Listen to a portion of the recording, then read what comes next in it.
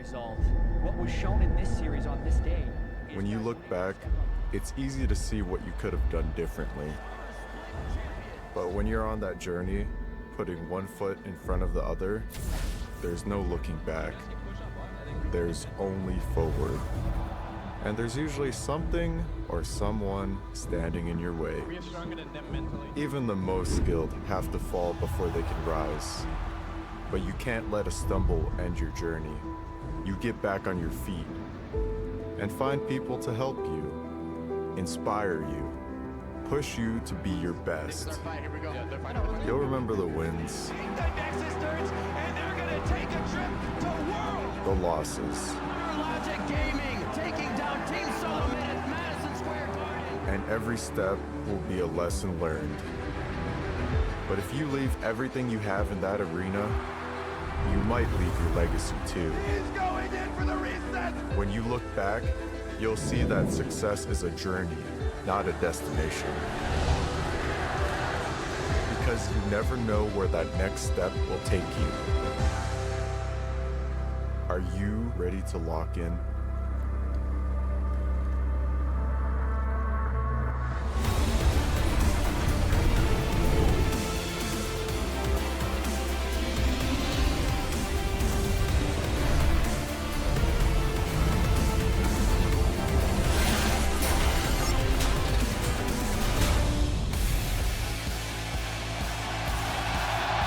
Welcome, ladies and gentlemen, to the North American Summer Finals.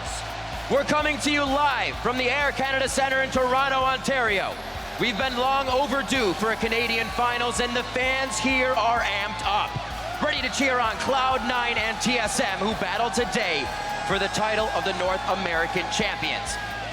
Amazing cosplay scene in the house as Dunkmaster Darius, TSM fans, and Twisted Fate has eyes on the wrist, as TSM gets that weld in effect one more time before hitting the rift. Cloud9 fans as well showing up in droves. Team swag all around as that team leader, Jensen, and the rest of the crew, he leads them through the arena, being the man in the mid lane and one of the very big reasons they've made it to this point today. Hello, everyone. I'm Rivington Bizen III, back on the analyst desk today with Mark Zimmerman, Alberto Crumsren, Hefo, and adding a bit of Sam Kobe Hartman Kensler. Gentlemen, welcome to the desk. Boys, welcome back. It's going to be a fantastic day, maybe even more hype than yesterday. Thank you, Riv. I have to say, Dyrus is an amazing narrator. That was some Morgan Freeman level stuff right there with the intro video. That's that tear you were talking about as it comes in slowly. Well, we got to wipe those away, clear eyes as we look ahead to today's games. First, let's quickly look and review the playoff bracket. Immortals lost their semifinal bout, but rebounded in yesterday's match to take third place over Counter Logic Gaming. And today's final will determine the winner of the summer split, with Cloud9 battling through the quarterfinal and semifinals now to face off against Team Solomid. In addition to the championship title, today's winners will also auto-qualify as North America's first seed to Worlds. The second seed will be determined by cumulative championship points earned across the season, and TSM is currently in first place, which guarantees them a spot regardless of today's outcome.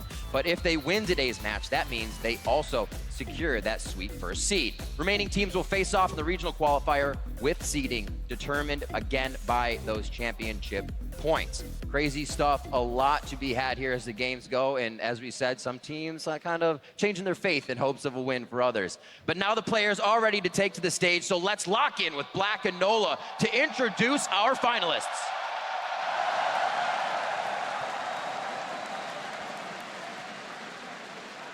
The North American Summer Split is about to come to a close. We've seen teams rise against the odds and show us what it means to achieve victory, what it means to be strong. Tonight, right now, everything rests on this summer final.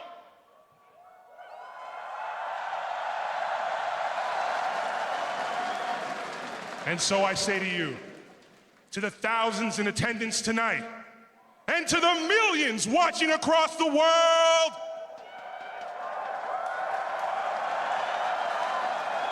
live from the Air Canada Centre in Toronto, Ontario,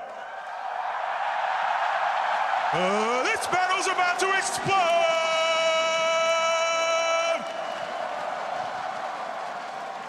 Introducing first, making their 5th appearance in the LCS Finals, And vying for their third championship title, it's perennial powerhouse, Cloud9!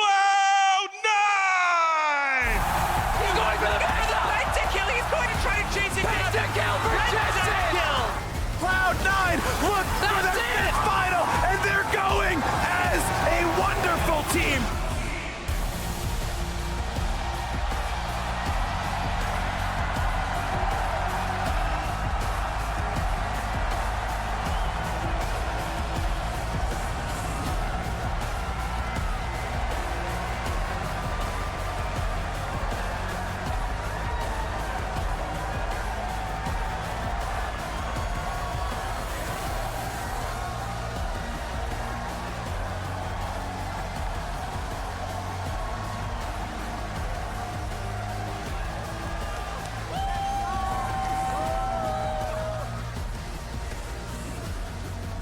In the top lane, it's Season 3 World Champion, Impact!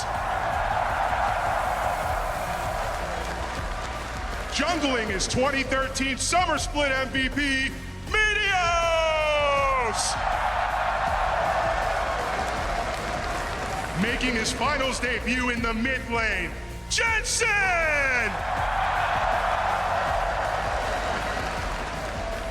At 80 carry, two-time LCS champion, Sneaky!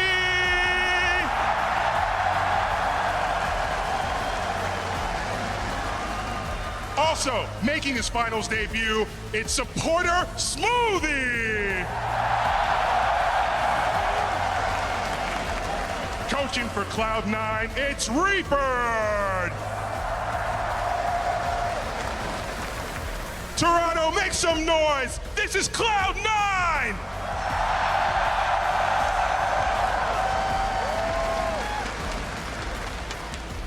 Introducing their opponents. They're the only team to qualify for every LCS final and every World Championship. TSM!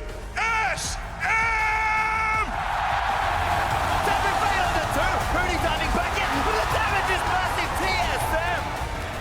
TSM will take it, and they will challenge C9 for the finals of the NA LCS Summer Split.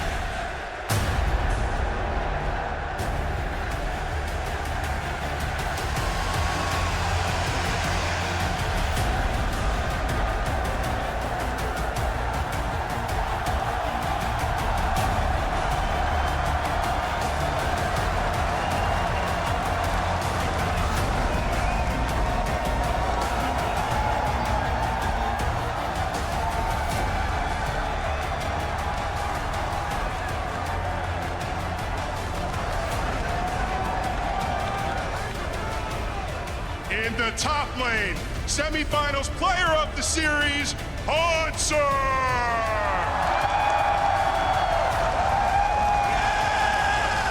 In the jungle, three-time LCS finalist, Svenskeren!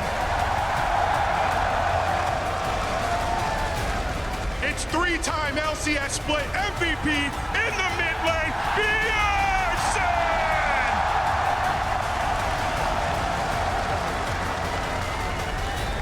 At 80 carry, it's the all-time LCS kill leader. Give it up for DoubleLift. At support, it's the rookie of the split, Biofrost.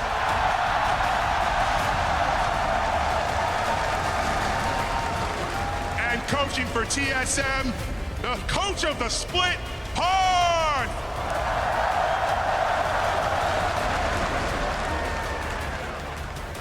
Ladies and gentlemen, let's hear one more time for TSM.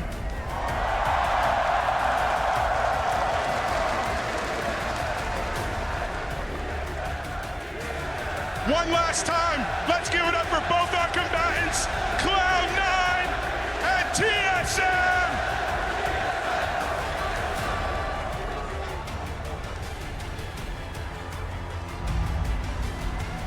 Well, last play we got on the biggest stage and we lost by inches. So this time I think we're just out to get redemption. TSM will take it. They will head to Toronto for the finals. We didn't even go to playoffs at all summer last year. Only went to the first round, ring split, but now I'm here again, finally back in the finals. Cloud9's 5th appearance in the finals. This is two teams that have been fighting for the final spot a lot of times. I think it's a really awesome final to get to play. Claiming the championship and becoming like the team with the most number of LCS titles, it's a pretty historic thing. It would mean a lot to me, getting another title. 이번 저희가 우승을 해야지 롤드컵 직행 갈 수 있고 저희가 준우승을 하면 갈 가능성이 떨어져요. 그래서 꼭 우승해야 돼요. If we end up losing this final, everyone's going to be questioning how strong we'll be going into Worlds. If we dominate and beat C9, everyone's going to be looking at us.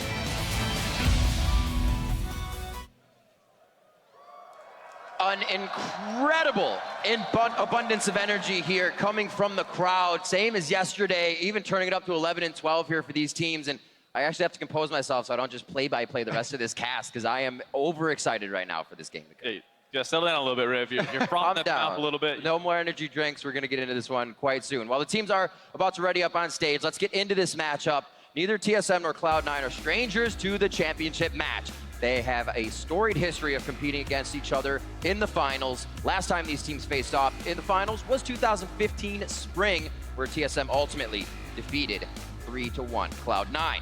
And in that time, both organizations have seen some roster changes, with only Bjergsen returning to TSM and Meteos and Sneaky coming back to Cloud9. And the crazy thing to me is it almost feels like Cloud9, despite having more members, has overgone more of a change in how their team works, because Bjergsen has always been the focus for TSM, whereas C9 was kind of defined by High, and it's a great story for C9 to get back in there without him. Yeah, and that's exactly what they're trying to do. Make sure that they can actually play without that leader that they've relied on for so much, and now that they brought in that addition of the coaching staff, that they're able to actually do it, and we see just how scary they are. Even from the beginning of this split, TSM, their #1 concern has been Cloud9 is really good. Especially Cloud9 releasing Meteos, having an off time, and then coming back. Anytime you bring a player back, you have to be very worried about how they're going to remesh with the team and work with the new guys, and it is working out very well for them. Yeah, we really wondered, because Meteos had taken a step back saying, you know, that drive wasn't there, I need to find it. And plays like this, it reminded you why he was called King of the Jungle. And the big thing was, too, he said he went through a bit of a maturation process where he was fine taking criticism from people who he didn't agree with necessarily, because back when he had issues with Jensen the first time that they played together, both of them thought they were 100% right and they couldn't see each other's side. When they qualified for this matchup and I interviewed Meteos afterwards, he said the biggest improvement that he's made in himself is recognizing his own mistakes and always looking for that self-improvement.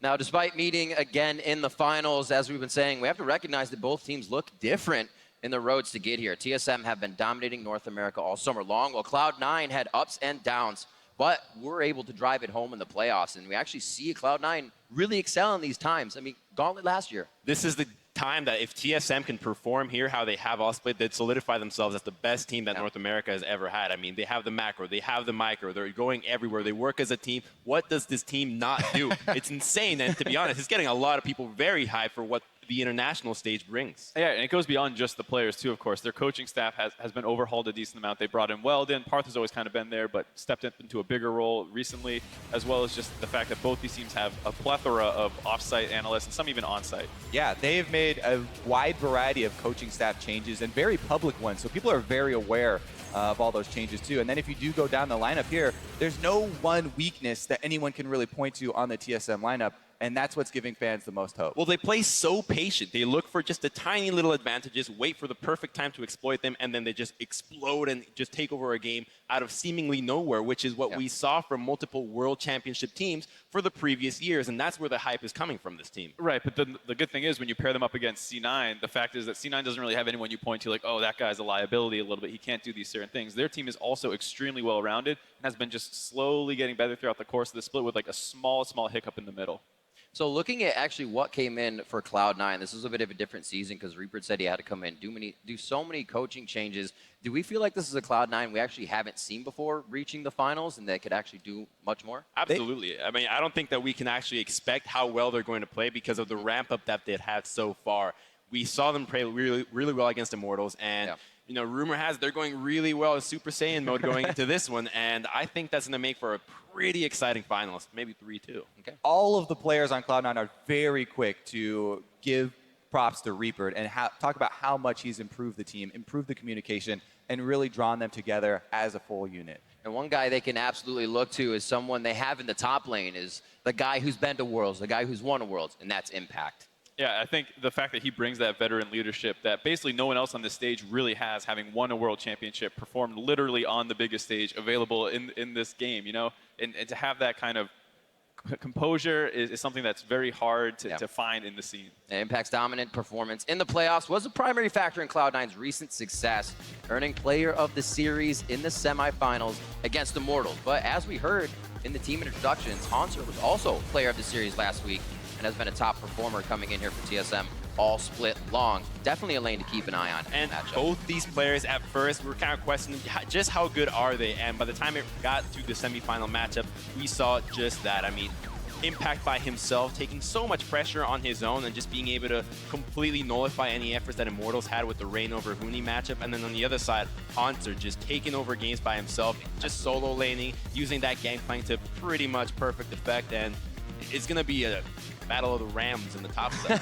Yeah, and the most important thing for me in the top lane matchup is that both of these guys have demonstrated that what good looks like for the top lane is not just overpowering your enemy and winning in CS or beating a 1 versus 1. It's the ability to absorb enemy jungle pressure, avoid ganks, avoid the enemy team collapsing on you without giving up so much. Right, and I think that's a really good thing to point out, just because what Impact had done so well was deal with the Huni Reign over tag team. But what's interesting is that TSM doesn't really play that way. Hauntzer was 9th in terms of jungle assistance throughout the regular season. And you know, it's different in the postseason, but it seems like a lot of teams have shied away from pressuring topside. CLG wasn't doing it a ton. Mortals seemed like they weren't doing it that much either. And so it is a question of, will Impact have to absorb pressure or just play the 1v1? I feel like one of the biggest things for a lot of the top teams right now in this meta is being okay with giving up one part of the map and not trying to win the entire map at the same time. Give and take. More resources down to a concentrated place has seen success. I think that has a lot to do with the AD carry matchups that we see. We see Jhin, Ashe, Sivir hit level 6, go bot lane, go for that dive right away. And that's why the top lane champions are just so powerful in going for those dives. We don't see the Aurelias, the Fioras. We see the Gnar, the Shen, the Gangplanks that can just utilize their ultimates to just completely wreck the bot side. And the teams that are diligent with using that TP advantage or global are just going to go off in the bot lane. All right, boys. Well, I have an idea. I'll say gentlemen. We're all grown up here. I have an idea of what you're going to say throughout the analyst desk here, but I do have to ask you for predictions. Today we are going to graph them out, put them on the screen. Yesterday was different. We're keeping track today, and I'm coming back. Mark, starting with you. All right, I'm going to go 3-1 TSM. I think it's really close. I think they match up individually extremely well, but I think the thing that scares me is that C9 plays a slower style, and TSM has shown that they will just grind you down with small advantages, and I think that those might add up over time for TSM. But the scary thing is, of course, that we've heard a lot out of C9's camp about how well they're doing. Mark is wavering a little bit. He said 3-0 yesterday. No, I said 3-1 yesterday. You weren't even selected for like 5 minutes ago. Yeah, wait. It's like, oh, wait, I might change my mind. Nothing's even going to happen in game. Crumbs. I'm going to go with TSM 3-2 for this. I don't think that it's going to be a very lopsided matchup. And even that prediction seems a little bit risky just because of how close these teams are. Both of them perform so differently in their practice, and when they play on the stage, it's going to be massively different. And because of their champion pools are just pretty much identical, it's hard to give it to one team just from the gate. So it's going to be all about the adaptation inside the draft, and both of these teams do it wonderfully. Yeah. I mean, what Crumbs is alluding to here is a lot of the information. It's always so risky to place your bets on a team based off scrim information or things that you've heard secondhand through players and players' perceived improvement. Well, they haven't played against each other in 2 weeks. Everyone is saying how much Cloud9 has improved. And I have to say, I'm going to go one step further than Crumbs, and I will be the one to take Cloud9. I'm going to go 3-2 because I do think it's going to be difficult. TSM have looked impeccable this season, and that's why everyone's so scared to not pick TSM. It's definitely going to be an amazing matchup. What kind of flexes that for you for Cloud9? Is it sort of lanes or how they've been ramping up? I say it has a lot to do with both Meteos and Smoothie. While Biofrost is the Rookie of the Year support, and he's been amazing, Smoothie's kind of gone under the radar, and people have been talking a lot about his willingness to pick up these melee supports, sneaky in lane. All the memes that go along with that, I don't know where those started, but they actually look pretty good now. All right, we'll see how it turns out. This is the 5th time TSM and Cloud9 have met in the finals. In their previous final matchups, each team has been victorious twice. This is the best of 5 to win the best of 5 now, and their rivalry is something Bjergsen has known since his start in North America. I think when I first joined TSM, the C9 rivalry was all about, we had the better individual players, but they had a really good shot calling, and they had a lot better teamwork and macro. So every time we fought them, everyone was like, is TSM going to smash them in lane to snowball? And C9 was kind of considered the smarter team. I think they're more consistent, and I think obviously TSM and C9 are really different teams, and I don't think their rivalry is as it was back then, but when I first joined the team, that was the most hyped up match, was facing C9, who was our rival. Hello everyone, and welcome to the main event. We are here to crown a champion. I am David Phreak Turley. The men to my right are my favorite Canadian citizens. I think it's actually a true statement. I thought about it for a while. You guys are the top 2. Isaac, Azael, Cummings, Bentley, and Joshua Jatt Leisman. And my question to you guys, are you ready to determine who is the best team in North America? Yeah, I'm so ready. I'm ready. I think so, man. This is going to be an awesome series. Like, TSM was so dominant during the regular season, but it seems like C9 has just been getting stronger and stronger and stronger, and we're hearing a lot of things. Now we just need to see it happen in the game. And it's all about picking up at the right time, right? Regular season does not matter when it comes to playoffs, when it comes to finals. You just have to perform on this one single day. Cloud9 can wipe away the entire regular season performance with one victory here today. And you'd seen they had done that last week when they took on Immortals. They were the underdogs, had not beaten them in any of the matches for the last year, actually. 0-4 in matches throughout the spring and summer split, and then they came in there and the 3-2 victory in the semifinals. Said, okay, well, now we're into the finals, the first time in a year and a half since C9's been there. And the funny thing is these organizations are so incredibly dominant. In my opinion, the 2 most dominant organizations in North American League of Legends. TSM, every World Championship, every North American final, only squad to win 3 North American championships, but Cloud9 right behind them with 2 victories, and now their 5th finals. It's actually pretty important to emphasize every single North American finals. Yeah. That is ridiculous that they have had this level of consistency, this level of top performance. If TSM doesn't make a finals, if they don't win finals, it's a disappointment, period. Yeah, it's something that one of their players had talked about, saying that you can no longer pleasantly surprise TSM fans. Excellence is expected of you. And here they are being excellent once again into Game 1 of the North American Summer Finals. Top seed for Worlds on the line. Syndra, Gnar banned away by TSM. No karma allowed from a C9 ban.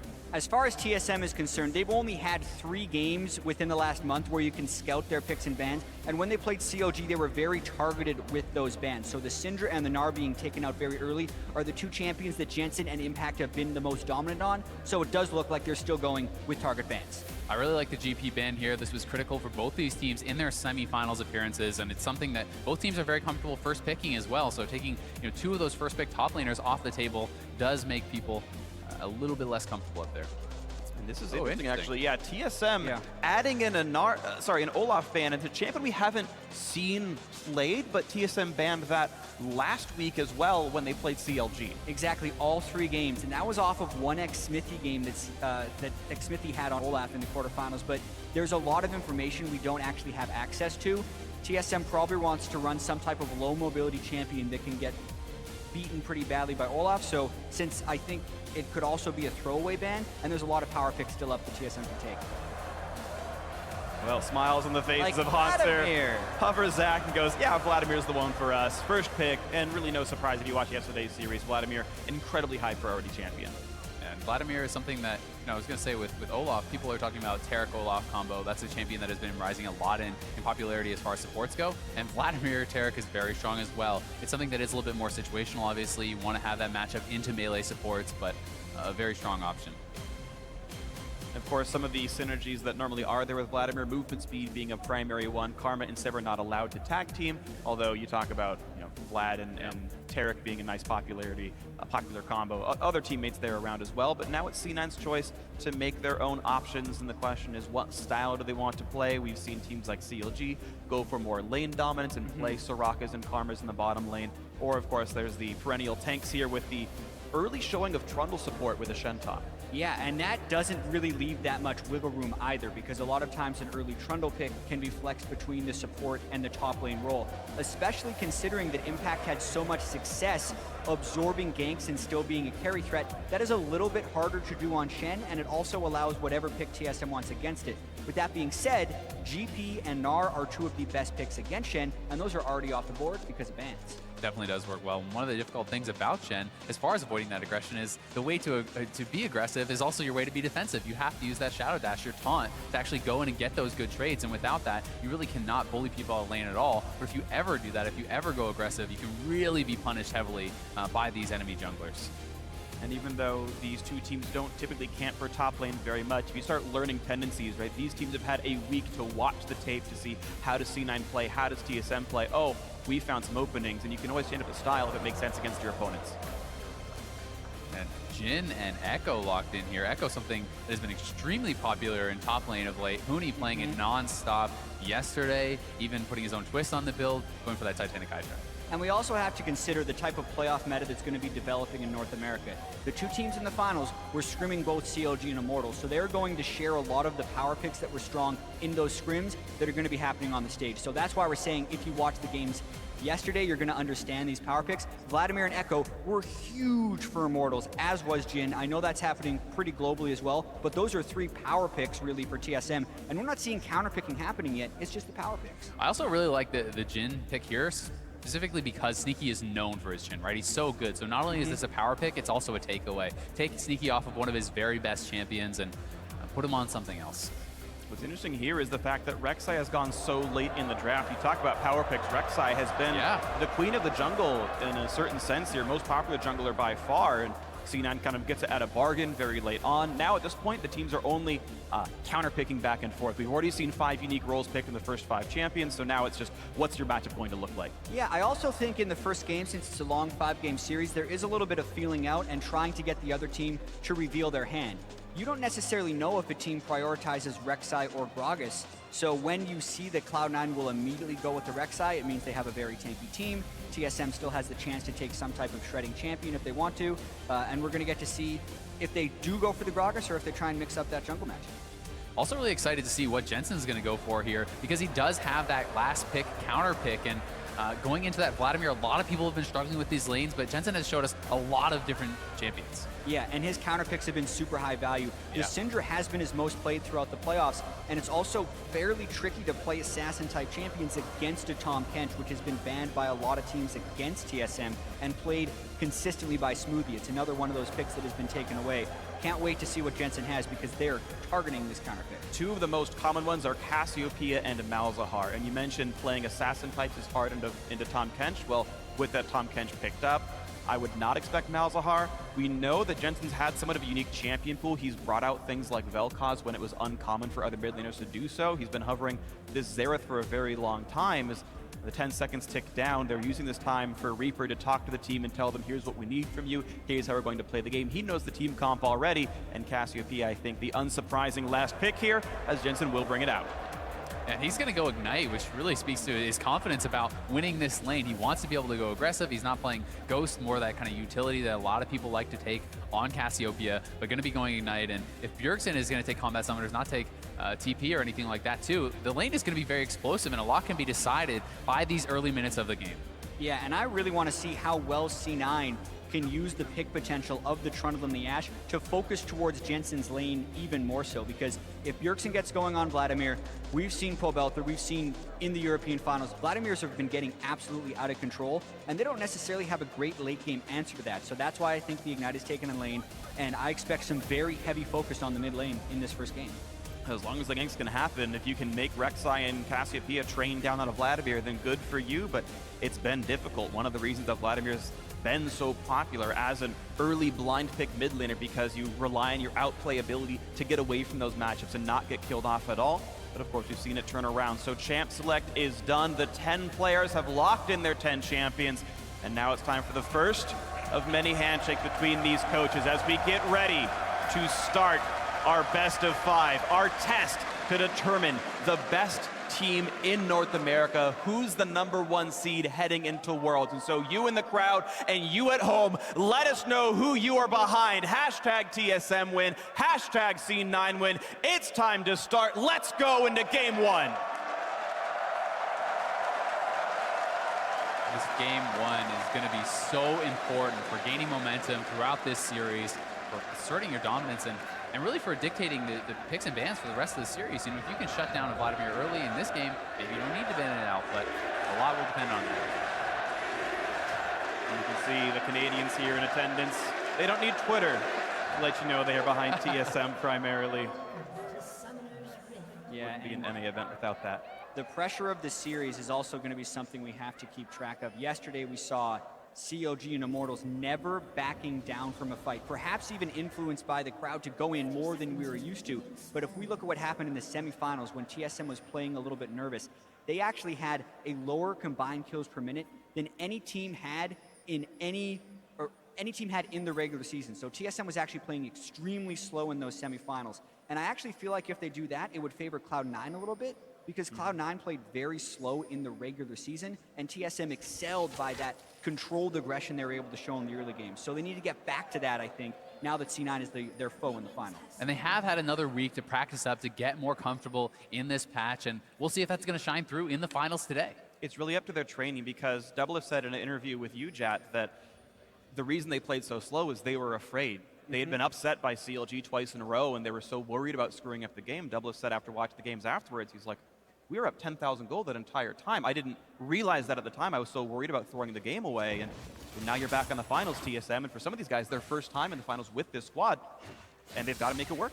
And we've even talked with Biofrost. He said even though he's been able to step up to the pressure so far, that's the LCS studio that holds a couple of hundred people. This is 15,000 sold-out fans, Canadian fans, and Biofrost went to the University of Toronto. Like, this is a hometown game for him, and the pressure could not be higher. This is the most pressureful game he's played his whole career. It certainly is, and for Jensen as well, his first finals here in this kind of a stadium is ridiculous, and some players will rise to that pressure, and some players will crumble.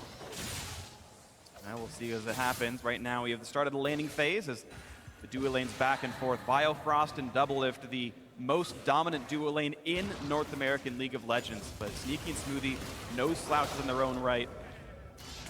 DoubleLift, though he's still new to Jhin competitively, did win the game he played on it as they trade back and forth, get some damage onto Sneaky. Yeah, and to me, his Jhin looked incredibly clean. Like, he's put in a ton of games on this champion. So even though Sneaky was the first one to pick up Jhin, by no means do I feel like DoubleLift is a slouch. And just based on this lane matchup, I feel like the Tahm Kench is a little bit better than the Trundle here, and I'm expecting TSM to have a little bit of lane pressure at the start. I also think it's pretty interesting because Sneaky is so known for his Jhin, and Smoothie has made a name for himself on Tahm Kench, so they're extremely familiar with the champions that they're going up against, and you have at times seen people kind of get caught off guard, you feel, by playing against Tahm Kench, and this is not something that should happen whatsoever here. Yeah, and I also want to talk a little bit about the two melee supports, because we spent a lot of time talking about range supports throughout the regular season, and then TSM did triple melee supports all throughout the semifinals, and actually split to Lost Lane, which is a big departure from the giant CS differential they had during the regular season. Ooh. Oh, really last nice attack by trade. Hauntzer not worth. Yeah, he let Impact get the grasp hit off, which is just worth more than a phase dive. Corruption Potion might be able to sustain him up, but that's great for Impact. But here we go. That's the exact thing you can do with Tahm Kench if you ever get pillared off.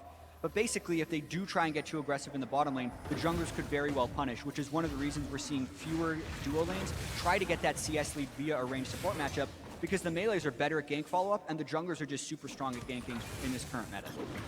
Absolutely. Gragas and Rek'Sai both have flash into some kind of knockback, and life gets hard when you've already been CC'd at the start of the push. So right now, gold has been close to equal. Looking at the two mid laners fighting back and forth, and it's Jensen and Bjergsen, the two Danes in the mid lane, and it's a very, very tight timer right here. Only a 3 CS difference, but a slight lead for TSM's reigning MVP mid laner. So far, so good. Pretty equal game. And it's Svenskeren to make the first move into the enemy jungle, getting some vision down there. A couple of wards on the top side allows Hauntzer to play much more aggressive. You can see as levels go in, Jensen getting those extra skill points in Twin Fang, starts really bullying the opponent out. Yeah, we do have to point out that he did switch out the Ignite for the Ghost later on, so he's going to still have that teamfight presence. But even then, you have to respect Cassiopeia's damage in lane because of the Twin Fang spam. If you ever get caught out, she will run you down, and he'd also be at risk of a dive if they really got him low. The blue buff here too is massive. Cassiopeia does so much damage, but you're really heavily gated by your mana, especially before you have a tier, and he's not going to have to deal with that because he got gifted the blue buff, one of the advantages of having Rek'Sai. And it was a oh, he might get him! He won't quite die to the poison, I don't think. Oh, he does! Oh, he burns down! Bjergsen did not expect the output, and Jensen claims first blood at level 5. The solo kill on Bjergsen, the MVP, to start things off. What a play by Jensen. And we were kept talking about the danger of the early Cassiopeia and the sacrifice Meteos made to give that blue buff early. They also gave away vision in their red buff jungle to make that power play in mid happen, but it's just an outplay at the end of the day by Jensen. He gets just enough damage down to Bjergsen. Bjergsen wasn't burning his summoners to dodge it because he thought he'd be able to leave, but it was that minor miscalculation on a huge stage. Yeah, and he's moving forward, and Jensen, with no fear, pushing in, gets the last tick off. I really feel like Bjergsen was hoping to be able to get a Q off there because it was empowered and he could heal, but he just was between two decisions of saying, Jensen, you have to sit in turret. He realized he wouldn't be able to get the Q off and it was too late by the time he ran away. And it's a hard choice because that W, yeah, you avoid any additional damage, but you actually deal damage to yourself when you do use it, so that actually caused him to burn down, and really big deal there for Jensen. He needs a big start here on the Cassiopeia. And now his start's going to be huge. He's got 1,000,000 mana. Even though his blue buff is timed out, he's not only got the Tear of the Goddess, but also now the Lost Chapter for the extra mana regeneration. And you were mentioning earlier the fact that Ignite might have been important against Vladimir, but Cassiopeia is a naturally Morellonomicon user. She'll get the healing debuff on him anyway by the mid-game once the item comes through, so the healing debuff will be there. And C9, in one of the best starts they could possibly have, getting these items in early for their star mid laner, their carry. Certainly, especially when you consider the fact that C9 is running such a tank-heavy setup. There's a lot of onus on Cassiopeia, on Ashe, to actually get that damage out. And it's such a huge boon for Jensen to get that kill on a Bjergsen because we've been talking about so much pressure and momentum that goes into this. Not even having to burn a summoner for that solo kill. In this two-threat composition with a strong tank line, we see teams completely trying to funnel kills into those damage dealers. Yeah. And when Jensen gets one on his own, boy, it's nice to have a mid laner like that. Full mana, Lost Chapter, thank you very much. It's really just been a difficult road ahead. Bjergsen doing the best he can to keep up in farm, but once again, gets the pain train down. If you land the Noxious Blast, the Q from Cassiopeia, you'd get a move speed buff and you chase him right in. Yeah, and it's so tricky right now because Svenskeren, you really want to visit that lane, but the vision control is being pushed up into their jungle, so TSM is a little bit restricted from being able to gank there. During the regular season, Svenskeren had a really high jungle proximity percentage towards mid lane. 27% of his pre-50-minute time was spent within 2,000 units of Bjergsen. That's dropped off in the playoffs because they have different focus. C9's has gone up, and it's more evident than ever that they kind of need that in this game after the solo kill, but it would be incredibly dangerous. Speaking of danger right now, trade back and forth in the bottom lane, but Biofrost just shepherds DoubleLift to safe. Here he is. Here comes the attempt. It's going to get the knockback in. A lot of damage. Jensen flashed the way. He's running for dear life with the Ghost and gets it back around on Bjergsen. Decent damage. And now Meteos in the fray as well. 2-on-2. Shenalty comes in, and suddenly TSM in a 2v3. They don't like this one. The flash. Oh, he doesn't quite land it, but the arrow from downtown. Sneaky secures it. However, the trade kill comes back through. Nicely done by Bjergsen, picking up Jensen, making it a 1-for-1. And as Hauntzer walks down, actually a decent trade.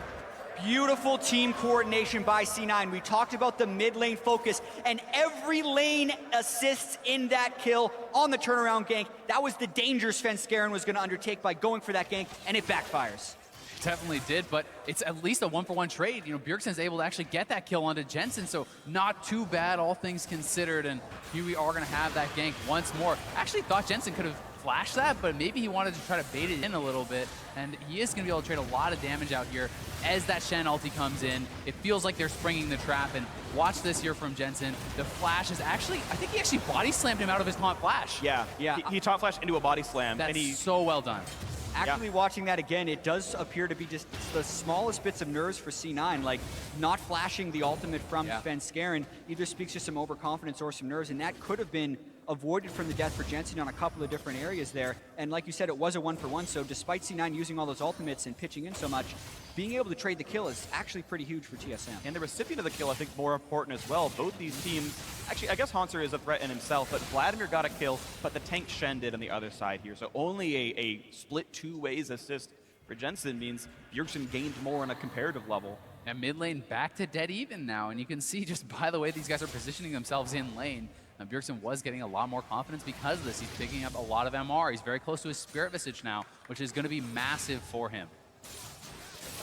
We walk back into this game as Impact just trades blows with Hauntzer, but you can see sort of the payout that's been happening. TSM, the gold deficit only 300 to 400 despite being down a kill. They're farming quite nicely for themselves.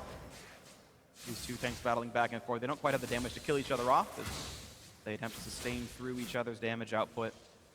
Svenskeren hoping to upset the balance here. Shen wouldn't like that, but it's going to go for it anyway. Doesn't quite land the stun. A good taunt to get out of parallel convergence. And TSM converged on him. Impact has been trading heavily with Hauntzer, but he's never blowing his flash. He's respecting the chance of the gank, even though he could cut out more of an edge for himself in lane. It's not about the 1v1, it's about playing to the jungler, respecting your opponents. And speaking of the junglers, Svenskeren really trying to get pressure into Meteos' jungle, and Meteos going with a really odd build. He actually completed his Yoram's Fist first. I've almost never seen that in pro play here, and then the Cinder Hulk component. I think it's actually just about stacking up the passive for additional HP with the Bomby Cinder. You want to be super tanky, Strength of Ages as well, and trading happening in the top lane. Better damage coming through. Impact getting the better of it so far as Hauntzer puts in the slow, runs away, and says, yeah, all right, Time Water hit you. I'm going to back out of this one.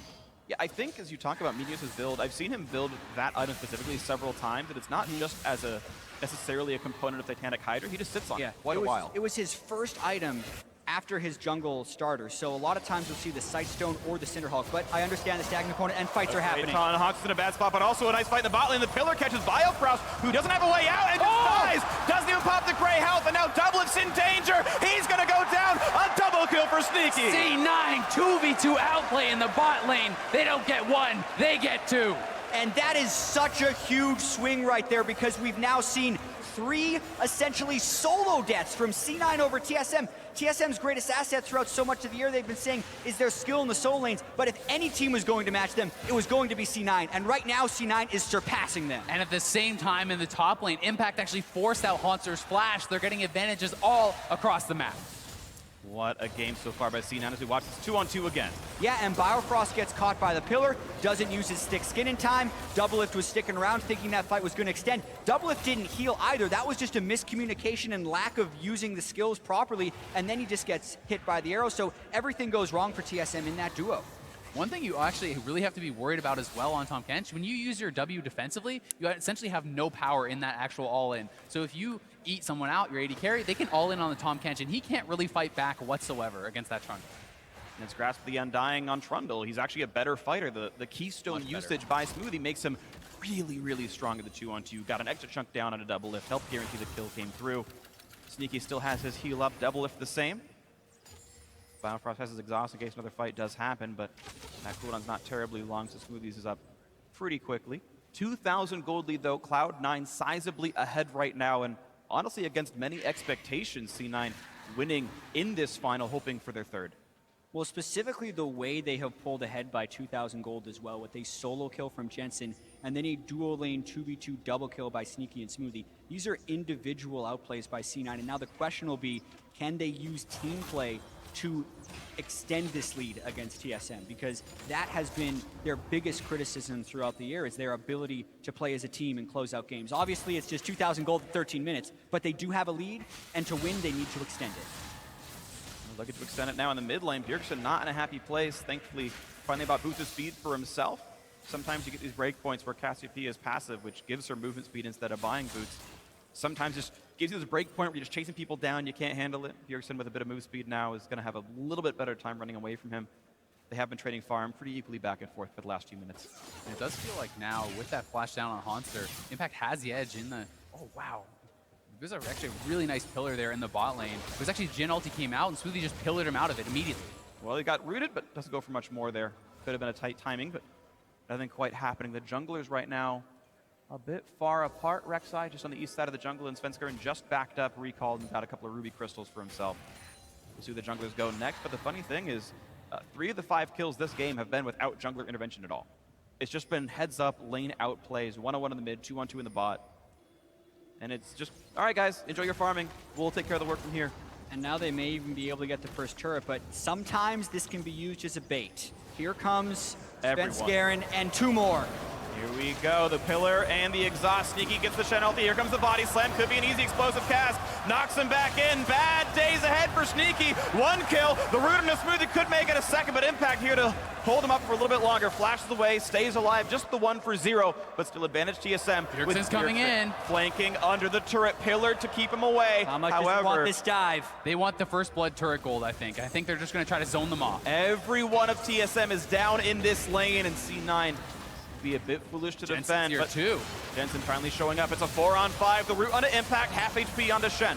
Pharaoh does a bit more damage, but now, yes, Bjergsen having to... Oh, Hauntzer, watch out, taking a lot of damage. The flash knockup. Oh, bit out more than he can chew, but Biofrost takes a bite out of Crime and takes him back out. They re-engage. The snipes out of DoubleLift. It's going to be a shared tank, and Smoothie eats the last bullet, and C9 able to just barely walk away with their lives. Sneaky has respawned. He's here to join the team once again, but TSM with a health bar lead. Even without getting an extra kill, this could still be mission accomplished for TSM. If they could get that bottom turret, otherwise C9 is going to sneak away with an incredibly close fight. They've actually recalled a few people, and here comes Meteos. They're probably going to stop that turret. Yeah, they defend. What a close fight there. C9 holds on. So much tension in these games towards the first turret blood, and that's really what started this whole fight in the bottom lane. Biofrost goes in with Jin. Sneaky has no flasher in the previous fight, and Svenskeren beats them to the punch. Just the power of Tom Tench getting right in there, delivering the 80 carry, 3 men out of nowhere. TSM faster on those TPs, and Jensen, he has to roam down so far. It's just a really well executed play there from TSM, but it looks like C9 may get that first turret anyway. Sneaky back on the lane with full health, goes for the damage, gets it down. 1,100 gold to C9 for getting the first turret of the game. And you can see Cloud9's gold lead now over 2,000 because of this. Meteos lurking around to the side. He knew Svenskeren was recalling on that brush. He pops the sweeper and gets rid of it. You had both junglers there in case something did happen. Meteos once again spots the enemy jungler and just jumps out towards the Drake pit.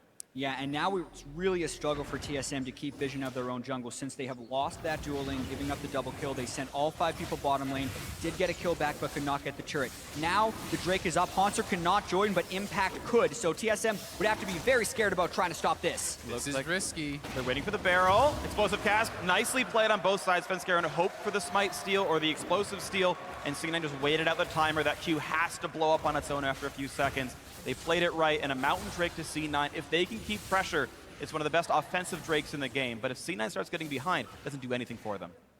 Yeah, as far as late game win percentages, it's actually the best by quite a bit. Getting the Barons, getting those turrets. It's all about objectives in the late game. That is what it helps you to do. And Hauntzer now basing will pick up his Triforce. And this is a key moment in this matchup. It's a time where finally you get to start battling back. And it's necessary that he's able to do so, because when you pick Shen a lot of times, you're put into a defensive matchup, and you're usually just trying to absorb pressure so you get that global pressure. But in this matchup, because Impact has been playing so well, he's been able to bully Hauntzer, and that sets up situations like we just saw where Cloud9 can get relatively uncontested Drakes. So they're kind of having their cake with the global pressure and then eating it too with the lane pressure. They're getting everything. Hauntzer has to take that Trinity Force to turn something around. And one of the things you have to be wary of as the Shen now, with that Trinity Force completed, so much attack speed, you have the on-hit, you crush through turrets actually very quickly. So if you're constantly TPing away, joining other lanes, you can just be leading objectives very quickly as the Shen. And that's going to be maybe one of the goals here for TSM, is to play a little bit more around Hauntzer and use him.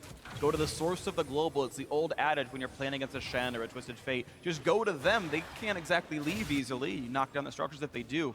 And maybe TSM puts a bit more pressure topside. But right now, we've got some mid-game rotation. Sneaky shoves out bot, joins the mid lane. Same thing coming out here for Smoothie. And Svenskeren kind of stuck up with the pillar, the trophy that C9 are hoping to earn for themselves. Gets eaten, goes away. It's becoming a pretty tense game here. C9 did jump up to those early lane kills, but it hasn't necessarily snowballed ahead in CS. And I feel like TSM is trying to control this game a little bit. The pace had been getting away from them, even though they were a fast-playing team in the regular season. They haven't been able to get control early, and you do have to slow the game down a lot of times if you are behind to hope that you can manufacture some kills. And C9 really looks like they're on the hunt for more of those kills. They want to keep things going. Smart flash by Svenskeren. Ooh. Arrow was there. If the taunt landed, the arrow would have lined up perfectly. That's coordination between Impact and Sneaky. But if he hadn't flashed, he would have died. Svenskeren would have been dead, but he made the right choice going for that one. No Rift Herald picked up this game, and you see the lane swaps that came through. C9 eventually sending their dual lane top side. TSM making the right choice to not match that. They're behind. How about they take a turret instead? That should be a 1-for-1 turret trade eventually. Though C9 are a bit slower on the play, this should likely fall down shortly. Yeah, and it's going to be pretty tricky for TSM to defend, but I actually feel like they're going to be able to because they're swapping back DoubleLift and Biofrost, and C9's already been punished for trying to finish a turret while Tahm Kench was on the way in the past. Yeah, they could actually look for a play here with Jhin ulti available, Tahm Kench ulti available. If they actually stay too long here, C9 could be in trouble, but I think they sense it. They're backing off, don't want a repeat of that bot lane fight. It looks like CNN are waiting until the map resets a bit more. For one, Enchanted Crystal Era is still down. For two, wait till Hauntzer's over in the bot lane so you can use the global advantage that Impact has by stand uniting, teleporting back, whatever he needs to do. Right now, Impact is pressuring bot lane, so Hauntzer must join him, and now C9 can try to face that 2-on-2 one more time, and maybe this time they'll actually get something for it. Looking at the build as well, DoubleLift has Ghostblade and the serrated Dirk, so he's almost where he wants to be. It'll be interesting to see if he goes for a Maw or a Duskblade, if he's worried about being dove on top of. Aside from the Shen and the Rek'Sai trying to dive in, they don't have the greatest ways of punishing the low mobility carry, so I wouldn't be surprised to see a Duskblade. I also think in combination with the Tahm Kench, right, that's even more safety, so I would prefer the Duskblade here.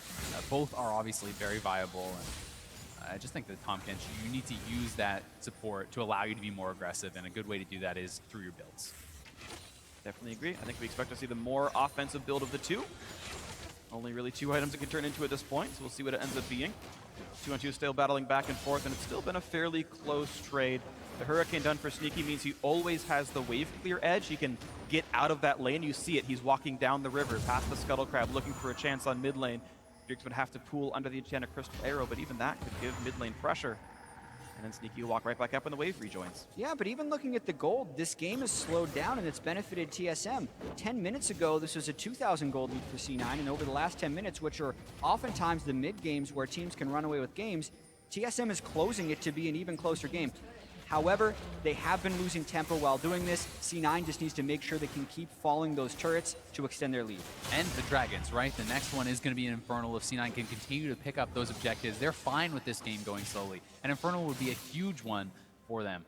You see both AD carries kind of going to have to consider their recall timing soon enough. They're both sitting on over 1,000 gold and will need to cash in on their next major item by the time this happens. Sneaky has more than enough for Essence Reaver, and DoubleLift has more than enough for a BF Sword at this point to push their build forward when that Drake does spawn.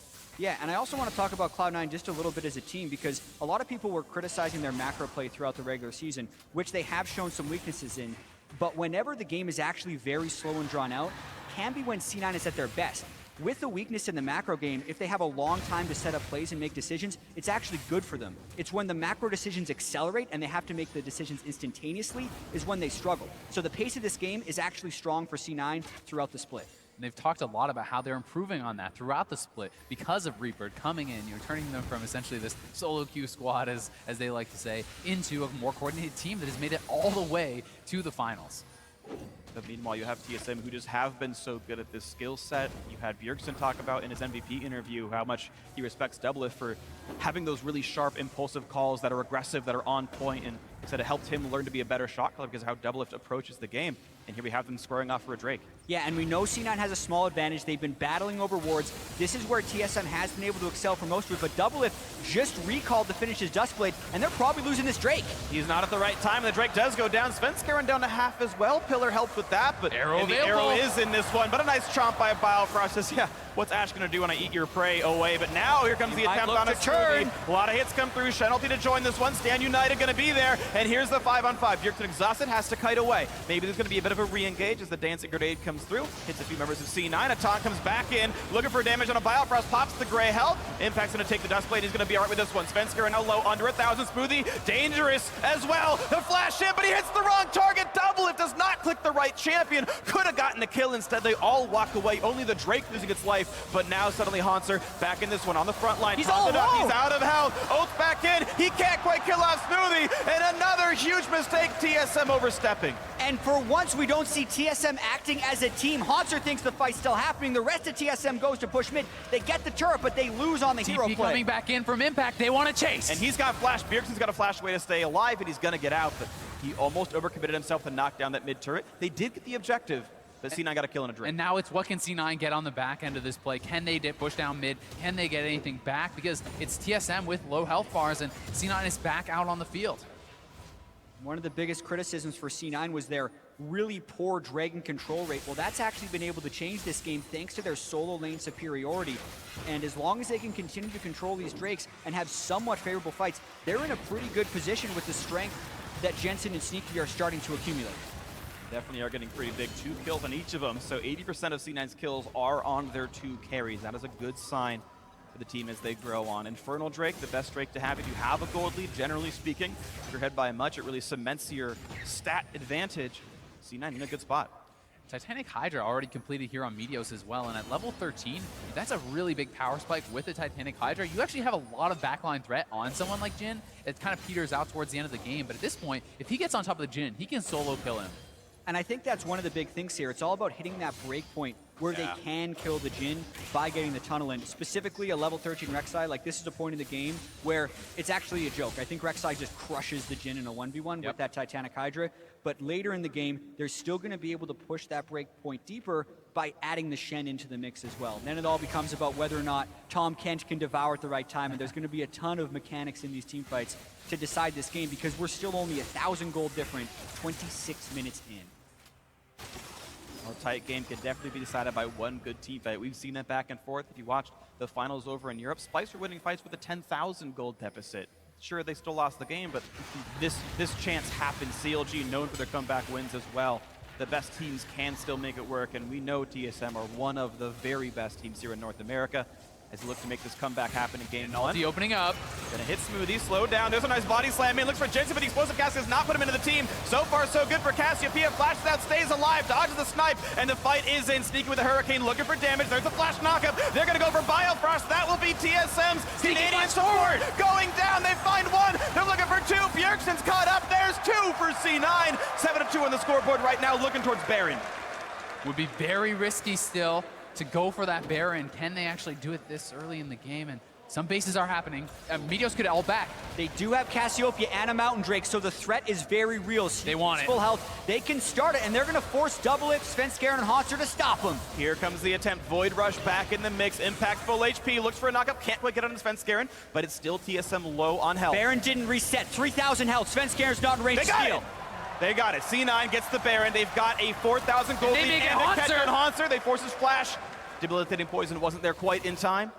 Massive swing there for C9 as they pick up the Baron. All those kills. This is absolutely huge for him. And it was Jensen. They wanted it. TSM picked this fight. They thought they could take down the Cassiopeia, but they were just short. Yeah, they tried to dump everything onto him here. They start up, they don't hit him with the Jin. DoubleLift didn't quite have the right angle, and that's key. Not to mention the pillar in the wall blocking the knockback from the ultimate. Then the Shen all comes in, DoubleLift misses another skill shot on him, and that allows him to maintain damage throughout this fight, and it also allows the rest of C9 to pile in. And his positioning was so good over the wall, and then Sneaky, he sees the opportunity, flashing forward to pick up kills. And I'm pretty sure Smoothie just made the sickest play I've seen all day. I think he intentionally pillared to stop Jensen from flying into his own team. I think that was an intentional timing to knock back his own cast through the explosive cast. Super sick by Smoothie. Happened either way, intentional or not. Kept his mid laner alive to make them win the fight, to make them get the Baron. Mid lane outers down as well. 4,500 gold lead for C9. And now it's about how quickly they can act. They will have teleport up as well as ultimate on impact very shortly. They have Baron and powered minions,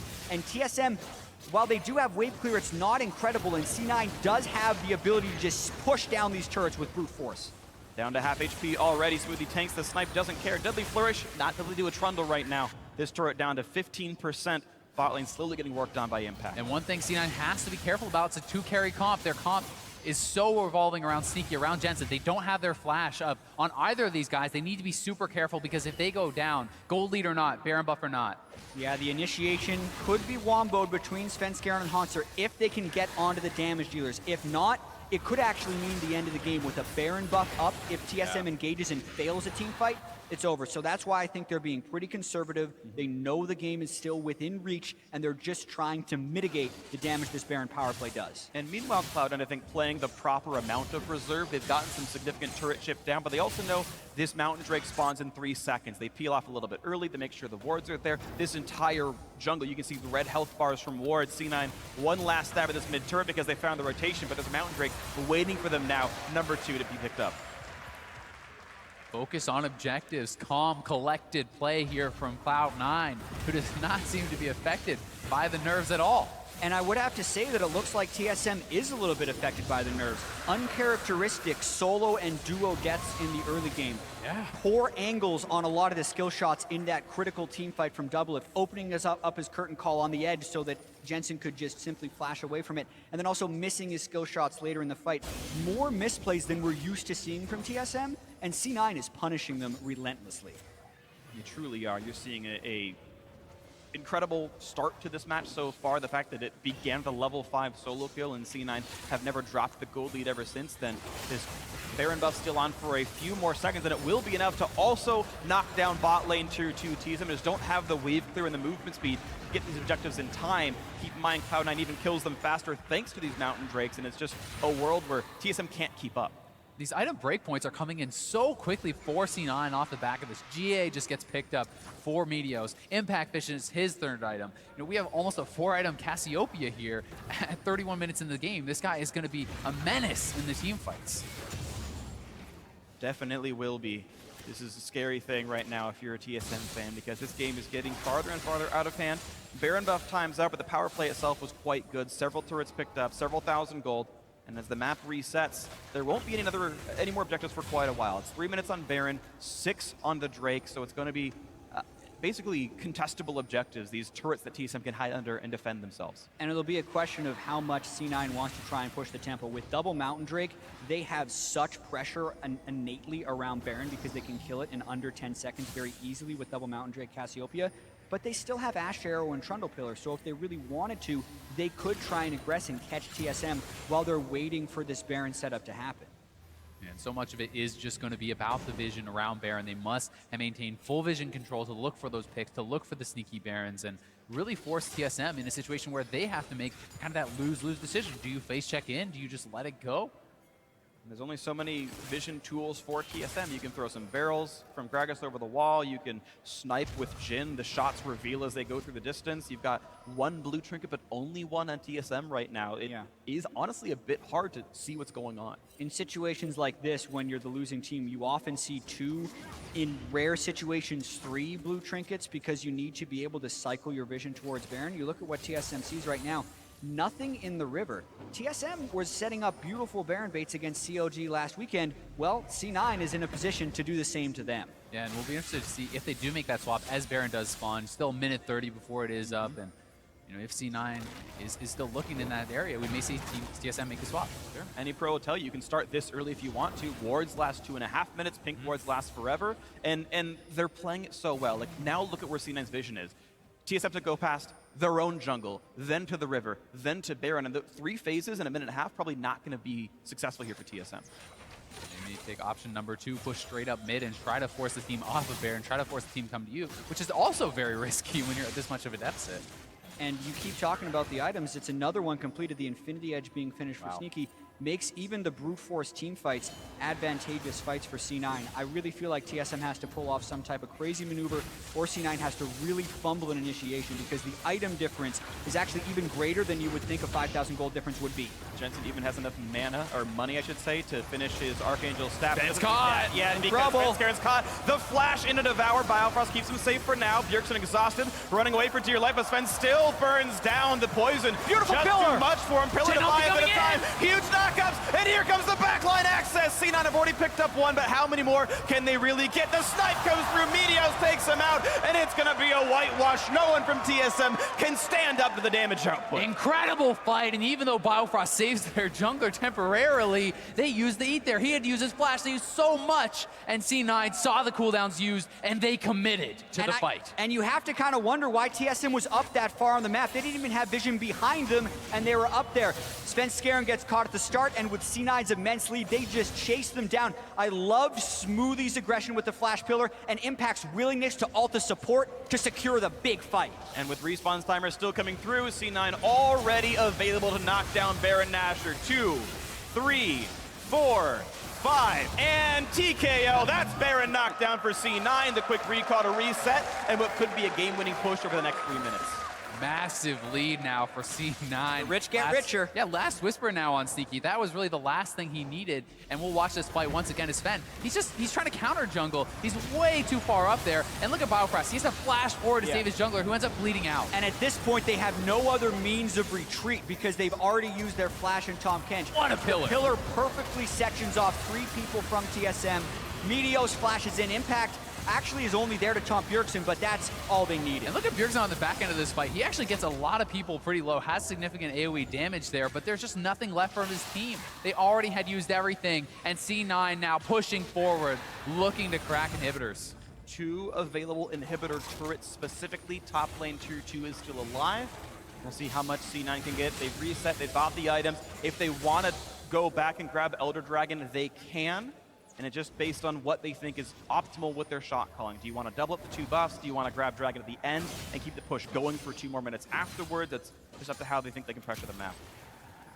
Yeah, Impact split push pressure should be able to take a turret against Hauntzer. That should be a bit of a duel.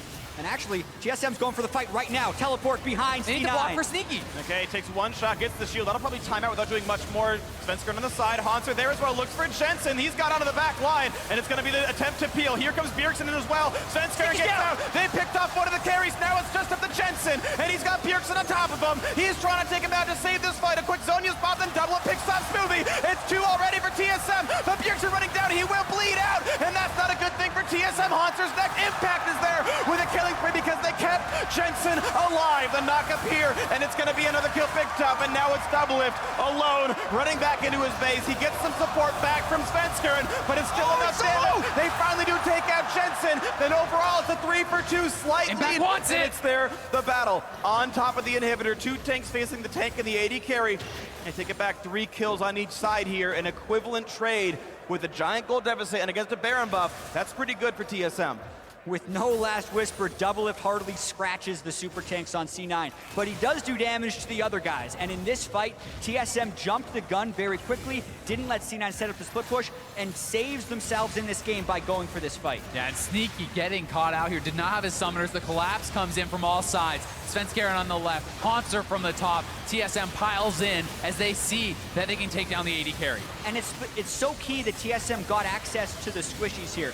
Being able to kill Sneaky eliminates one of the threats. And even though Jensen was kept safe and was the main damage dealer in this fight, it was 1 threat instead of 2, and you can see the massive difference that makes. DoubleLift had a lot of time as well of the rest of TSM to kind of wear down this team that was sitting on about a 10,000 gold advantage before this fight. A little bit of over-aggression from C9 down the stretch makes it an even fight, and now C9 is going to go around Elder Drake. And looking for it right now. 8 kill lead, the gold still up 9K for Cloud9. You saw a lot of damage come out of those players, but DoubleLift putting up 6,700 meant he was absolutely there to put in the punishment. With this dragon up, we'll see if C9 can grab it.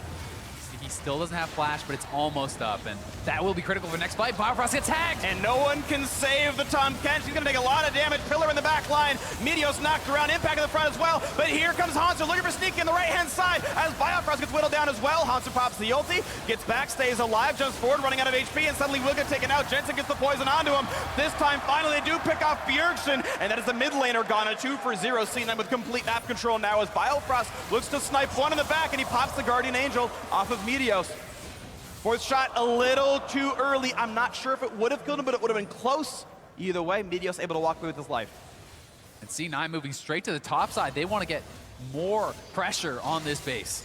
Fights that start with Biofrost having to devour Svenskeren are not good fights for TSM to be having. He's trying to get vision, C9 is punishing it, and now instead of going for Elder with the double mountain, they're opening up the inhibitors. It's going to be inhibitor number 1, absolutely. Still 20 seconds on the solo laners of TSM. Cloud9 gonna go for Nexus turrets here. They don't want a dragon. They want game 1 right now on the Nexus turret number 1. 3 going down versus fast. 5. Damage on a sneaky Double mount, Phreak certainly helps. Turret number 2, 5 seconds on Hauntzer. Here comes the engage, and just barely DoubleLift stays alive. But look at the damage up. But he's already picked up Tom Kench. Here comes Hauntzer. Nexus turret still alive. Damage on a Smoothie. They've already picked up 3, and suddenly C9 taking a little bit too slowly. Smoothie burning down. Hauntzer stays alive as well. Merlin helping certainly a little bit here. It's a 5 versus 2. The solo's trying to keep it up. Bjergsen burning down. He's going to lose his life. That's it! As they go, and game 1 goes to Cloud9.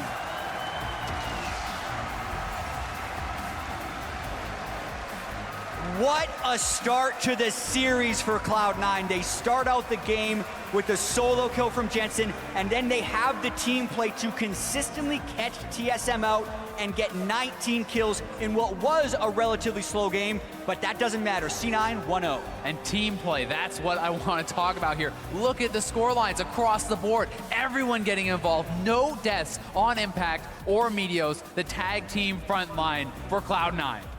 And even at the very end, the clutch call to say, it's only -2, the minion wave's kind of small, do we really go for the Nexus here? And C9 made the right one. They played the fight properly. No one died in the final Nexus push. They got 4 kills consecutively and got the Nexus at the end of the day. And they had a nice tempting Drake to fall back to that they said, no, this is the fight we can win the game on. And they were right. And we saw pretty mixed predictions on the analyst desk there. 3-1, 3-2, and then a 3-2 the other way. And the people that were thinking it was going to be a 3-0 for TSM were thinking, oh man, they have the macro play and they have the best players. But that can be put into question when they're getting solo killed in the lanes, and if C9 can win the individual lane matchups, it is anyone's series. And the margins, if there are even any for TSM, are very small in these individual matchups. These guys can be winning either way, and if you let Jensen get a lead like that, it doesn't matter. You know, he's on the level of Bjergsen. He can compete, he can carry the games, and they proved it here in game 1, making the Vladimir look pretty ineffective. Yeah, and we saw in some of those fights like Bjergsen was trying to get in, but the deficit was too large. Yeah. The Cassiopeia and the Ashe damage was very high from a sustained perspective, and that's kind of what you need against Vladimir is like sustained burst, but that's what Cassiopeia and Ashe can do, and they were just eliminating him in the midst of the fights. The numbers were high enough there for C9. A beautiful game from them. The 2-on-2 victory, definitely amazing. Everything from that squad looked super wonderful here. The solo kills that you guys were mentioning, the 2-on-2 wins were awesome. And yeah, the junglers kind of sitting around farming because very rarely in pro play do you actually see yourselves accrue your own advantages without jungle intervention. That is almost never happening. And there were 3 such kills just in the first 50 minutes of game 1. So we might see more craziness. It's going to be an awesome series. We've got more games, of course, to play. So now let's send it back over to the analyst desk. Riv, take it away. Thank you very much, and what a first game. Outstanding performance coming in from Cloud9, and out of champion select, we thought both teams were looking very good, and it would have been a much closer game. Yeah, it did look actually like both the teams got a lot of stuff that they wanted to use. Something that was very important, though, was the Cassiopeia coming in for Cloud9. Something we talked about a lot yesterday in the CLG match. Cassiopeia into Vlad does have the possibility of those chase down kills when she starts to get the speed boost. And we saw it on display there. That being said, it was also some nerves. And that just shows the importance of Rek'Sai right now. She's so good in standard lanes. She can go everywhere on the map, the global ultimate, and more importantly, when you gave up the Vladimir and you know what you're trying to counter, Cassiopeia is known to be a really good matchup into this. Because you have Rek'Sai, you're able to do a nice little path to hand off blue buff, and that allows Jensen to get that first blood. Had that blue buff not happened, I don't think C9 would have been able to snowball nearly as well. On top of the fact that so much of their vision in the early game was focused for mid lane. Pinks in both tries, making sure that nobody's going to surprise Jensen. And you saw that the only angle they had to actually gank him was through the Raptors.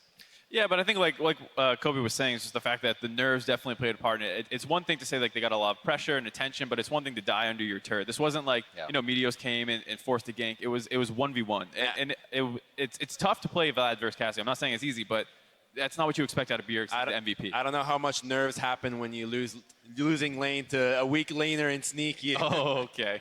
Whoa! Bringing up the bottom. It's a meme. He's obviously referring to the bottom lane double kill, which was huge in this game. As they talked about it on the desk with the casters, DoubleLift and Biofrost dying 2v2 double kill like that has not happened. Like, we have not seen TSM die in multiple lanes at almost the same time without jungle pressure. I mean, even outside of it, Sneaky was so good at Ashe. The arrows for the mid lane fights, the arrows setting up on the taunts when you're rotating around the map, just playing him so well with Hauntzer. It was so impressive to see that this Ashe pick might become a way more contested pick than that Jhin. Absolutely. We saw the early kills. Kobe talked about that first blood. Our first replay is going to be at 8 minutes. This includes the fact that TSM's trying to get back in. Those jitters we were talking about because summoners weren't used to save Jensen. Right, there were some mistakes on both sides, right? See, here is some mistakes from Cloud9's side as well. I feel like this they could have baited and got out of it with just a kill for themselves. But Jensen, you can path around this corner and not take that turret shot. Because he took that turret shot, allows Bjergsen to get the counter kill. And that kind of boosted TSM's morale, so they didn't, go full, off the end of the world right there. But it's just shows game number 1 in the finals, both teams are kind of working through some issues. Right, and I think TSM clearly had the bigger ones because they fell behind. And the thing about the Jhin pick is it's one where if you kind of fall behind the state of the game, you seem very low impact because you can't get through a triple tank lineup that C9 has. Whereas when we saw it being picked a lot yesterday by Stixxay, he was always crushing lane phase with it, so he was coming out kind of ahead of the game state.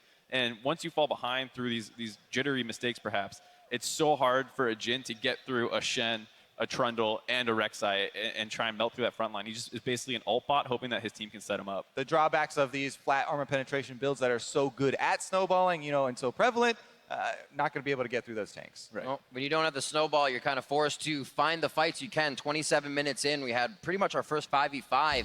But this is where C9 already had a few leads on those mistakes, and when they butted heads, Cloud9 was just able to take over. This is going to show the example of what it happens when you have a two-threat composition. This was an unfortunate cast, but maybe a really good pillar, and the Cassiopeia ultimate is going to be really great here setting it up. And remember that they're all in the miasma, so they're not able to really get out of this situation. And C9 recognizes they're winning this fight, and they're all willing to commit, particularly Sneaky. Anytime an AD carry flashes in and it goes well, it's so incredible to see that they understand, hey, I am the threat here. They cannot turn on me. And immediately that play is Netsama Baron, and that's a huge swing that you see right there. And not just any AD carry, an Ashe flashing forward. Like, that is your one tool to save your life as well. So if you're willing to use that and go forward, it definitely needs to be worth it. And it was there for Cloud9. And I think the thing to look forward to kind of looking in the other series is just the fact that Jhin didn't look great from DoubleLift. Obviously the laning phase mistake, but there, that replay starts out with the Jhin opening up and just not being on target on the Cassiopeia, they're clearly going for it. He just walked out of range of it and he was never really, even if the cast hit, he's probably not going to die.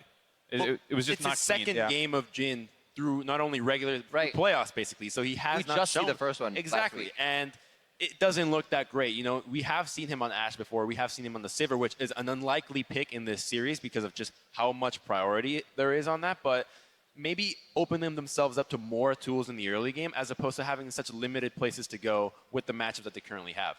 And speaking of those bold moves, I just want to reiterate the Smoothie point that I had at the beginning of the show again, because the pillars were critical for Cloud9 getting a bunch of these kills. Phreak thought so as well.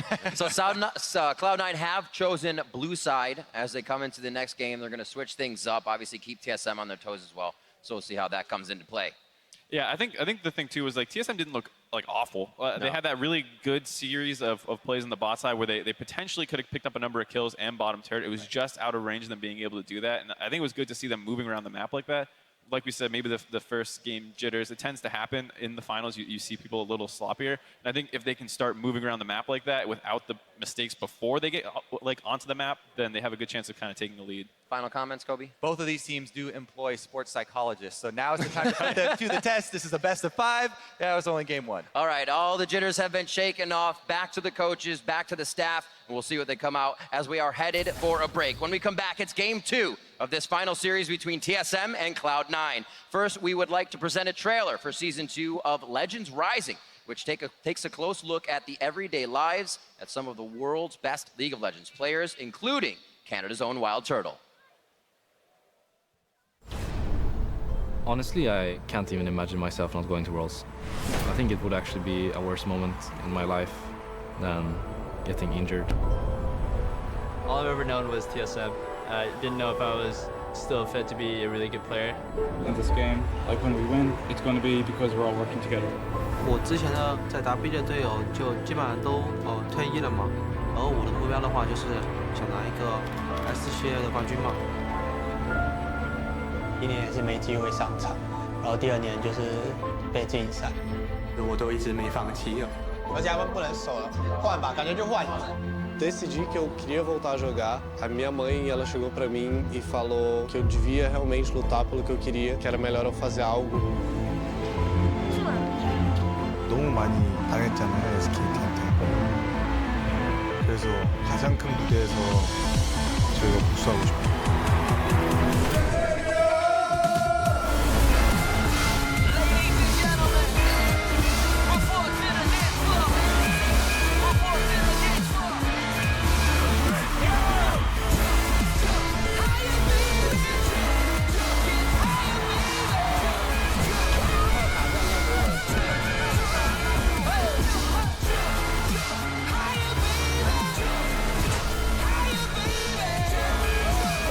Dessa história ali, eles colaboram com isso.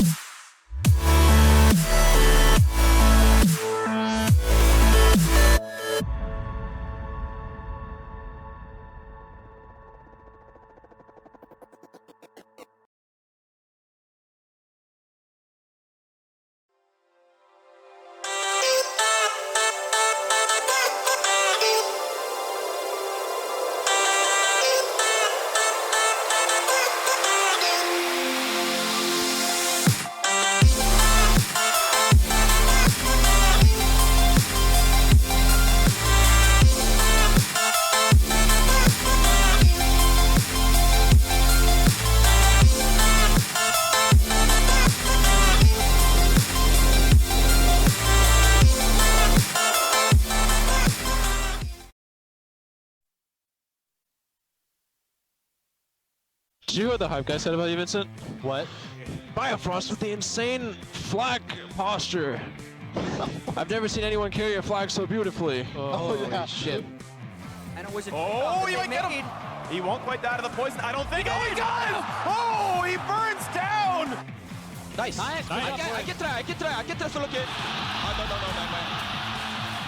But he doesn't go refresh.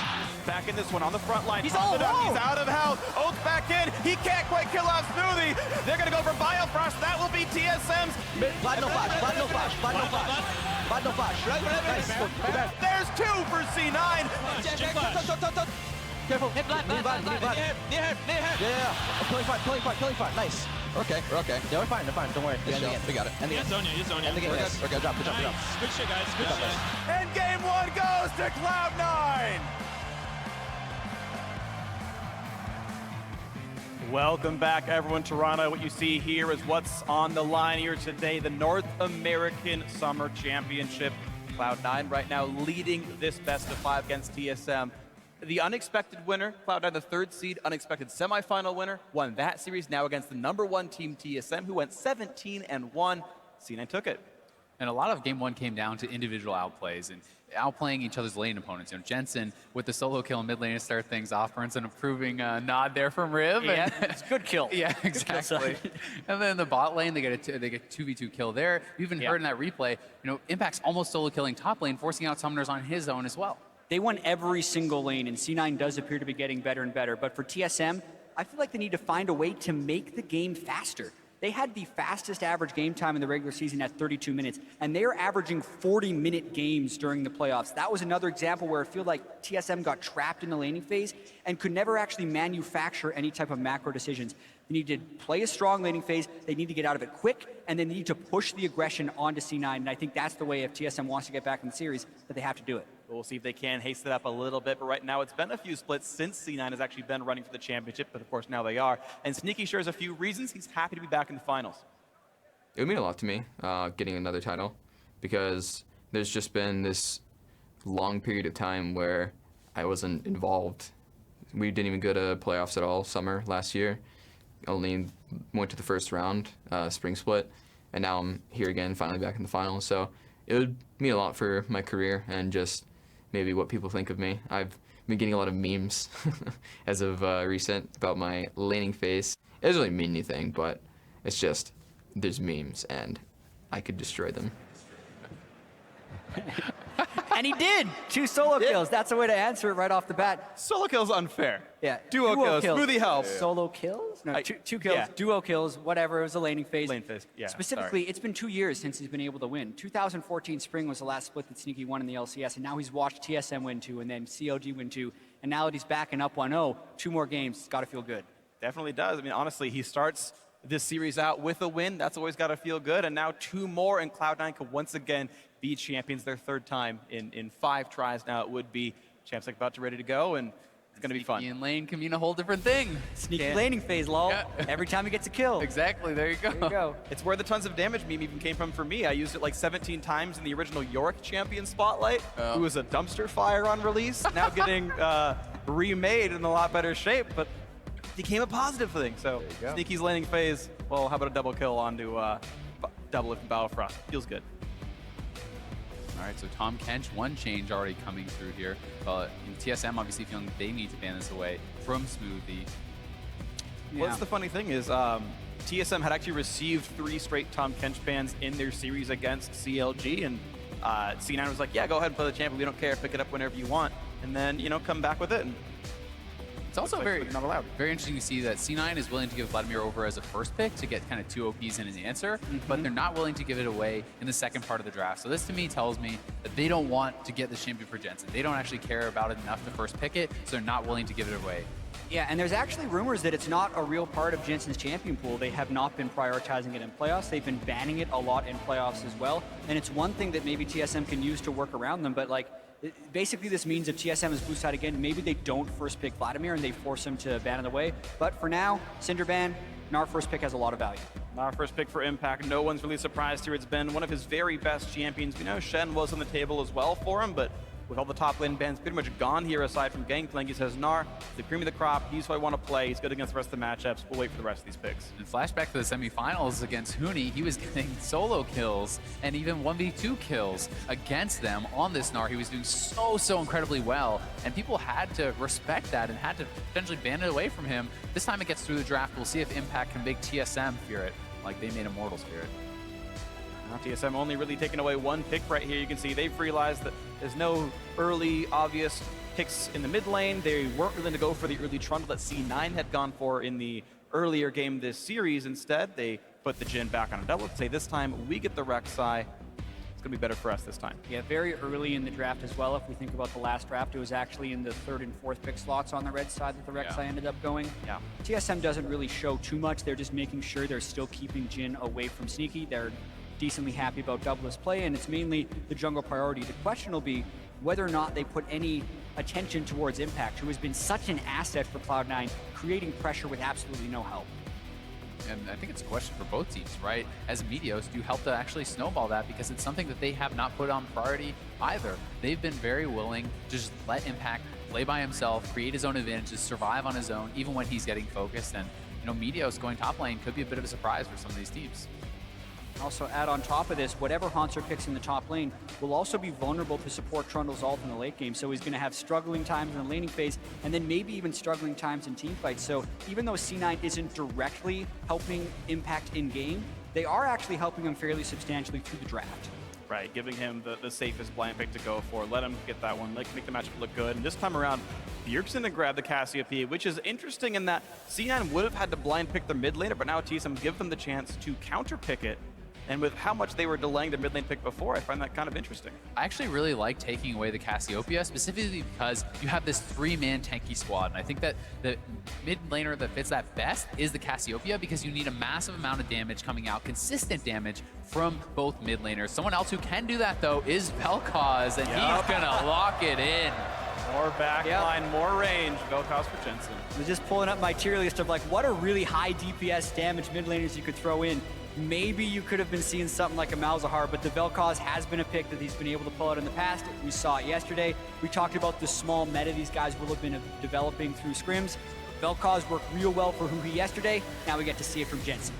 One thing, I had a chance to talk to Jensen about the Vel'Koz, and one of his concerns with this champion is he thinks the laning phase is great, but he always feels like because you cannot build defensively on this character, Abyssal does not work well, Roa does not work well, you're always susceptible to these ganks, and your jungler has to pay a lot of attention to you, to babysit you a bit because of that.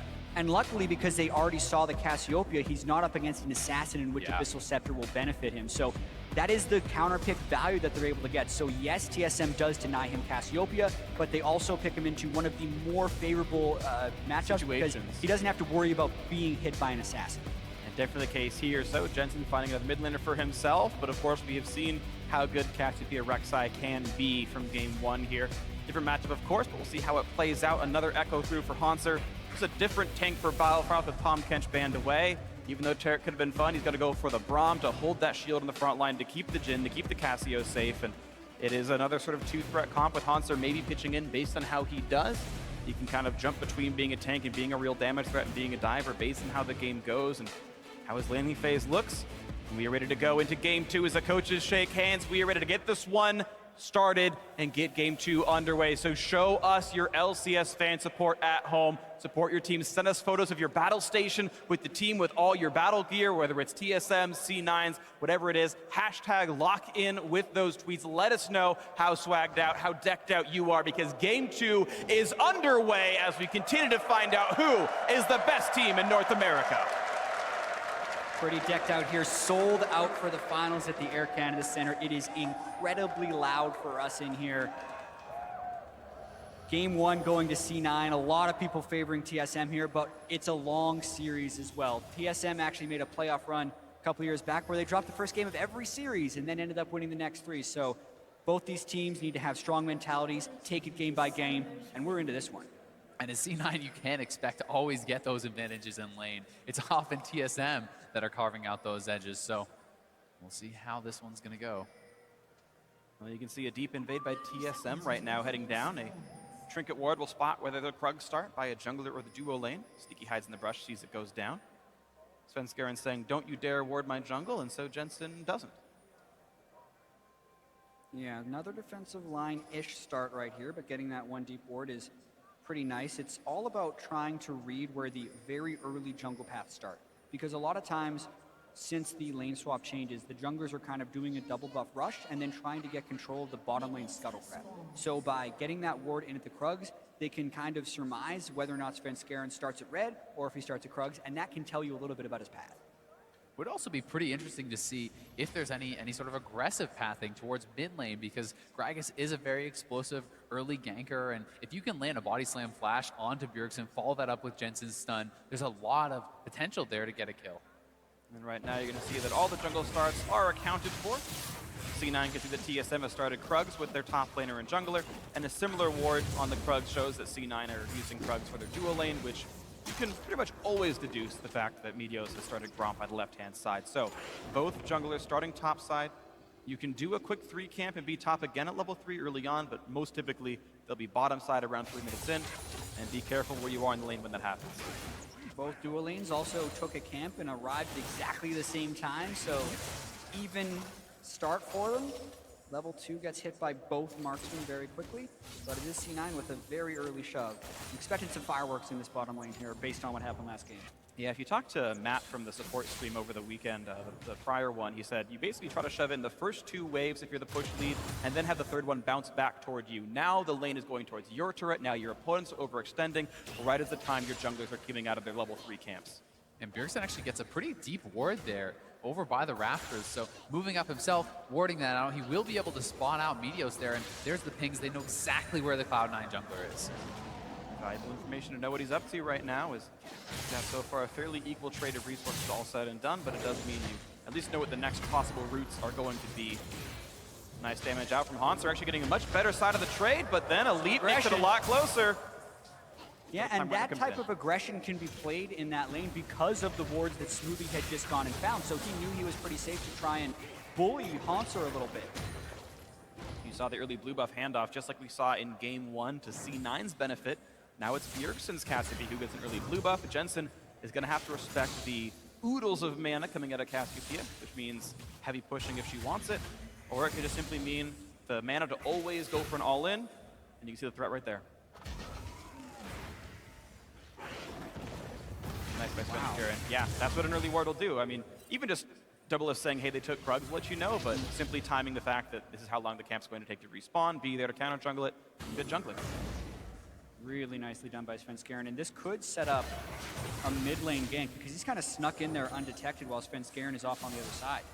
An impact with a very early base and a TP back to There's lane. the gank. There's the gank. First knockup flash comes in. Jensen flashes the follow, but here comes the re-engage. The burn down, the poison. It's going to take him out. And a first blood comes through for Bjergsen.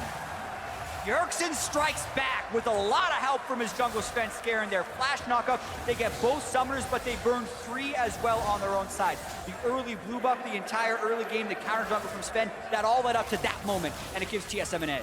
Gives them a big edge, and if Jensen had landed that stun, it could have been a first blood going the other way. He was so close to actually landing those skill shots.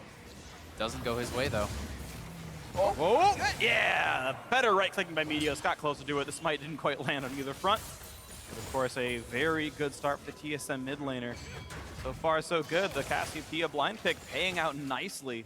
Just a great flash knockup, and the debilitating poison, of course, guaranteeing Jatt couldn't flash out early. And here it is again. Svenskeren with such nice pathing, full commitment to that. And look at those skill shots, just barely missing. The turret was on him. If he lands that stun, he gets the kill. And I also do think it's critical that Bjergsen ghosted during that. It gave him more move speed with which to sidestep the skill shot at the end. It was a nice try by Jensen, but at the end of the day, he's in the reverse of the matchup he just got to play. It's an early tier for the Cassiopeia and potentially a lot of bullying in this lane for Bjergsen. He's level 5 to 4. For a second, I thought he's level 6. My angle was wrong. I was like, oh my god, 2 levels. But just the 1. He will hit 6 first, and that'll be big. It's also, the wave is pushing slowly towards Bjergsen, and Svenskeren down here again. Could look to return. Low on HP, though. Probably has to base first. Oh. Sven, of course, knew Meteos is coming. Tremorsense helping with that. Meteos says there's a ward. Give me that money. Give me that experience. Push them back out of the jungle. TSM have managed to find a faster-paced game. Their dual lane actually up farm right now, +5. Hauntzer actually losing his lane, but you've seen him able to trade aggressively against Impact. And of course, that kill by Bjergsen, I mean, hey, 2 out of 3 lanes winning is a good thing for TSM. And Hauntzer got a better buy as well with his TP. He gets more items, more power here, has that kind of triple early game item start, and this should be able to help him get through this lane very well. Yeah, and he also has to kind of infer a playstyle against C9. Like, how long do you have to watch Meteos not be top lane before you go aggressive? Because there's always in the back of your head, maybe Impact's playing so aggressive because he actually has his jungler here this time. But it hasn't seemed to happen over and over again. And as we say it, both junglers are actually pathing up towards the top side. Svenskeren sees that level 6s are here, and it's a nice time to all in. Oftentimes, 6 minutes in, the ultimates come in for the solo laners. Jensen, of course, missing his until just now, as he was pushed out of lane by the earlier death. These two junglers have been tracking each other so well, battling back and forth, always having the confidence to get in their opponent's faces, to get the counter jungling and that deep vision. And it really is a lot of this kind of mental duel back and forth between these guys. And I will say, Svenskeren put a lot of resources into that first gank. His CS is very low for 7 minutes into the game on the rec side. He has the TM out, so he'll want to power farm a little bit. But with the level disadvantage, if Meteos keeps tracking him, he can kind of make it so that Tiamat doesn't give the farm advantage you normally see on a rec side. Right, individually, Svenskeren and Meteos have the exact same gold, but Svenskeren had a 200 gold first blood, right? The assist there, worth a lot of money. And it's been, as you mentioned, a kind of a difference in farms. So Svenskeren might be able to catch up. He goes for his red buff. Look at this extremely defensive buy here from Bjergsen. He knows he was summerless, he didn't want to risk getting taken out, and he actually picks up a giant spell here. So he's really just having the confidence that he can scale later and doesn't need the power now, just wants to make sure he doesn't give over any kills. And a lot of that is he doesn't need Morel and Amacon fighting up against a Vladimir or anything, so he's gonna go Riley's second item, and didn't have 1250 for the full needlessly large rods. He's like, well, best item I can get. But it certainly does help the fact that a Gragas flash body slam is probably going to mean death if he doesn't have any extra HP. TSM actually playing, again, a bit more aggressively. The two of them together going into Cloud9's jungle. Svenskeren looking for a deep ward or two. His Trinket's now on cooldown. In fact, he should have known that Meteos was around, so Jensen comes in to help. Phreak Seeker won't find much, and this should be Meteos without smite, but without a worry, grabs the red buff. Yeah, and TSM is also starting to win these mid and bottom lanes by a non-trivial amount, but the dueling will just continue on the top side. With Infernal Drake being the first one up, I think that's pretty critical, but Impact, he wants Hauntzer. Looking pretty good. The passive stacks come off, and now it's Hauntzer forced to run away, and TSM making an early push towards this Infernal Drake right now. Gragas had just recalled. I think that was a track that TSM had, knowing that Meteos is not around. That's going to mean an easy fourth shot. 1,000 damage, last hit, better than Smite. Who needs a Callista when you've got Jhin? DoubleLift knocks down the Drake. Nice Drake for them, and it's going to be a question here if it really hurts C9, because even though C9 had great control in the first game, throughout the season they haven't. And when asked about it, Reaper does say, like, oftentimes C9 likes to trade that for a tempo event. Meteos went back and got a good buy. What can they get now? Well, they can get a little bit of damage back and forth with Biofrost shielding up the volley. We do have to kind of track Meteos here, who has his ultimate available, still has that flash, and that first gank can be a very explosive one from Gragas, has a lot of playmaking potential, especially in combination with Sneaky, this Ash Arrow, if they want to try to move him around and pile in on Bjergsen, who's not playing Cleanse, which sometimes can be really punished by Ashes. Again, you guys got to worry about that one. It's not like he wants to buy a Quicksilver Sash anywhere in this build, of course, so always something to keep in mind. Anytime you have those playmaking tools, gold leads sometimes don't matter. Right now it's only 1,000 anyway, but TSM definitely looking good. That early gank was a very big deal from Svenskeren, and they continue to have priority on the mid lane.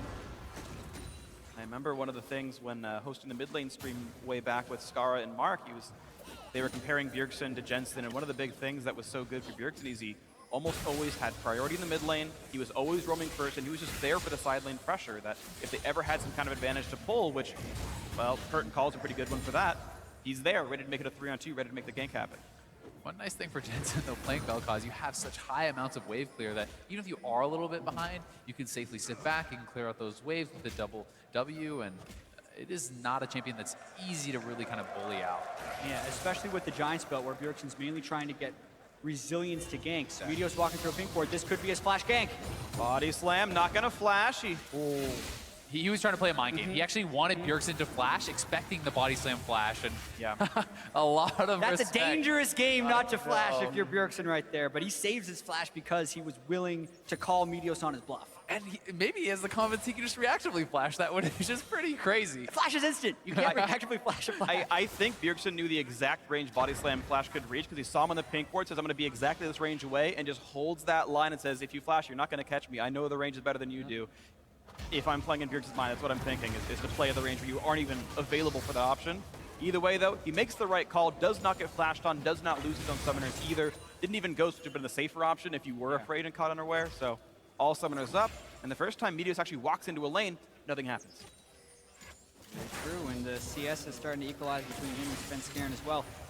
You speak about the Ash Arrow that could be influencing the rest of the map, but in order for that to happen, I do feel like C9 would need to get some type of priority on the bottom side, because right now I think they have to save the Ash Arrow in case of TSM aggression, since with the Braum and the Jhin, they can get quite aggressive in that dual lane if they get a gank. Certainly can. Both junglers actually down here on the bot side. Jensen starting to roam as well. Right now it's Smoothie getting rid of the ward. Here comes Svenskeren. This could be a fight. The support's very low on health. Smoothie's got to run back, and a great flash by DoubleLift gets away from Enchanted Crystal Arrow, and Svenskeren knocked into Smoothie, and here comes the teleport. Hauntzer's part of this engagement, and Sneaky's getting low. He flashes to stay alive. Impacts in the tray as well, and suddenly Sven's out of health. There's the first kill coming through. Suddenly it's going to be a lot of kills coming through, but here comes the re-engage. They've found one, and no more snipes come through for DoubleLift. However, it's still +1. TSM getting a 2 for 1. And Hauntzer sneaking around here on the side. They're potentially looking for more, but they will go for that first turret. Man, what a close fight right there. It was a risky ward for Smoothie to track. He had Meteos behind him, but DoubleLift flashing the Ash Arrow does give TSM a little bit of an edge, even with Jensen roaming down with his Ghost. Plus, they get that first turret. That's a big gold lead. 3,000 for TSM. We can see how it all happens right here. Yeah, and Smoothie really far up there. They commit to the fight, and Meteos not able to really ult any key targets in. And look at that reactive flash from DoubleLift flashing out of that Ash Arrow as Svenskeren gets knocked into the team. DoubleLift is safe. He's in the back doing lots of damage while Sneaky is already chunked out of the fight. Now, Hauntzer came in from a bit of a strange angle, so when he ulted back, he couldn't make it.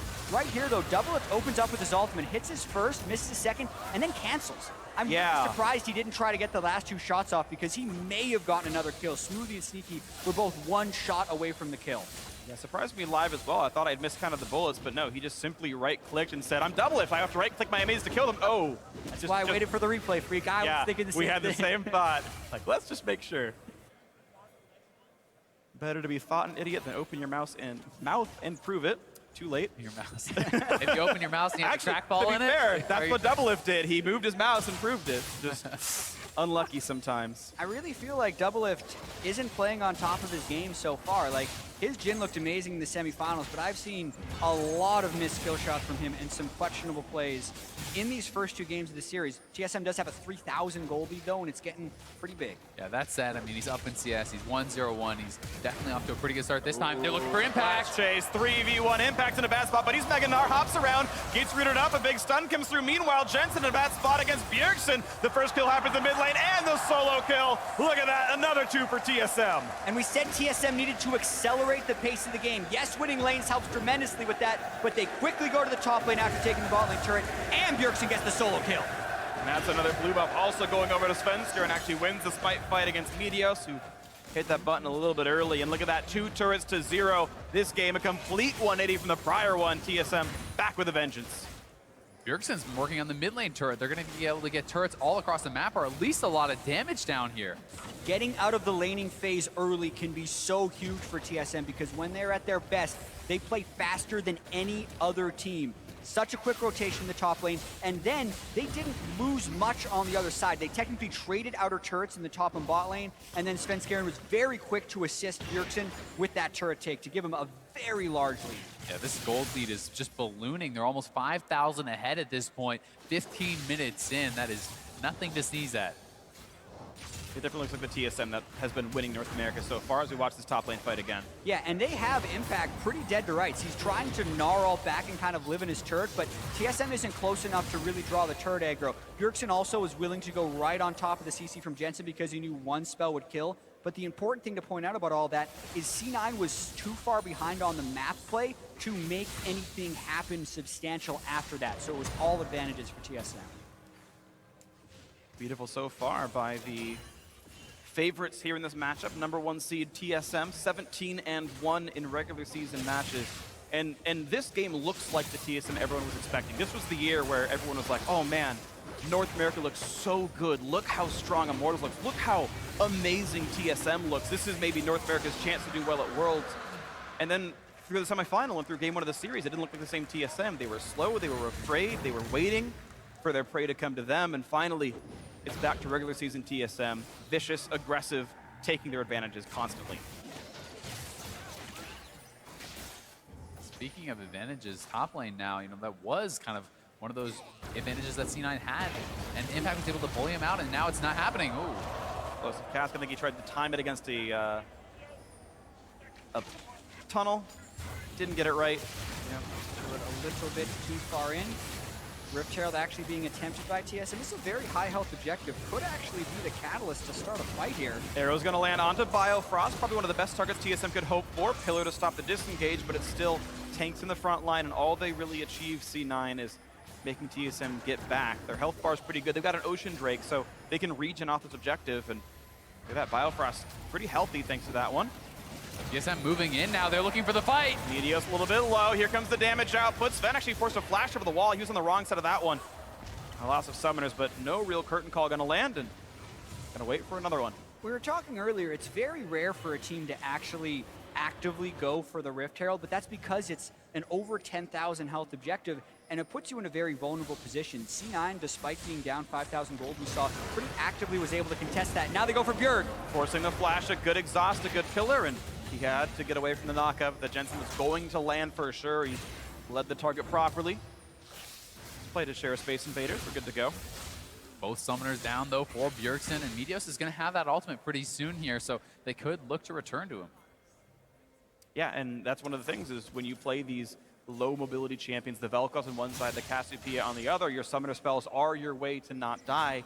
TSM were able to prey on that earlier with their first blood gank, and C9, unfortunately for them, a bit late to the party, but yes, they found that one opening on Bjergsen, but now just Bjergsen plays safely enough, just not gonna matter. And they've already made so many plays around the map, they're kind of resetting towards the next one. Another Infernal Drake would be coming in for TSM, which could really start snowballing them ahead. It's all about spreading out the map in the proper fashion and actually getting their global plays off. They're not in a situation here where they're overmatched in globals like they were in game 1 when Impact had that Shen ultimate, and this time there's obviously a huge difference with that 5,000 gold lead. I think it's pretty interesting to see both supports actually picking up the Swifty boots and kind of giving some respect to how many slows are actually in this game between Rylai's and Hauntzer slowing with his Q and Gragas slows and Iceborne Mallet. There's so many things here. Yeah, and I think some of that could speak to the level of hard CC and how people are actually going to get caught out in this game. Because it could be a Trundle Pillar or a Braum Q or even just a Gnar Frozen Mallet that actually is enough CC to get a kill. Yeah. And Boots of Swiftness are actually better than Mercury Treads in this sense because they're very quickly reapplicable slows, and it makes sense. Look at all the Swiftness boots. And one of the big things that'll kill you is getting an Explosive Cask behind you. The only scaler on Explosive Cask is, are you within the range where they can get it behind you, yes or no? Right? And things like Cloud Drake, haha, got it in, and things like Swifty boots are gonna be really important for making that. Jatt smiles. We did it. We did it. We got Cloud Drake in, sorry guys. On the other side, Meteos, he's going to be prioritizing playmaking, picking up the Lucidity boots, and I think that's a good way in, especially when you're behind. But just in general, I love those boots on Gragas, giving you the lower summoner cooldown, more CDR, you can have the ultimate and the flash up more often, and ahead or behind, you can take someone out if you land that perfect ultimate. And that's going to have to be the way that C9 gets back in this game. Meteos has had some tremendous Gragas ultimates in the past, and Cassiopeia is a low mobility target as well as the Jhin that they need to be able to pick off. The very best way for them to do that is with a flash from Meteos. You've talked a lot about how TSM needs to keep that pace up, and over the last couple minutes, they really have slowed down. The gold lead has actually closed a little bit over the past 5 minutes. They haven't been fighting, they haven't been looking for those kills, and this is where C9 is in their comfort zone. And don't get me wrong, TSM still has control of this game, but you do not want to sit back too long and let these guys scale. Yeah, the item advantage for Jensen and Bjergsen right now, Bjergsen is way ahead of him with the completed Rylai's Abyssal and a Steer attacking. Jensen just sitting on a Morellonomicon and upgraded boots, nowhere close to his next fully completed item. TSM really want this Infernal Drake to happen more than, faster than 1 minute and 30 seconds from now. Sure, of course, but it's not too terribly far away. We'll see if it comes in soon enough. Gold accruing on several members, 1,000 on 4 different people on the map, 2 on C9, 2 on TSM. They'll recall before it's too late for that, but otherwise, yeah, it's been an equal trade of resources. You're seeing the farm kind of equalize in a lot of these lanes. Quick root into Smoothie. Curtain call, gonna land 1 shot of 2, 2 of 3. The 4th one comes in and pegs him right in the back of the head, so Smoothie's low, but he's got a minute to recall before this Drake does spawn. And the thing is, TSM before to kill the outer turret, so it's not exactly easy for TSM to take meaningful objectives. Yeah, it really felt like they pretty much just used that curtain call to get wards. It never really had a substantial kill threat. They did get the wards, and that could prep the Drake, but now they're down a curtain call for when Drake comes up.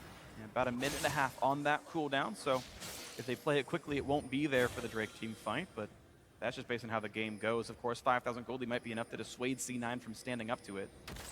One thing to track too here, Impact is going for that kind of more 1v1 split push type build, building towards the Black Cleaver, and he's looking to get an edge here over Hauntzer, and if he can do that, that is a way to slow down the game, to spread out the map and try to have C9 just kind of farm their way back into this, because if the gold lead stays the same, the more time passes, the better it is for C9.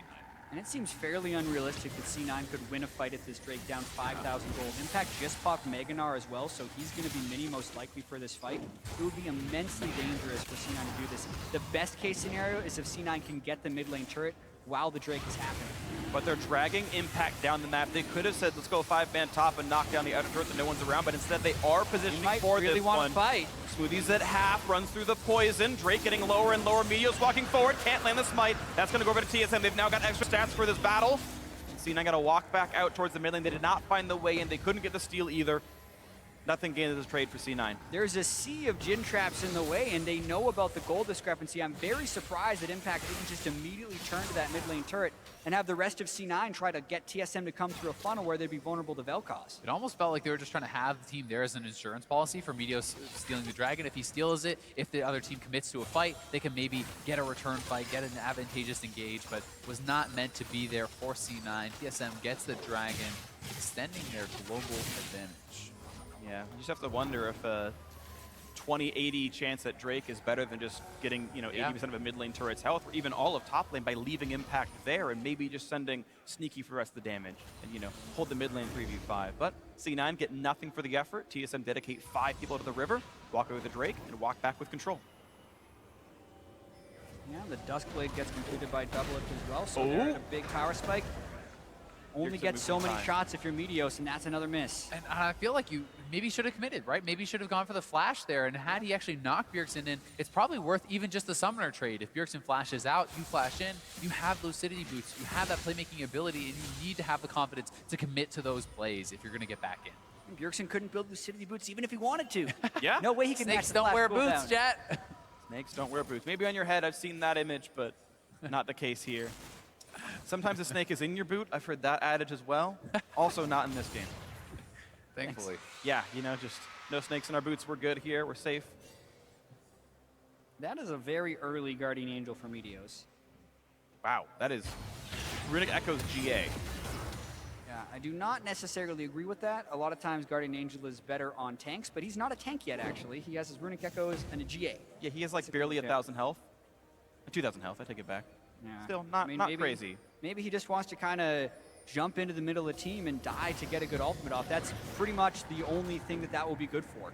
Exactly. I think it's kind of just saying, hey, we need to win one big fight. What is a powerful item for the one fight? And he's saying it's the GA, giving him that playmaking ability, maybe the confidence to actually fly in there and sacrifice to try to get a trade with one of TSM's carries. Yeah, and the thing with that is the team will have to fully commit for those fights because one of the most useless things is when a tank is by himself, dies, and then the whole team waits around him to just revive because then it's a completely wasted item. The team needs to be fighting around him when he goes for that engage. Definitely agree.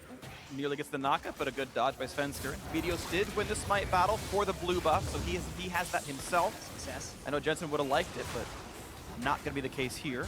TSM now looking to siege on this mid lane. Baron is up, but they don't really feel like they can go for it. Instead, they're playing the siege. Pillar does not quite catch the targets he wants. DoubleLift a little bit low. You imagine if the Pillar were on the other side, it would have forced the flash. And now Meteos can't quite find his way in either. He's got CDR, but he doesn't quite have the move speed for it. And TSM regen up. Impact was actually looking for a TP in the base there, but there were no wards deep enough to finish off that kill. TSM didn't go for a fight because that ultimate was so effective by Jensen. And Jensen kind of flexing his muscle a little bit there. That's just 2 items, and this guy has a lot of room to scale. Vel'Koz can really turn around team fights and can turn around games if you get that perfect ultimate. We saw it happening yesterday as well. He had a massive Vel'Koz game, was able to solo kill 80 carries and stuff in some of these team fights, just camping out of the bush, getting the proper ultimate. You can take them down from full. Well, if that happens, it'll be nice for C9, but they're going to need a while to go. Jensen does not have much money in the account right now. It's going to be several minutes till something like a Void Staff or a Death Cap comes in. So a slow road is the one that C9 hopes TSM are taking, but it looks like the curtain call coming in, missing 2 shots. And then he just canceled. Yeah. He realized it was Dunzo. He missed the other 2 as well. You miss the shots you don't take, guys. If you're Jin, though, you get some of them back. So until 6-18. Yeah, until the next 17, yeah. Until Worlds. Okay, that's not where we are. We're at the trip to Worlds. TSM, while they know they're going to that tournament, they can get the #1 seed from North America if they win this one. C9 have nothing secured in their future. They're either waiting for Final Boss Immortals or CLG, or they just take down TSM and get the spot themselves. But C9 have to win a best-of-5 either here or next week to make that trip. That first seed is so important. Being able to dodge some of these top-tier teams can get you an easier road out of groups into the later stages of the tournament. Building that confidence throughout a tournament can be massive. Yeah, and that's what TSM's ultimate goal is. They keep saying that throughout the whole year, is to have success at Worlds. But let me tell you, when they're here and they realize they lost in 5 games in the spring for the North American title, and they realize in the Summer Split Finals last year, they also lost. Like, they really want to win North America as well to get that momentum in Worlds. And also, just to win North America, that's very important. If they don't win this, C9 would tie the organization with 3 NA LCS split titles. But if TSM wins, they really solidify themselves as the most dominant organization in North American history. And it would have meant this could mean 3 straight finals losses for TSM as well, where you get so close and then not quite there. Get close again, not quite there. Get close again, down 1 game in the series, hoping to make it a final, a victory, the 4th for TSM. This 5K gold lead, almost 30 minutes in. It hasn't changed since 15, but TSM make an aggressive move towards the Baron. They finally got the vision where they wanted it, and as Baron is dropping rapidly, double Inferno Drink helps a little bit, but a lot of AoE coming across. Svenskeren slows, so it's Biofrost, and this is going to be Jensen fairly safe, but look out, because here comes the dive. It's a bunch of damage from Hauntzer, dodges the knockup, here comes Curtain Call, and Hauntzer gets the assassination. Biofrost low, but the support tank taking all the damage seems fine for TSM. Impact running for his life, Snipe not quite going to land on him. Biofrost gets the kill onto Smoothie, sub-portal combat successful as TSM get 2 for 0. It is so hard to make an initiation through a Vel'Koz, but TSM manages to pull it off right there, getting just enough damage on Jensen from over the wall. Maybe looking for a re-engage here, kind of hiding off to the side. Very low. Yeah, they decided their tanks were low enough. They had to recall, but still it means 2 kills. That's a nice 900 gold for TSM for their troubles. Mid lane might fall as a response. Yeah, it's the mid lane tier 1 for C9, and they do stop the Baron, so not too bad. Gold leaves staying about the same still, and I have to give a lot of credit to Hauntzer for that fight, though. You talked about how hard it is to engage into Vel'Koz. He was the only reason this fight was successful. He was massive in it, and we'll watch this one again. Yeah, he's on the other side of the map when this starts, so Svenskeren actually walks through the Vel'Koz, has to flash out, and then the interesting thing here is so many times when Echoes come into the fight, when they ult, they go back to their location, but he just was there long enough so that he was able to ult back for the heal and then go in for the assassination. Exactly, and it's that flash forward that lands it. And Impact missing a couple skill shots on the other side there. Had to get healed, had to get that movement speed to get out, but C9 looking to chase down for kills. The battle, Impact in the front line, stunned up several times in a row. He needs Mega Node, he's not got it. He's gonna get chopped up, and DoubleLift is on a killing spree. Hauntzer's still on the chase, ult's back, he's totally fine. And no one's really gonna die to the life destruction ray. Now the curtain call looking for a little bit more. Smoothie to take a couple bullets, but one more might kill him, and it does. 936 knocks him out. TSM, another 2 for 0, another objective. They've got a Mountain Drake. TSM are playing these fights so well to a nice edge, barely able to survive, always knowing their limits, and they are moving straight to the Baron. The in and out play by TSM, and specifically Hauntzer, to take damage, disengage, re-engage with the ultimate from Jin has been so clean But even then, they're pretty low. They just have that one Mountain Drake, and C9 want to stop it. Hauntzer's flanking. Well, it's going to be Meteos looking for the smite steal. He's trying to try. He's close. 9,000, not going to happen. 900, I should say. And another Baron Nashor secured now for TSM. Jensen, nice kite away from the chair, but it's not enough for him. Hauntzer's in range, and he takes him out. 10-1 TSM, another kill, and 5 men with Baron are running down mid. Hauntzer wants to make up for that Echo performance he had in game 1 where he was getting bullied by Shen. Well, he is making a huge impact in this game with his zoning on the Echo. And with Jensen down, their wave clear tools are very limited here. How are they going to be able to hold these waves against TSM, who's pushing straight for the inhibitor turret? Looking a lot of damage. The turret's going to go down. Another 4th shot by DoubleLift deals roughly 1.5 million damage without much hyperbole there. 9,000 the lead for TSM, almost 10 as they look for top lane. That's going to actually make it now. Yes, a 5-digit gold lead. TSM up over 10K as they recall and reset and look to tie the series up. Yeah, watching this origin of the Baron, so to speak, was the extended fight after the Drake, and TSM really just kind of hoping to bait C9 in. Being able to finish off Impact was huge.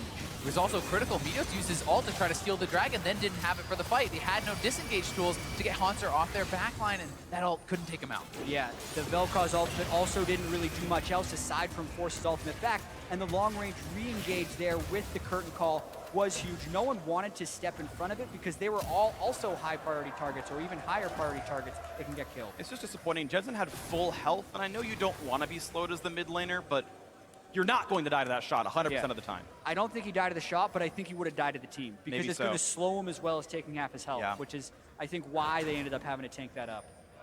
Unlucky, Smoothie unable to dodge that last shot, and DoubleLift much better aim than he's had before. Takes out another kill. 4 for him, feels pretty good. TSM looking solid now. Bot lane gone as well. 7-2 in turrets. They are crushing this one by all possible metrics right now. They've extended the gold lead 6,000 in the past 2 or 3 minutes here, so they finally have made that move and been very successful with it, and C9 is really going to struggle to hold on here. Yeah, we're only 33 minutes in, and TSM have already won several fights, taken all the objectives, and all seen it as a show for themselves as they took 2 turrets that one time after they lost a fight or lost a turret themselves, and it's just not nearly as good. So TSM looking to tie the series up. It's 95% chance it goes their way. We have seen comebacks, but it's going to require a lot out of Cloud9 to make this upset happen. Yeah, and I feel like they need to get an incredibly good Gnar ultimate in a fight, as well as getting access to both Bjergsen and DoubleLift. But currently in these fights, they haven't been able to do that because Hauntzer has been keeping C9's damage dealers completely at bay and unavailable to follow. I wonder if we see Echo bans later on in the series, because Hauntzer has done well, at least this game on the champion. Wasn't able to be stopped. Astro hits the front line. Here comes a bunch of damage output. Gets stunned up, though. That was Hauntzer's doing. And it's going to be Jensen forced to run away. Quick ulti back to stay alive. A knock around. It's Hauntzer dueling up with Impact. And it's going to be a lot of damage back and forth. Nearly kills out the Echo, but he won't quite get him. Now it's Biofrost the front line. DoubleLift re-engaging. Gets stunned up, though. That's a big deal. They get rid of the AD carry. And one of TSM's 3 threats is gone. Svenskeren tunnels over the wall, has to flash out. There could be more happening. Hotshot sees the team. And it's going to be, wow, the Deathfire touch of DoubleLift takes down Impact. Hauntzer was able to recall and teleport in. He's got the shield. He's got the chase down. There's the debilitating poison. DoubleLift almost drops out. I take it back. It was Biofrost who died, not DoubleLift. My apologies for the misspeak, but still, 4v3 now on the map. DoubleLift's flash in that fight was incredible. He flashes over the wall for that Gnar ult. That was so good. We just talked about the way they win is if they get a Gnar ultimate and DoubleLift knocks it away. TSM wants to continue this push, but have they overstayed their welcome? Ooh, you gotta watch out for the poison. Hauntzer back in as well. He wants Sneaky. It's gonna be the first kill picked up, and he will knock it away as DoubleLift shuts him down from long range. You've still got 4 alive for TSM as Biofrost runs down the map. Jensen's ult is back, though. C9 survive it, but TSM up 12,000 now. 2 of the inhibitors are gone. It's getting better and better for TSM. Just a flurry of action there, but with the 2 inhibitors opening up, will be a boon for TSM since they already have 4 elemental drakes with the Elder on the way. That's super hard to defend now with 2 inhibitors down, but that fight was pretty crazy. Really was. Impact making a lot of difference there for C9, keeping it close, winning the duels on the top side of there. But still, just the damage dealers here for TSM so strong, and Hauntzer always threatening Jensen in the backline. Just has been playing out of his mind. Definitely playing wonderfully. The Guardian Angel not far away from him as well. Just needs the combined cost at about 500 gold. And TSM saying the way we're going to close this game out is taking a nice, quick Elder Dragon, it looks like. They've had Biofrost sitting in this jungle for a while, making sure they have the wards. And it's interesting that C9 has been able to push out the bottom lane, so all they would need is Sneaky to push up the mid to have a chance of contesting this Elder Drake. Even with a Mountain, it doesn't necessarily disappear. Cassiope would be pretty good at it. They would have to go now if they want to stop this. I think C9 needs to take this risk to try to do it. They're falling too far behind. They can't afford to give it over. Meteos would have an angle to try a steal, and it's all about the Velcro's ultimate. Hauntzer there in zone. Here's the fight. Meteos is close. Smoothie's already dead. There's the first kill. It's TSM playing it right. They're doing the dragon bait. They know Cena has to take the risk. They know they've got to show up for this fight, so they peel off at half health, going for the kill. One already gone, looking for a second. Hauntzer nearly in range of impact, but can't quite land the slow, and that means C9 just running into their base, but Jensen can't run fast enough. The tentacles don't get him out there. So now 5 versus 3. Hauntzer looking for another, pushing the wave in, and impact can't quite stop it all, it looks like. And this could actually be the final push. They've been able to kill enough people. They're keeping impact away from the base. It's a 2-man defense attempt here for C9. 4v2 to close out the game. Meteos rooted up. Guardian Angel gonna go down, and he's been dropped already. Here comes the final Nexus turret. Here comes the series tie-in game win. Bjergsen tanks the arrow. DoubleLift is legendary on this Jhin. When he got killed in lane last time, he's the carry in this one, and game 2 goes to TSM. 8-0-6 for DoubleLift on the Jhin. An incredible performance as him and Bjergsen really were putting out so much damage, and impact was just, Hauntzer rather, who had massive impact going on to Jensen in every single team fight. Yeah, and the resiliency of both of these teams is going to be tested. We clearly have a series on our hand. After being solo killed in mid lane and losing a 2v2, Bjergsen and DoubleLift go unkilled in the entirety of game 2 to come and even up these series. That is how you answer back after a tough game 1. Absolutely agree, and TSM also just looking like the TSM we expected before playoffs ever happened. DoubleLift saying nerves got to them and they won too slowly against CLG. It didn't look like that trademark TSM aggression. Game 1 also a bit shoddy, losing lanes. That's not typical for TSM, especially not for players of this caliber. But game 2 looked like they never missed a beat. That was standard 2016 Summer TSM League of Legends, and it looks great. And I think it's also because they got out of lanes before 15 minutes. I really do feel like TSM has to capitalize on that advantage of having better macro play than C9. They have all native English speakers. They've been really quick around the map the whole time. They praise each other's shot calling constantly, and being able to maneuver like that and rush all the objectives and force C9 into decisions really worked well for them. So a beautiful game by TSM. They, of course, strike back now and tie up the series 1-1. And once again, it's time to check in with our analysts. So, Riv, it's all yours. Thank you very much, guys. We're now down to the best of 3, and really we had one game where Cloud9 wins it, and it was pretty much replicated by TSM on the other side, and mostly what people expected to see coming in here. We look at all the lanes, and we were pretty much right. They come out to be quite even, with our featured matchup being in the top lane. It's actually highlighted that the jungle is the place where there's disparity. And particularly when it comes down to the Gragas versus Rek'Sai matchup, when you pick Gragas, you have that team fighter, you have that late game presence. Whereas when you go with the Rek'Sai, you have an early game pressure, you have the ability to make plays around the map, and you control the tempo from the start. And that's what we saw with Sven going for that first gank around mid lane, and once that happened, he was able to really snowball Bjergsen. But on his side, you cannot afford to fall behind as TM at Rek'Sai. You need to be able to keep up in CS and get significantly far ahead from that point on. But we saw him just moving around the map in uncharacteristic movements.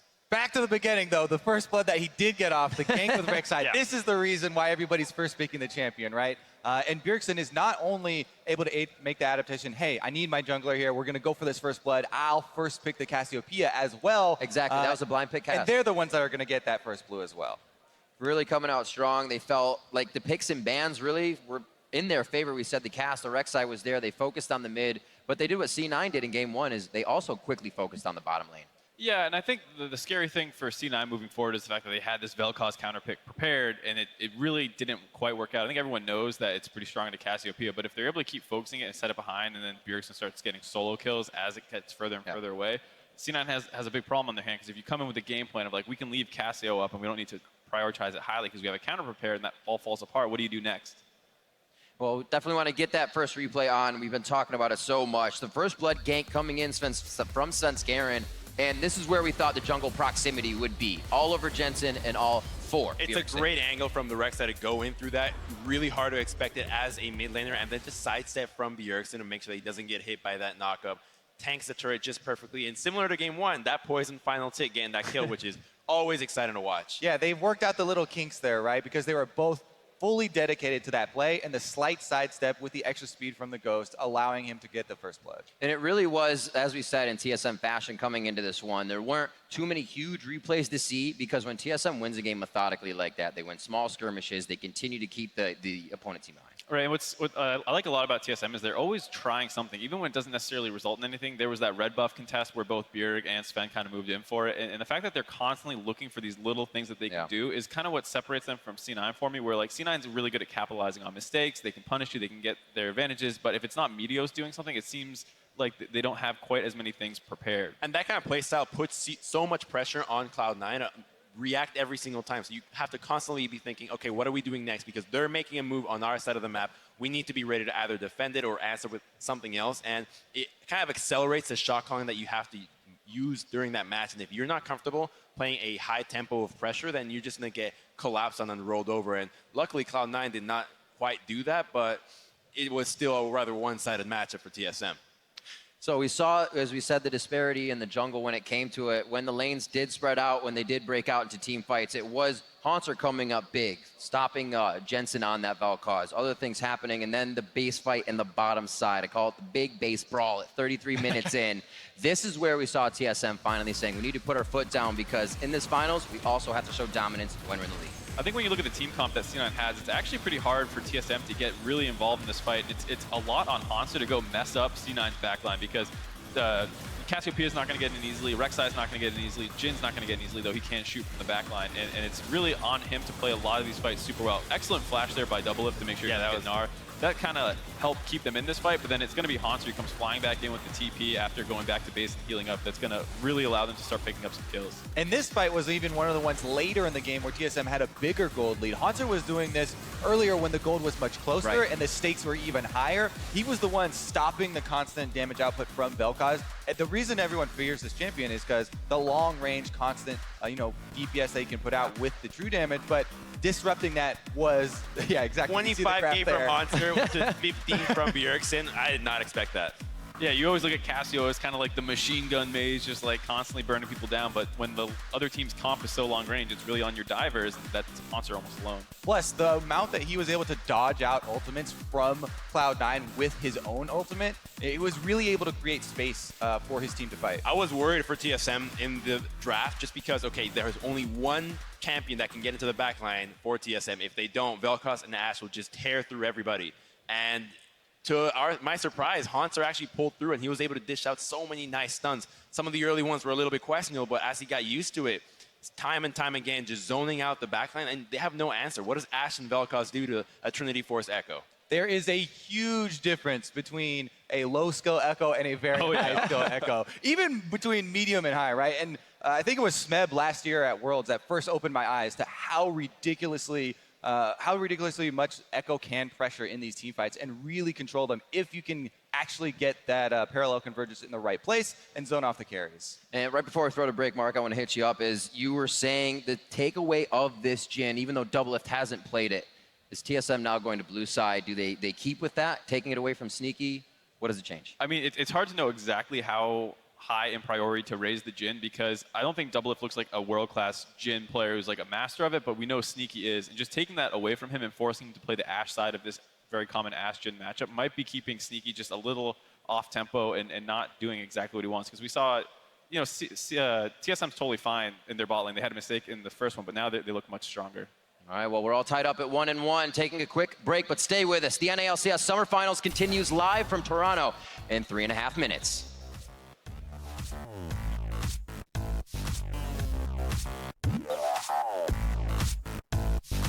Remember to treat it like it's 0-0, guys. Yeah. Yes. Not over. Not even close. We're good, dude. We have a fucking bad game.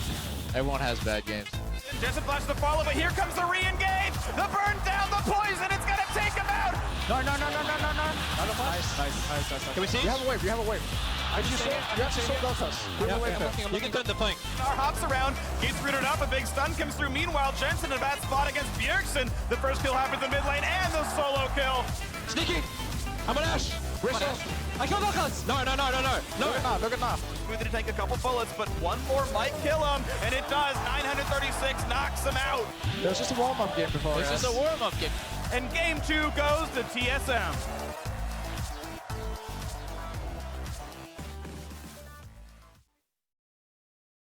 You're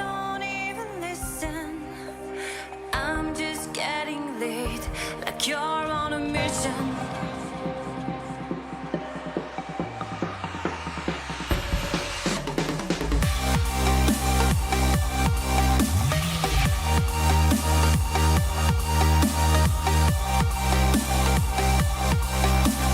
Dawn in desire, and you have to think twice.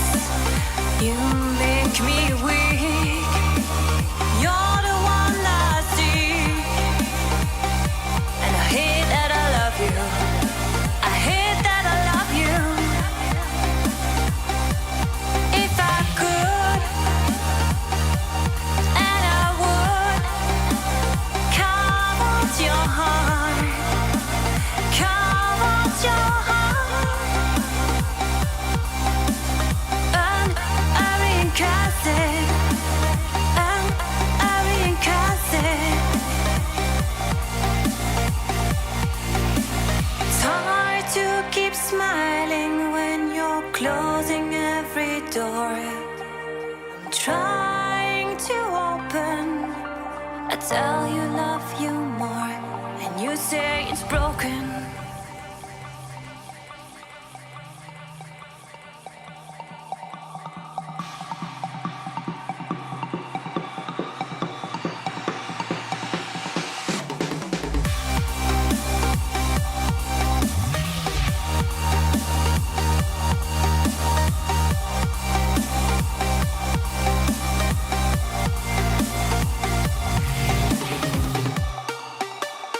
You make me weak. You're the one I seek. And I hate that I love you. I hate that I love you. If I could, and I would, count your heart, count your heart. And I reincarnate it, and I reincarnate it. It's hard to keep smiling when you're closing every door. I'm trying to open. I tell you love you more, and you say it's broken.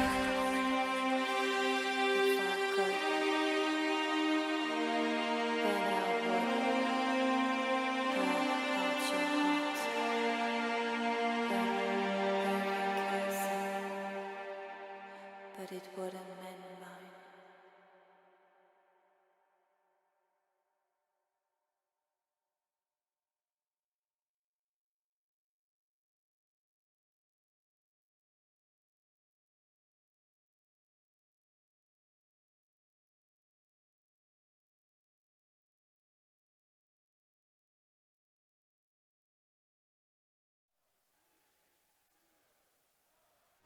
Here we go! Hauntzer's in! Looking for it! Oh, he gets 1,000 kills!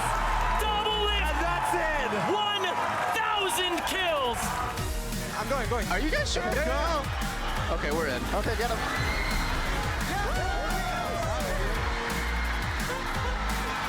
Alright, I love you guys. And what a way to end your final game of this summer! And what a way to get now into the finals. TSM's logo on your screen now, only 2 games away from winning North America for the 4th time in 4 years. Yeah, and C9, though, would also be 2 games away from winning their 3rd title and tying TSM, so we got ourselves a great series on the way. Yes, we do. Of course, welcome back to the Air Canada Centre here in Toronto, home of a lot of great athletes. Now the ones on your screen are TSM and Cloud9, and TSM playing much better now in the 2nd game, playing more aggressively as you guys wanted from that first. Yeah, and TSM was able to get much more of an early edge. They were able to converge on mid lane, get Bjergsen ahead, and he was really able to help them push the pace, take down these outers. And then in the mid-game team fights, Hauntzer was also huge, bouncing back from a very poor performance in Game 1 to an amazing performance in that Game 2, neutralizing the backline of C9 in so many of those big fights. Right, and C9 playing basically 2-threat comps the entire way through. You know, it's always on Jensen and Sneaky, and if one of them gets basically solo killed by that TSM top laner, then it looks a whole hell of a lot better. Yeah, and every single one of these guys need to step up to the pressure. We saw some jitters in Game 1, a few jitters in Game 2, but it does seem like they're kind of starting to settle in a little bit, and now it's really anyone's series with the adaptations from the first 2 games pick and ban. So with this series all tied up, DoubleLift shares what it means to be back in the finals. Summer Split is the one that means the most, and last Summer Split, I came into finals with CLG and we like smashed it. And I think this Summer Split, I feel kind of the same, like unstoppable force. Like our team is just so strong. We just play insane sometimes. So I think like claiming the championship and taking it away and becoming like the team with the most number of LCS titles, it's like a pretty historic thing. And especially in Summer Split where it matters the most. So I'm looking forward to it. Definitely think they did look amazing in that game there, and we'll see if they can continue that forward into game number 3 and get themselves an edge in the series. Yeah, and we've even seen like the way TSM respects each other as teammates. Like Bjergsen, he's been on TSM for a while and has had many different teammates, and he said this is the first time where if he's thinking about going internationally, he has no worries about someone not being able to hold their own. They trust each other to all be at the very top of their game, and that trust gets tested on a stage like this. And so far, it's been, I guess, some misses, but a lot of hits now for TSM. After Game 2 looked, I think there's a good chance they can keep that form heading into the back half of this series. No Syndra allowed. Tom Kench banned away as well. You're seeing them drop that off the table. TSM continuing their chain of Tom Kench bans. The question for me is, does C9 actually leave Vladimir up for that first pick as they did in game number 1? Because they were not willing to give it over to red side, but they were willing in game number 1 to give that Vladimir pick to that blue side. No, okay. Ooh, TSM saying, yeah, we know. And it's funny because they could have like banned the Cassiopeia and said, oh, well, as long as we don't play that matchup, we're fine here. But it might have been some other mitigating circumstances, like Tom Kench being good for an eventual Malzahar, things like that. So the landscape of Champ Select has changed, and they don't want to play Vlad at all. The mind game that I wanted to see TSM play was to leave it unbanned and not first pick, because it has shown that C9 doesn't hold a very high priority to them. So you would kind of be telling them exactly what to do and also denying Jensen the chance at a counter pick. So I wish they would have done that, but they've chosen elsewhere. Let's see what they do with their first pick.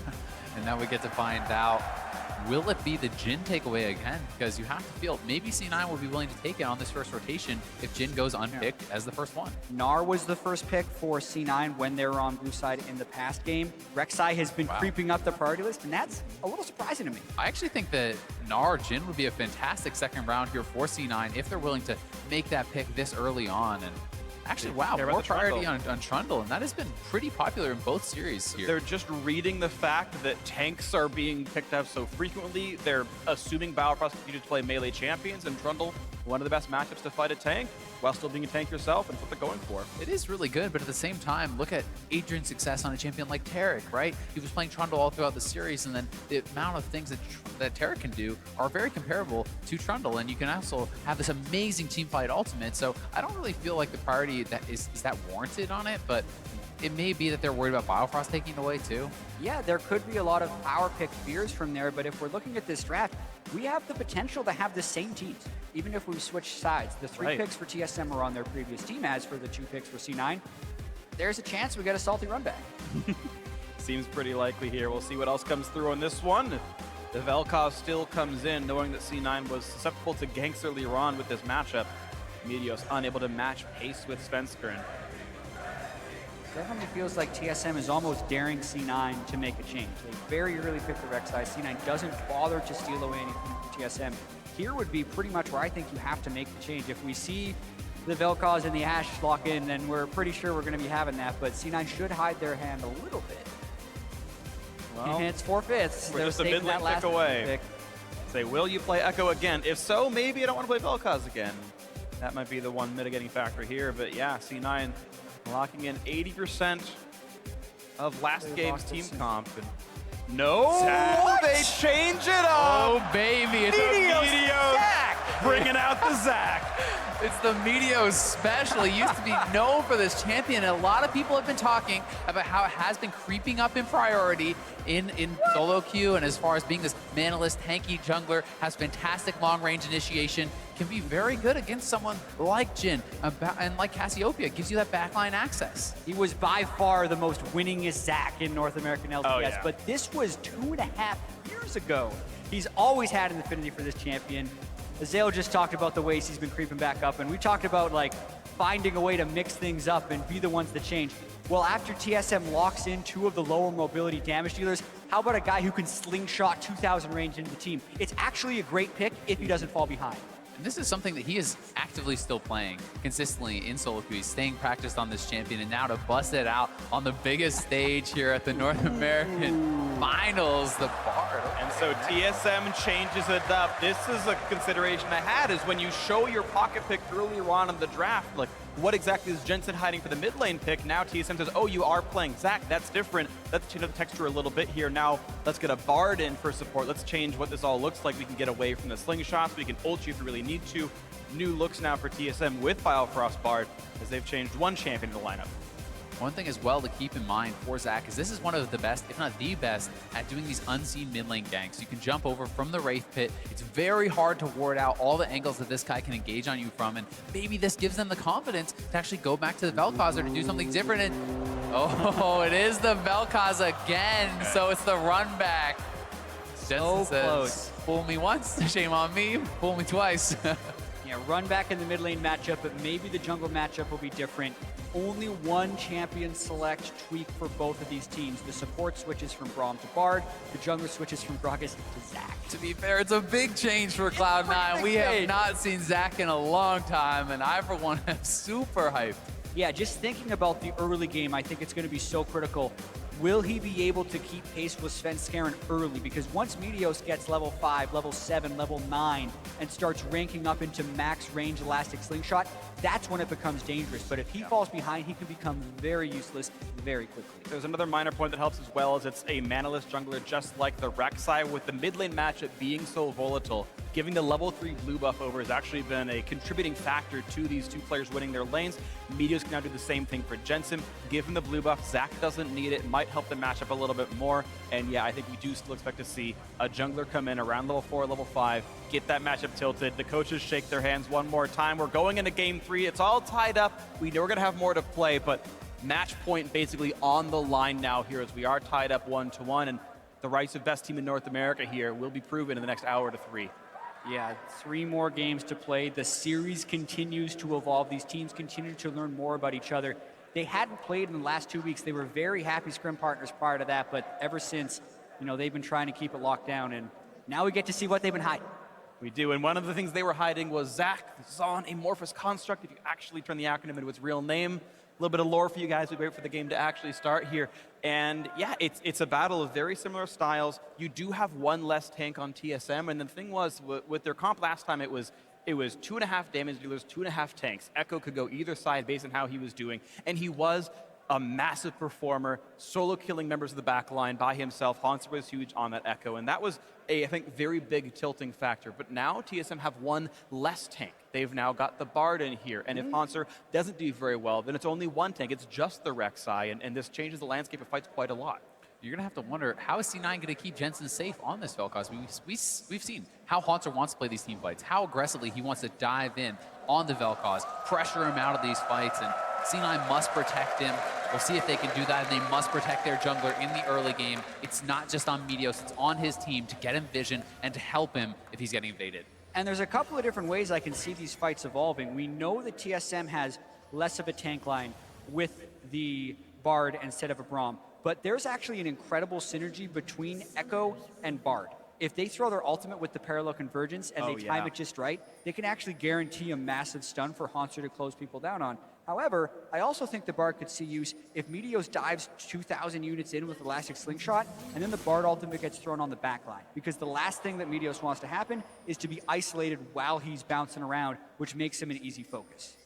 Look at this attention being given to finding out where the jungler is starting. Is he starting on the blue side? Is he going to start top side? They want to give this information to Svenskeren and allow him to try to get an advantage through that. Because you talked about it, Zach is really weak in this early game, at least compared to the rec side. At a certain point, Zach becomes a pretty good duelist. Yep. With his sometimes the best Svenskeren can do is just pop the blobs and then be like, well, okay, it's a cooldown. I'll see you guys a little bit later. It can be difficult to knock that down, but we'll see. There's, of course, a lot to consider here in this one. Looking at the keystones, interesting actually to see Grasp on Trundle against a ranged support, because I don't expect him to get that many auto attacks off. Yeah, I mean, it's something where he just feels he can stay in combat and then get that one kind of burst hit, basically. And also, Grasp going to be on Hauntzer, although Fervor is kind of more common. I actually like Grasp more in this matchup. You're against ranged, yeah. You get many fewer attacks off, and it does make sense for the matchup itself. Right, so for any top laners out there, against ranged champions, probably Grasp, melee champions, probably Fervor. Of course, Fervor for Impact, no surprise at all. And the early jungle route for Meteos, I'm really curious to see where he's going. He potentially is just doing a safer route. He'll bounce back to red once he has Smite, but we'll have to keep track of that as there's some aggression on the bot side. A little bit of damage back and forth. AD carries losing health never feels great. Normally the supports have many, many more potions to chew through, but damage on AD carries tends to stick quite a lot longer. Nice volley by Sneaky, and of course he's, ooh, that's a great stun. Yeah, you saw Smoothie walk in to block what would have been a deadly flourish, but DoubleLift didn't have it available at the time, so it really didn't mean anything. Meteos is actually doing a very interesting camp. He's doing the path where you take all the little jungle camps first, you skip your buffs, and you do this to actually stay safer, to stay higher on HP in case you're going to get invaded. Yeah, this also is a power play to try and get level 5, depending on if he takes the 4th small camp and then continues, or if he does a very early blue handoff. Leaving your camps up at the start of the game actually allows you to level faster, but it makes you less powerful extremely early. Is he even going to just take this for the experience? Could be the question. Like an early take. Looks like it. And not pulling the Vel'Koz over at all. And it will be the blue buff going on to Meteos himself as he goes through the clear. And he's actually ignoring Gromp, so a different look right now. And I think part of this is actually to keep him safer as far as not giving away his location in the jungle, right? They don't want to be, oh, hey, my jungler's right here. He's giving away the blue buff. You're allowing him to stay a little bit safer, stay a little bit more unknown, and can pick up that red buff now and perhaps look for a level 4 gank.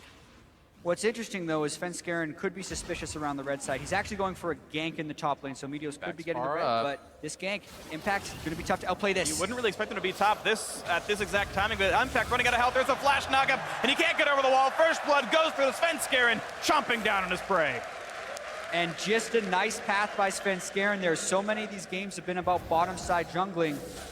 Early top side gank surprises everyone, and Impact in particular. He used his hop to get away from Hauntzer. It was such a weird path, too. It's 3 minutes 40 in, and he started top side. He started Gromp and somehow still got back up there after red buff, and Impact didn't see it coming. And a lot of competitive jungling is doing these weird paths. It's mixing it up. It's messing with timings because these players, they ward at specific timings. They play around specific timings. It's all very calculated.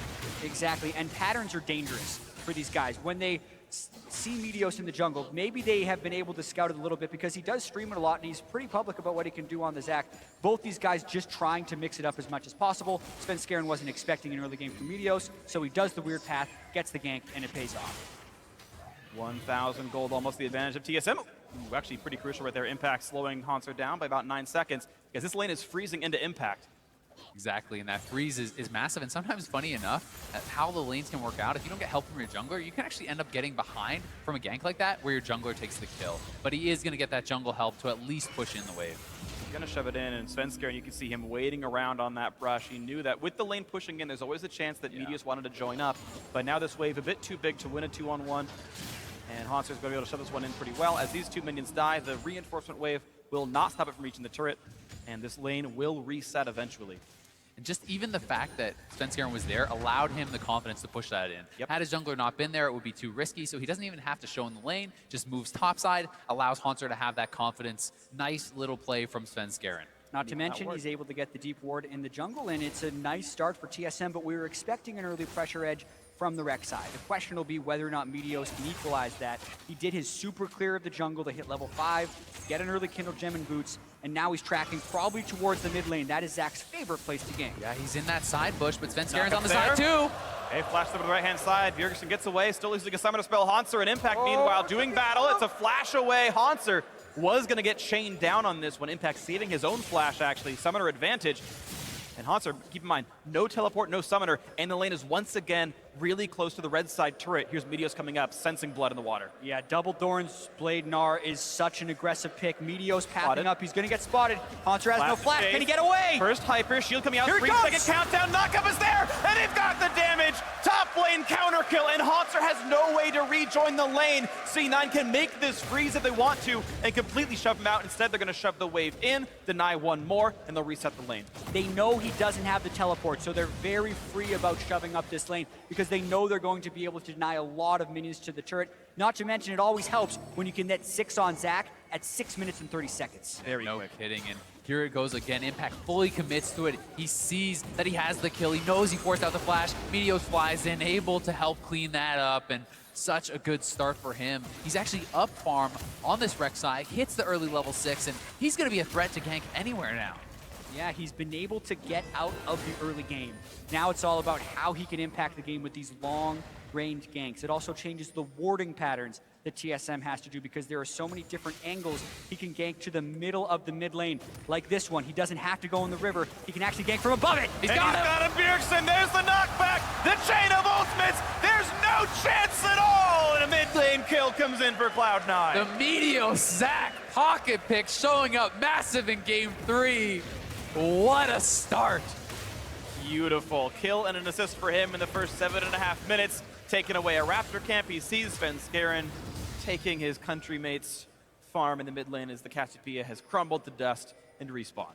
It is just so cool to see Meteos playing Zach on this stage because he was crushing people on Zach before Bjergsen was even on TSM. Like, it's such a throwback pick, and it is so awesome. Watch this. He knows the range. Look at how deep Bjergsen is. He's on his side of the lane, and he gets hit without a flash from Meteos. That's what Zach can do. And that's why this guy is such a frightening jungler. You smite out the race, you move towards mid lane, you know you're not warded out, and you can engage from ridiculous ranges. Beautiful stuff. Level 7 Zach. The range gets longer from here. Be aware, TSM. Biofrost gets a bit of help, though. He's got Svenskeren around him, and it'll just be a change, a trade of blows. Right now, TSM, again in contrast to game 1, but much like game 2, they're winning the 2-on-2 down here. You see a 10 farm lead for DoubleLift. They're playing for the blue buff as well. Svenskeren here. Meteos, no, the early smite. No, it did go over. I take it back. He dealt enough damage. Yeah. Early smite or not. Great secure by Svenskeren somehow as Meteos tried to fly in for a steal. Last 10 health was dealt. TY red buff. One of those really funny things about Zach is you actually can smite while you're flying through the air. So you can even do crazy things where you fly over a dragon pit or over the Baron pit and smite as you're going over, and you can just go right through, steal it away. It's pretty cool. Yeah, notice the pink ward war, though, in this river, because that is so critical if Bjergsen wants to have anything to do with that mid lane, is being able to at least have a chance of spawning the Zach. And part of the story of this series so far has been so goes the mid lane, so goes the game. And Jensen is the one to get ahead here. Now, he's the one being gifted over that kill from his jungler's help, and it could be very, very big. And we know we've seen Impact dominate top lane one-on-one with a small lead. Hauntzer was the reason that Jensen didn't hard carry in game 2. Hauntzer's now being held down. Meteos has Wraith buff, and he's looking. Goes for it to land the knockup, flashes to knock him back in, though, and it's going to be dangerous. They're trading blows back and forth, and Svenskeren doing what he can to make it all happen. The poison, the heal, Meteos splits into 4. Jensen still chasing, but doesn't have the damage, and that's going to be 2 kills, you assume, coming in for TSM as Meteos will lose his life. Hauntzer gets a kill. And the gank backfires there for Meteos. He didn't land the damage on his elastic slingshot, and that was the difference as Svenskeren was able to arrive to turn that one around. Critical right there that Bjergsen was able to kite back and constantly heal as he ran away from Meteos, got the haste, got the damage, got the health back, and Bjergsen sustained through all of it. +2 for TSM. Mid lane turret gonna fall as well. That's a huge surge of money. +700 to +1700. Yeah, first turret as well, just a massive swing. And this game is displaying both why Zach can be good, but also why you often don't see him, because the margin for error is so slim. All of his damage is built up and towards that elastic slingshot, and when it doesn't do damage to Bjergsen right there, they do not have enough to finish the kill. And it wasn't just that. Actually, the E and the Q were both missed from Jensen. They missed way too many spells. That one missed again. Jensen saving his flash super late and then flashing into the wall there. A lot of mistakes here from C9. Had Jensen hit either of his initial skill shots, Bjergsen dies off regardless of that E not landing. So definitely some big mistakes, and the look of frustration on Meteos' face there. They know they messed up. It just threw away their lead. Exactly, because they lost so much after that one as well. The buff that he had, the mid lane turret, that's no longer a safe place to go because the deep wards can be placed now through the mid lane. Just a bunch of things they now have to battle back from, and that's where the mental strength will come into it. Certainly not an insurmountable disadvantage, but yes, you gotta say, TSM looking much better now. The great turnaround. Hauntzer managed to pick up a kill as well, which again, a really big deal because he's starting to lose his one-on-one matchup in the top lane. The farm difference is over 10. You can see this even, there was until just now, a level lead for Impact as well. He's probably half a XP bar up. We'll see if anything more can happen in this one as Hauntzer kind of just desperately fights for farm. Down 11. An arrow actually flew wide in the mid lane right there, so C9 had maneuvered to try and get a pick, but completely whiffed on it, and that actually allows Biofrost to move in for some very aggressive wards. Now he's completely safe. He can his magical journey out. Meteos has to leave his own jungle even. He says, nah, I got this after all. And Nope, just Sven kidding. took it. I've got smite still. JK, buddy. And look at that. Priority over this bot lane turret. Unable to tunnel out, but Sneaky can only fight for a few minions as this wave is thinning, and the turret's down to half. TSM trying to pull the team play in very quickly, already grouping in bottom lane, 3:15 minutes, trying to get out of the lanes, and they get a pick. Chain of ultimates, here comes the snipe. Smoothie takes 3, he'll survive the 4th and does so. Not nearly as painful as the prior game, it's much earlier on into the game. But an 1,800 gold lead still puts TSM ahead. They've got vision control over this Drake pit pretty well. Seen it have a couple of wards around, but certainly the tempo lead and almost everything really resides with TSM. Pressure is pretty heavy towards the bottom side and Drake right here. With no mid lane turret, deep wards in their jungle, C9 has to be very cautious about where they approach. They definitely do, but C9 is going to have that Ashe arrow available here pretty shortly and can look to make some of those plays. Ashe in combination with the Zac as well. Very long range initiation, and the follow-up can be there. Meteos clearing out some of these wards, trying to battle for vision and give them the ability to have some of this playmaking, because if you don't have the vision in the river, it's too easy to avoid that Ashe arrow when Sneaky moves up. Well, something to always keep in mind right now, of course, no Tom Kench, not nearly as much safety, but so far so good. TSM have not fallen prey to Sneaky's antics just yet. Killer means not much. Quick wave there, Biofrost takes a CS, his 6th of the game. Farm like a monster.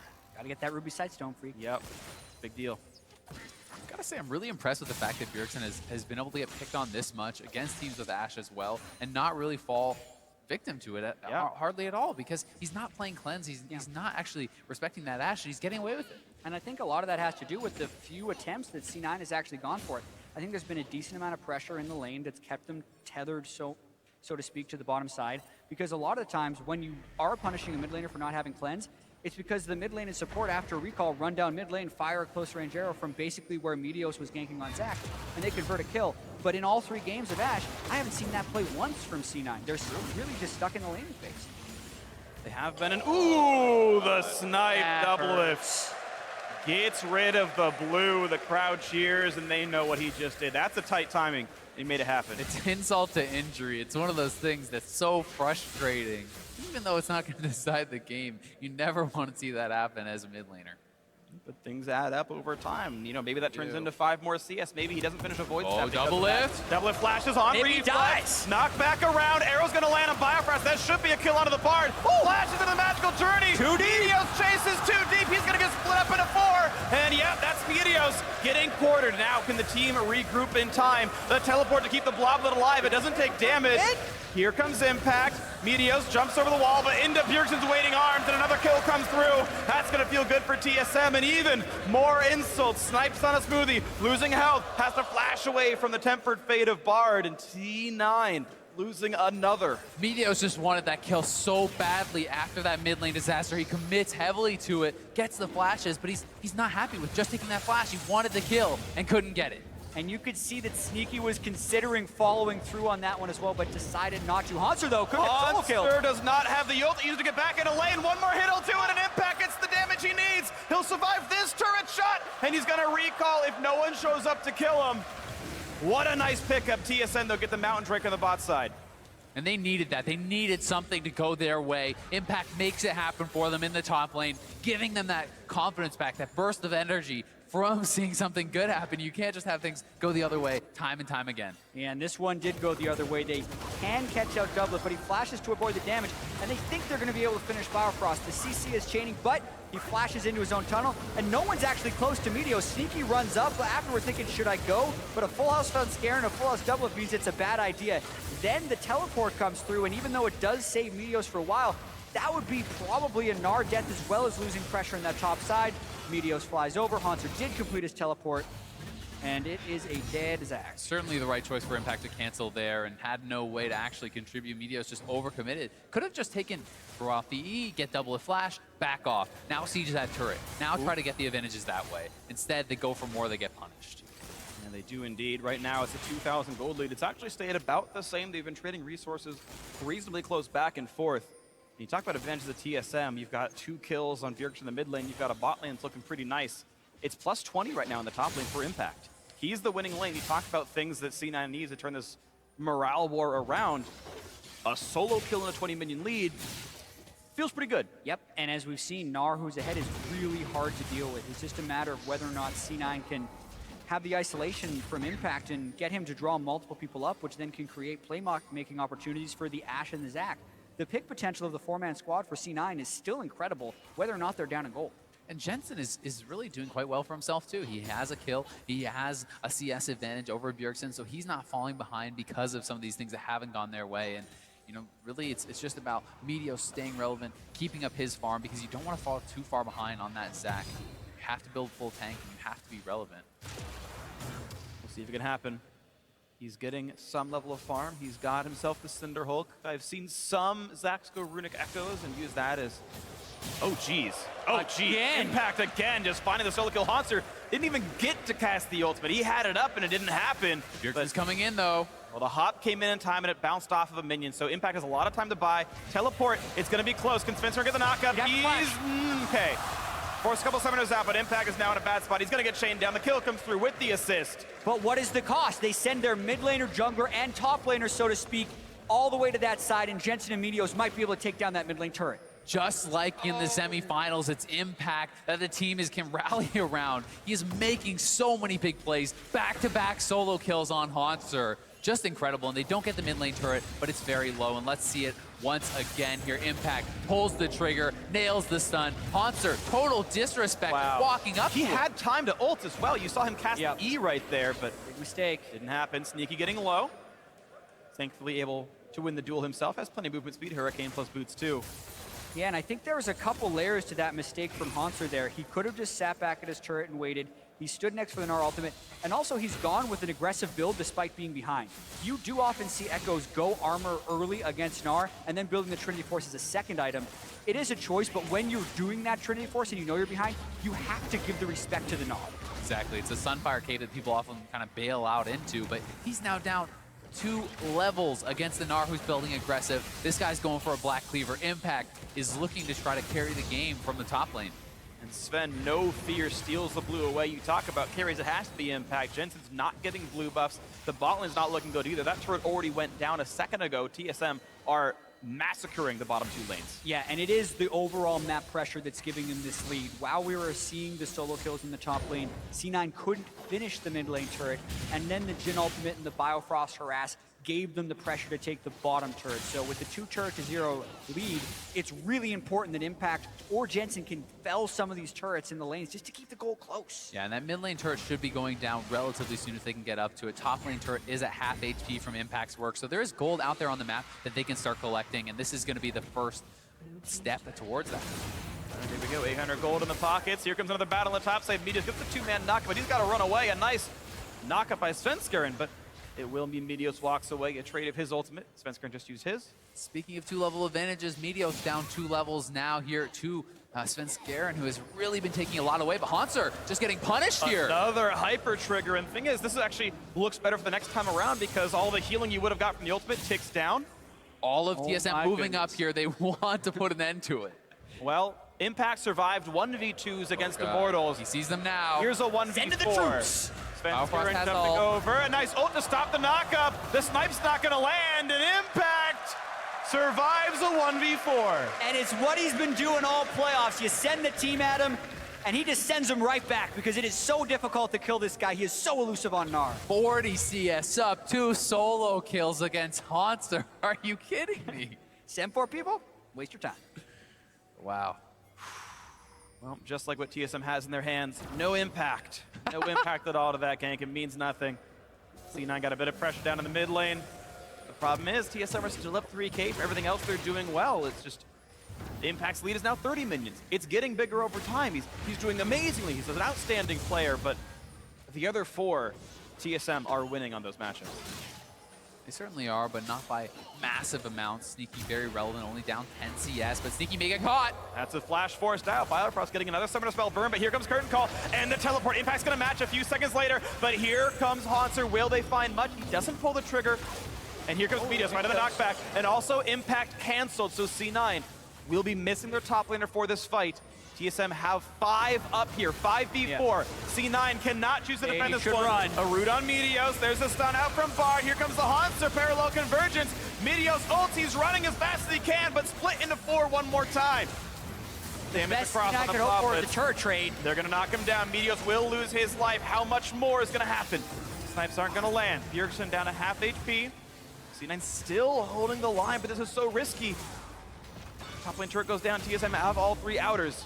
And Impact now finally working on bot lane outer. Yes, it will be the eventual turret trade, but that is still 1 kill picked up for TSM that had no answer. Slight edge to TSM, but at the same time, Impact is already at a big advantage. And if you put Hauntzer even further behind, Impact's picking up all this farm, all this solo experience. C9 is putting all their eggs in the Impact basket. They're saying that this guy is going to be able to smash Hauntzer and make up for what they're losing elsewhere. Yeah, but the more they lose elsewhere, the farther ahead the other 4 people on TSM are going to get, and it's going to make it harder and harder to stall out as that squad. C9 was also dealing with imperfect information there. They should have all been backed off because it was 5 people for TSM and because Impact was in the bottom lane, but they didn't necessarily know that. And in the turret trade, it's not just a turret trade, it's a second Mountain Drake as well as a kill. So TSM overall wins that. Certainly do. Black Cleaver now done for Impact though. 2 items done to just really the Trinity Force and some small components here for Hauntzer, and Impact should be absolutely dominating in this 1v1 if they do meet up. Yeah, I even wonder how much really resists Hauntzer even grabs himself. He had to go for swiftness boots to deal with the frozen mallet and hyper pain train. Still probably means Impact gets him in the 1v1, but he bought a movement speed item, not a durability item. He's now going for Ruby Crystal, which could be anything. Yeah, it might be random, so it'll help in the matchup, but it could as easily be a Spirit Visage, which doesn't help him survive Impact. Makes it even worse as he goes for another fight. I also do want to point out that Impact needs to stay in these 1v1s. He doesn't have any armor yet, so he'd be a little bit weak in an actual team fight. DoubleLift with the Duskblade could kill Impact relatively easily, so really important that C9 is able to kind of find their way into a split push advantage here. They need to be able to stay safe, to wave clear, to disengage, and a lot of that is going to be down to Smoothie. How well can he use his pillars? How safe can the Ashe and the Vel'Koz stay? Because if they can be safe, if they can wave clear it out with the Hurricane, with the W spam from that Vel'Koz, I definitely think they could try to pull off this 4-1 split. We still maintain that clean 2-level lead for Svenskeren as well as for Impact right now. DoubleLift. I mean, DoubleLift is getting very ahead as far as the XP too. That's true. I didn't think about that one. Yeah, so aggregate like 4-something level lead right here for in total TSM. Impact once again doing battle with Hauntzer. Takes a turret shot, takes a second. Impact's got to respect this a little bit. The stun could come out soon. Keep in mind the ulti is still down for a few more seconds. TSM is running down. DoubleLift has Jhin ulti. They don't have to necessarily respect the Baron, but it would be a long chase, so we do back off. And not going to happen. Double Mountain Drake for TSM. You know they can knock down objectives rapidly. Next one up will be Cloud, so it's more objective focus, the rotation and turret killing Drakes here in this game. Svenskeren wants to smite fight for the Raptor, and he's gonna get it, and that's part of why he's got that 2-level lead. He is constantly— 3 levels now. Jeez, constantly taking Meteos' farm away. He has been farming like a madman this game. Yes, Meteos did get a gank or 2 off early in the game, but as soon as Svenskeren got that counter gank, he's just been plowing through the jungle. Like, the level 15, we say it's a 3-level disadvantage, but it's not like Meteos is super under-leveled to the game. It's just Svenskeren is tied for the highest level because of how much experience he's been able to soak up. And what's really been interesting in this game is I feel like TSM's had a different member step up the most in each game here so far, right? You've had DoubleLift with an insane KDA, no deaths in the previous game, a similar situation for their mid laner Bjergsen. Now you've got Svenskeren, 100% kill participation, no deaths, out-farming his opposite member substantially. Just everyone is pitching in a really huge way in different elements of the game. You talked earlier about Bjergsen saying, yeah, I feel like all my teammates can handle the world stage, and you're seeing huge individual contributions from every member of TSM in this series. It'll be interesting to see if these top laners actually meet up in a team fight. There are heavy weaknesses as far as lack of resistances in armor for Impact, and there's a lack of MR for Hauntzer, right? So dealing with the Vel'Koz and dealing with those Jhin can be very problematic, and we'll see if that can be exploited, because if Jensen lands a proper combo on Hauntzer, he could go down and likely go a big fight here. Going for the battle, knock up on a Meteos. Zach has to flash away, and a 2-man tempered fate. It caught the back line. Here comes the dive. Svenskeren finding a little bit. Meteos separates the team, but he's running out of health. Here comes the disintegration ray. Nearly does knock down Svenskeren. Ash gets the damage across, but Hauntzer managed to get the trade kill on the jungler. Now he's in the back line. Pops through the exhaust. Kills off Sneaky, and Smoothie himself running low on HP. He's got to run from this one. No slow's going to land for Jensen. Couple more hits will do it. Here comes Impact on the side, but gets sniped out. And Bjergsen gets the 4th kill of the fight. Only Jensen survives it. A 4-1 in favor of TSM. That was actually a Jhin ult pull that snuck through and killed off Sneaky, I believe, and they missed that block. It could have been a very different fight. Instead, TSM moved for the Baron. Yeah, 27 minutes in, double Mountain Drake. It would be rather difficult for Jensen to stop this one with no ultimate. He's sticking around and hoping for some poke, but it just doesn't seem like it's going to happen. Unlikely, and here comes the chase down. DoubleLift. Oh, he doesn't have the damage. Snipe's not going to land. Deathfire touch wears out. Tight. Woo. Slim margins in a lot of these fights, but TSM is consistently coming out ahead, even with the early ganks that Meteos was trying that just turned back around. This time it's Meteos actually getting caught out at the start of the fight. Yeah, he does get caught out. He can't get that initiation at all, and it's C9 funneling, and a great ulti here, but it was actually Jensen, I believe, that knocks up Svenskeren, preventing that knock-up on a Sneaky, keeping him alive, and they get a lot of return damage, but they're not able to really finish off any key targets. Just Svenskeren going down, and you can see the Impact is so late to join the fight, just now completing his DP, and then there is the Jhin ulti. Smoothie missed the block on it. Had he been able to keep Sneaky alive, it could have been much different with Impact coming in on the backside. Absolutely. Impact as well, though. We mentioned how his low armor build is going to leave him vulnerable. How about a 1,170 damage crit to finish him off? Painful stuff here. Impact once again in a battle against Hauntzer. Still should be holding a bit of a lead, but this might not mean enough. Only 1 level now, and suddenly there's reinforcements. Impact's running out of health. He's Mega Armor. Doesn't even matter. Svenskeren's there to make it all happen, and the kill comes through for Hauntzer, getting revenge on his lane opponent. Tempered Fate hits Smoothie. That's going to be a blended Trundle. Double kill so far for Hauntzer. Smite not quite going to land, but turret down. Arrow's going to hit. Going, desperation! Yes, they catch up DoubleLift, but into the back line they go. A double already for Bjergsen. He's just going to run everybody down. No one's left alive. It's the split of the blobs. And that's going to be Meteos completing the ace for TSM. 15-6, right on Cloud9's doorstep. They could end the game. The bear buff is there. The rest timers are so long. And TSM are looking to push for victory in Game 3.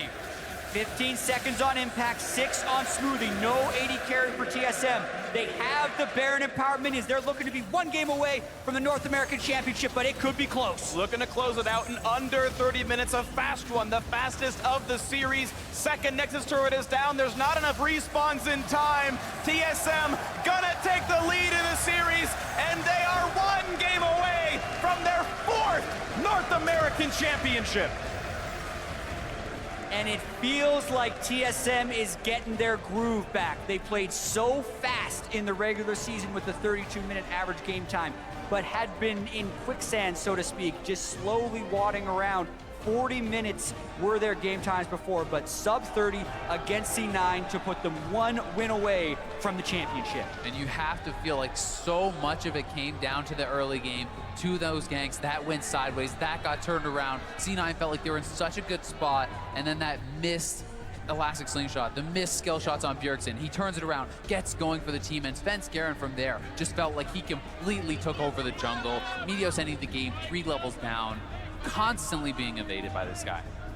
Yeah, being able to pick your fights is so critical in professional League of Legends. We kind of talked about why we're seeing the junglers we're seeing, and it's like all of those guys have a way in and a way out. Zach generally, he goes in, and if you miscalculate in any way, or if you're getting caught warding, you don't have that many options, and that's, I think, what really punished Meteos in that game. I loved the pick. It almost worked, but as soon as he made the mistake, they could never get control of the game back. And it was several times he's like, oh, we missed, but I'm going to chase anyway. I'm going to chase you. I'm going to chase you through the magical journey into 3 people. Oh, it didn't work that time either. And some of that was maybe nerves, maybe tilting from it not working, but they were deaths he did not have to give away by miscalculating the second half of the fight. Walking, not that hard, but Meteos didn't choose to do it. So TSM up 1 game, up 1 game, 2-1 so far in the series. 1 more will do it, but now it's time to send it over to the analyst desk. Thank you for the update, Phreak. It is coming down to TSM's game point now, and Cloud9, it almost feels like there's something that's been figured out here, and TSM may have that number. Well, the draft in particular has been so critical for TSM. They pinpoint the rec side. They saw how important it was yesterday. The Jhin making waves in the bot lane, and particularly in the transition to the mid game, getting so many picks, and the crits are just massive. Absolutely. Definitely true. We did see those towards the end of the game. We talk about the Jhin making waves. We got to talk about Meteos' pool party. Zach making waves a little bit here. Let's bring up the first replays. The first one, I call these forget about Zach, because that's exactly what it looked like TSM had happened. And honestly, this replay is a lot about impact. Earning up that first kill right there, bullying Hauntzer. But here we go. This is the mid lane play.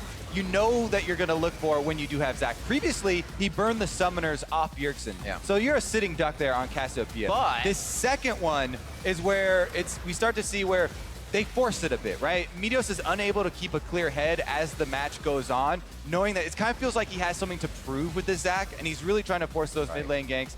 There was a ping from TSM on the question mark. You know, he's probably on Raptors. Previously to that play, he had just cleared out wards in the red quadrant of the jungle. Yeah, about 25, 30 seconds ago. So they assume that he's still there. That's why Bjergsen is playing on the top side. He's MVP. He's no dum-dum. He knows that Zach is looking to come here towards the mid lane when I have no summoners. And I think the thing that's impressive is whenever you see this kind of like old pick resurrected, something like a Rengar, like these long-range, engagey junglers, there always seems to be like a full game where the team's just like, how do we play against this again? And what I like about TSM is it didn't take them like an entire game where it's like, oh god. I don't know. I felt like they just forced so much. Well, I think the thing is that they didn't, like, they started reacting to him like he has really long range initiates, but if you ever get in like an even fight, he's actually not as potent as a lot of other picks. Right, you saw the adaptation happen very fast for TSM. Yeah, the second thing to me that says that they were really forcing those things was that kill on bottom, where Meteos then took the magical journey. That's where you're like, okay, they're definitely following this path a bit. Well, a really common philosophy behind League is that you don't force the play, you let it come to you, and that doesn't mean just you're completely passive. It's just that you don't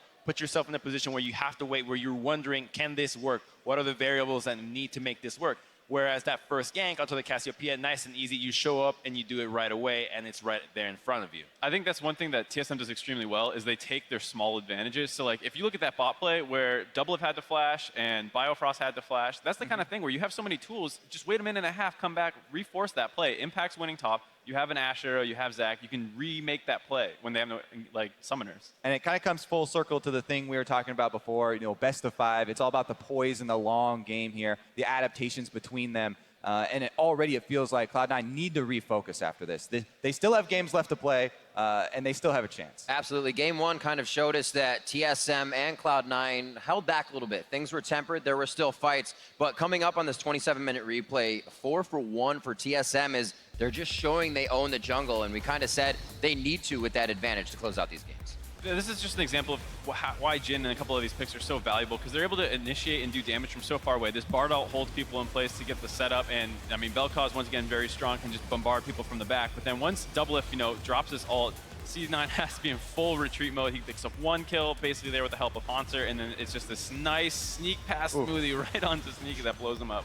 And there's just nothing that the carries can do. How do you deal with Hauntzer in your backline where even your tanks can't offer that much peel into the Velka, into the Gnar, into the fact that the Jhin is just free to do whatever he wants? And so crucial to that replay right there was the team play. That was all 5 members of TSM. Impact didn't join that till a good 5-6 seconds later when multiple Cloud9 members were already dead because he had to fully channel that teleport, and it was those extra few seconds always mean the big difference. I love the story that the damage to Delta champions tells, where there's nobody that's really standing out in how much DPS they've been dealing. So it just shows that TSM was more focused onto the macro game, understanding, okay, where do we rotate and look to make the minute plays that will get us ahead and snowball a lead, as opposed to just looking for that one big team fight around Baron that will just blow the game wide open. How to act on those advantages. Moving into game 4, Cloud9 has selected blue side. What changes can they make here? It almost seems like they need to be able to get something that has an early game stronger than Rex. TSM. You gotta get Rek'Sai. This champion has been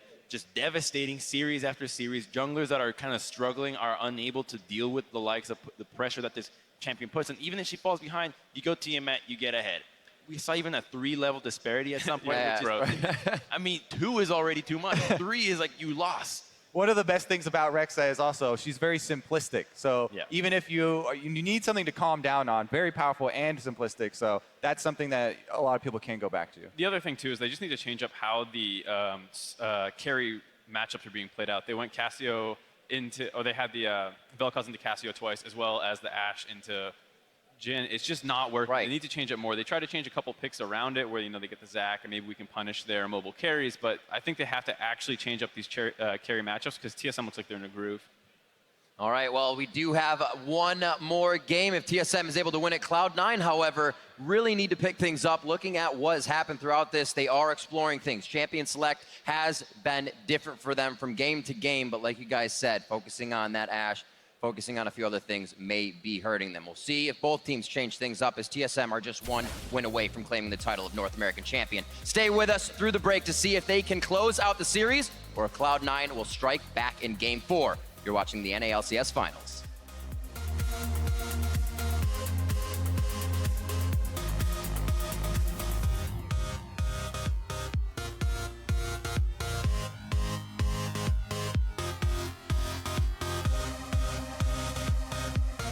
No, they change it up. Oh, baby, it's Meteos back. Jakku, are you ready? Yeah. Yes. At this exact timing, but Impact running out of health. There's a flash knockup, and he can't get over the wall. First Hyper, shield coming out. 3-second countdown, knockup is there, and they've got the damage. I can reach him. Go. They won't swap right now. Ulting him in. Hey, B die. Nice, good job. Good job. The heal, Meteos splits into 4. Jensen still chasing, but doesn't have the damage. Hauntzer though, could get double kill. Hauntzer does not have the ult used to get back in a lane. One more hit will do it, and Impact gets the damage he needs. Oh. I'm looking. I got Zac. Can we go? Yeah. Look at Ashe. I partial. I got him. Nice. Yes, they catch up DoubleLift, but into the back line they go. A double already for Bjergsen. He just gonna run everybody down. No one's left alive. It's the split of the blobs. TSM gonna take the lead in the series, and they are 1 game away from their 4th North American Championship.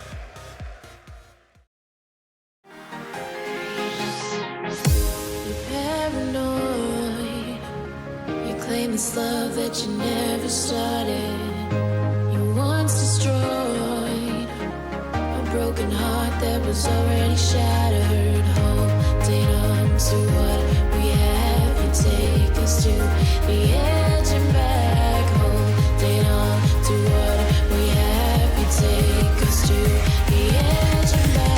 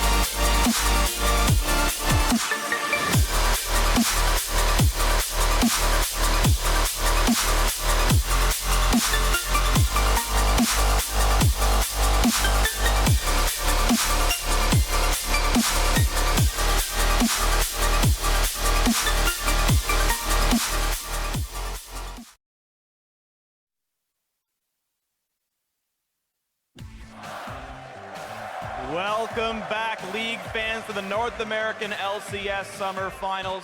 Game 3 TSM was a well-oiled machine. They crushed their matchup right there. Sub 30 minutes, the TSM we expected twice in a row now. Fast, hardcore, crushing it, and now they're heading back up to their stage to make it one last game. You know, one of the big things there for C9 in that game 3 was that it just felt like they were trying to force plays too hard. They get a flash, they get a cooldown, and they want more. They always want to go for more, especially Meteos, forcing around mid lane, forcing around bot lane. They get both flashes, and they're not happy with that. They're trying to go for the big play. And it's so tricky because they're super close to working, and you don't want to be overcome by the pressure to not try, so they're going for it, but they're almost giving into the pressure and trying too hard. And that's why the momentum is so far in TSM's favor, just because so many of those close plays that seem like they could have gone either way have in a row gone to TSM.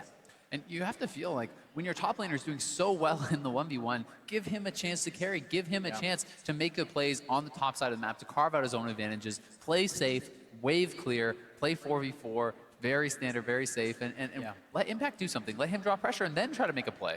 And unfortunately, that didn't quite happen. You saw glimmers of it. There was the three-man gank top side where C9 nearly killed the mid lane turret. It just took 7 seconds of solo time afterwards to knock it down. And there were elements, but it just wasn't quite enough. So here we go into what could be the final game of the series. C9, we know they can bounce back, but they've lost 2 in a row already. You have to wonder what the adaptations, if any, are going to be here for C9. Do they have the confidence to go back to something like Zach? Yeah, and there's so much they can do here, right? They don't need to necessarily ban Vladimir if they wanted the first picket. I would love to see them take Jin away from DoubleLift. Also, people are talking about separating the Cassiopeia and the Rek'Sai because that's given a lot of mid-lane control to Bjergsen and Svenskeren this whole game. There are a lot of things C9 could do. I'm just not sure what they're going to do. Well, the pressure's on, of course. TSM have been willing to take Jin very early on in the draft. They've picked it roughly as their second champion every time so far this series. Maybe it comes in one more time. Never are these teams allowed to play Gangplank. Never is TSM allowed to play Karma or Sivir. Those bans haven't really gone anywhere. And I'm very surprised that Bjergsen has been able to play Cassiopeia blind into Jensen multiple times and not been meaningfully punished. Jensen should be able to crush a lot of people given the counter pick or even get advantages, but it's been Bjergsen actually carrying a lot of these team fights. And they just give up trying to counter pick it. They ban it. And there it is, the Cassiopeia ban that may lead to the first pick of Vladimir. I know you've been mentioning several times, Jatt, this season, and have not shown a propensity to playing the champion. So with TSM banning it, it makes you feel like TSM knows they do, or at least thinks they do. But they're taking a long time in this last ban. What's it going to be? Do you remove that option one more time? What are the first pick options? And it's Tahm Kench, so it could be the trade. Hey, if you take Gnar, we take Vladimir, or you take Vladimir, we take Gnar, and those are both champions that have been very key throughout the playoffs. So now it's time to find out how much priority does C9 really put on that Vladimir. Vladimir, Jin, Rek'Sai, I feel like those 3 champs are grabbed. Well, and Gnar's actually the 4th, which is a little bit helpful to C9, that now you've got 4 really important champions that you get some back on the blue side, but where they go is honestly up to entirely the team's priorities, because any one of those 4 could be a first pick. It's also very scary. You know, Rek'Sai, we're talking about the importance of Rek'Sai. Get Meteos on Rek'Sai on the analyst desk, but if you first pick Rek'Sai, you give away Gnar and Vladimir for the solo lanes, that's a scary world to live in. So it's a tough choice to make, and they're going to make it. Rek'Sai gets first pick. We'll see what their response will be.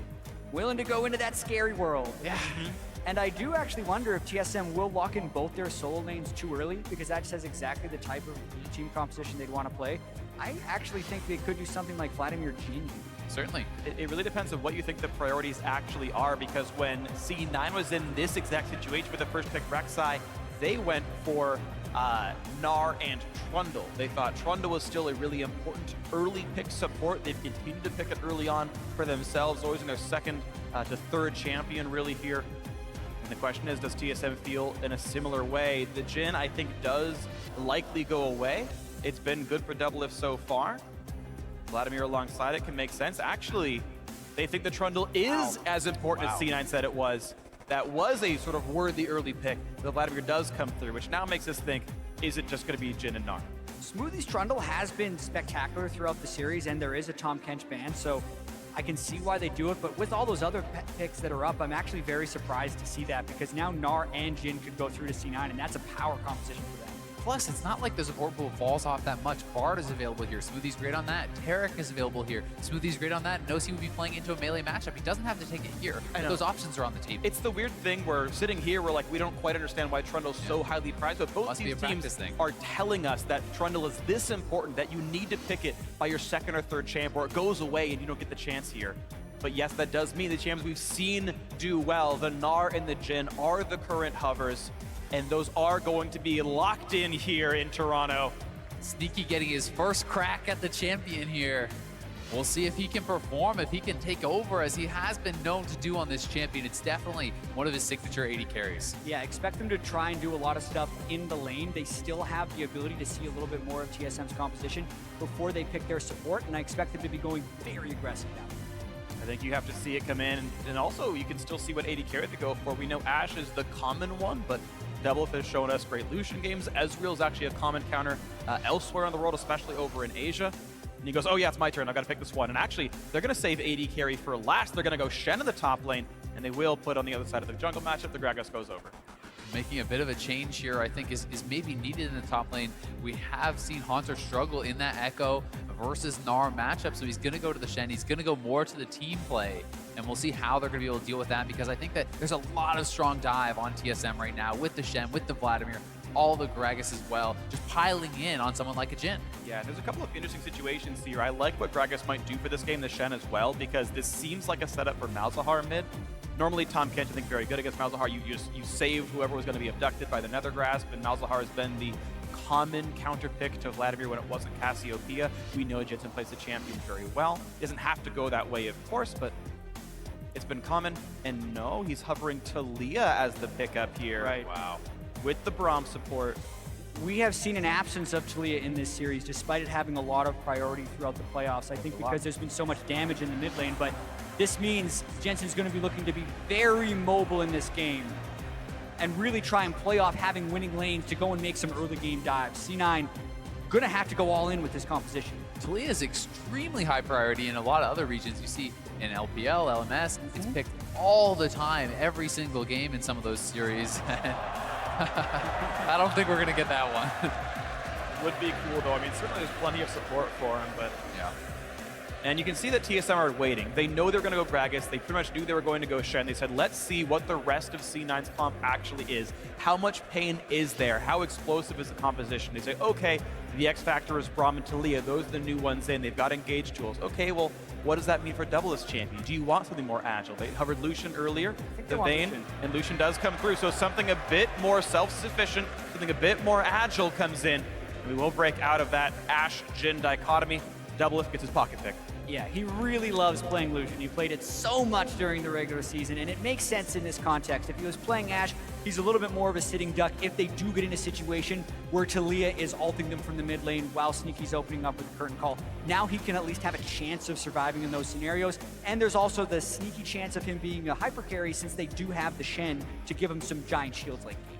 And you know how aggressive DoubleLift likes to be. If you get going on the Lucian, you really do have the ability to bully these guys out, to smash a champion like Jhin in those 1v1 side lane duels. And it's something that Sneaky's going to have to be very careful about. But Jhin and Braum is also a very powerful 2v2 kill lane.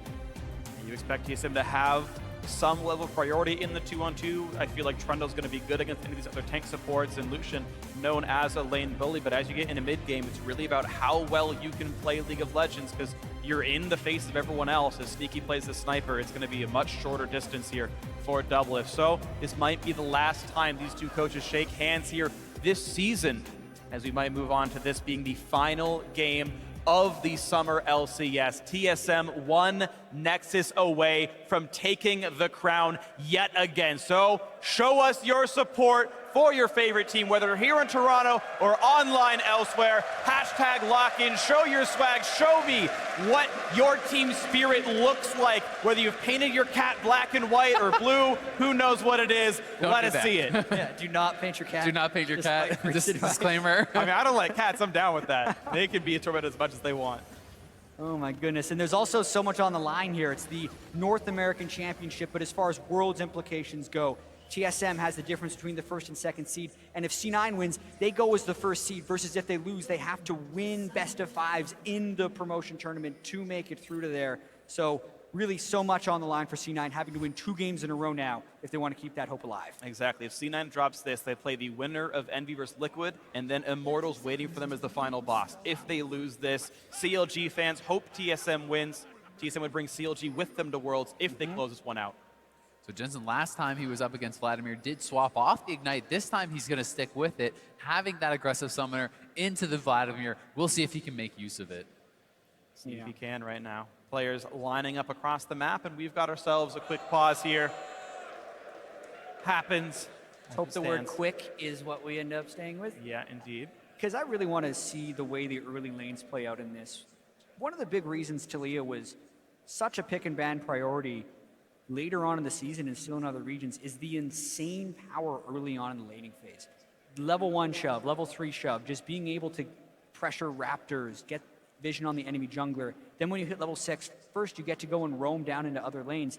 And that's the type of stuff that Jensen would have to do. He will really need to kind of take over this game, I feel like, for C9 to have a chance. It's also so much about segmenting those team fights. Who in the later stages of the game can you cut off and isolate and create these advantageous, 3v1s, these 5v3s, etc. in these team fights? It's a lot about how well you're going to be able to use that ultimate.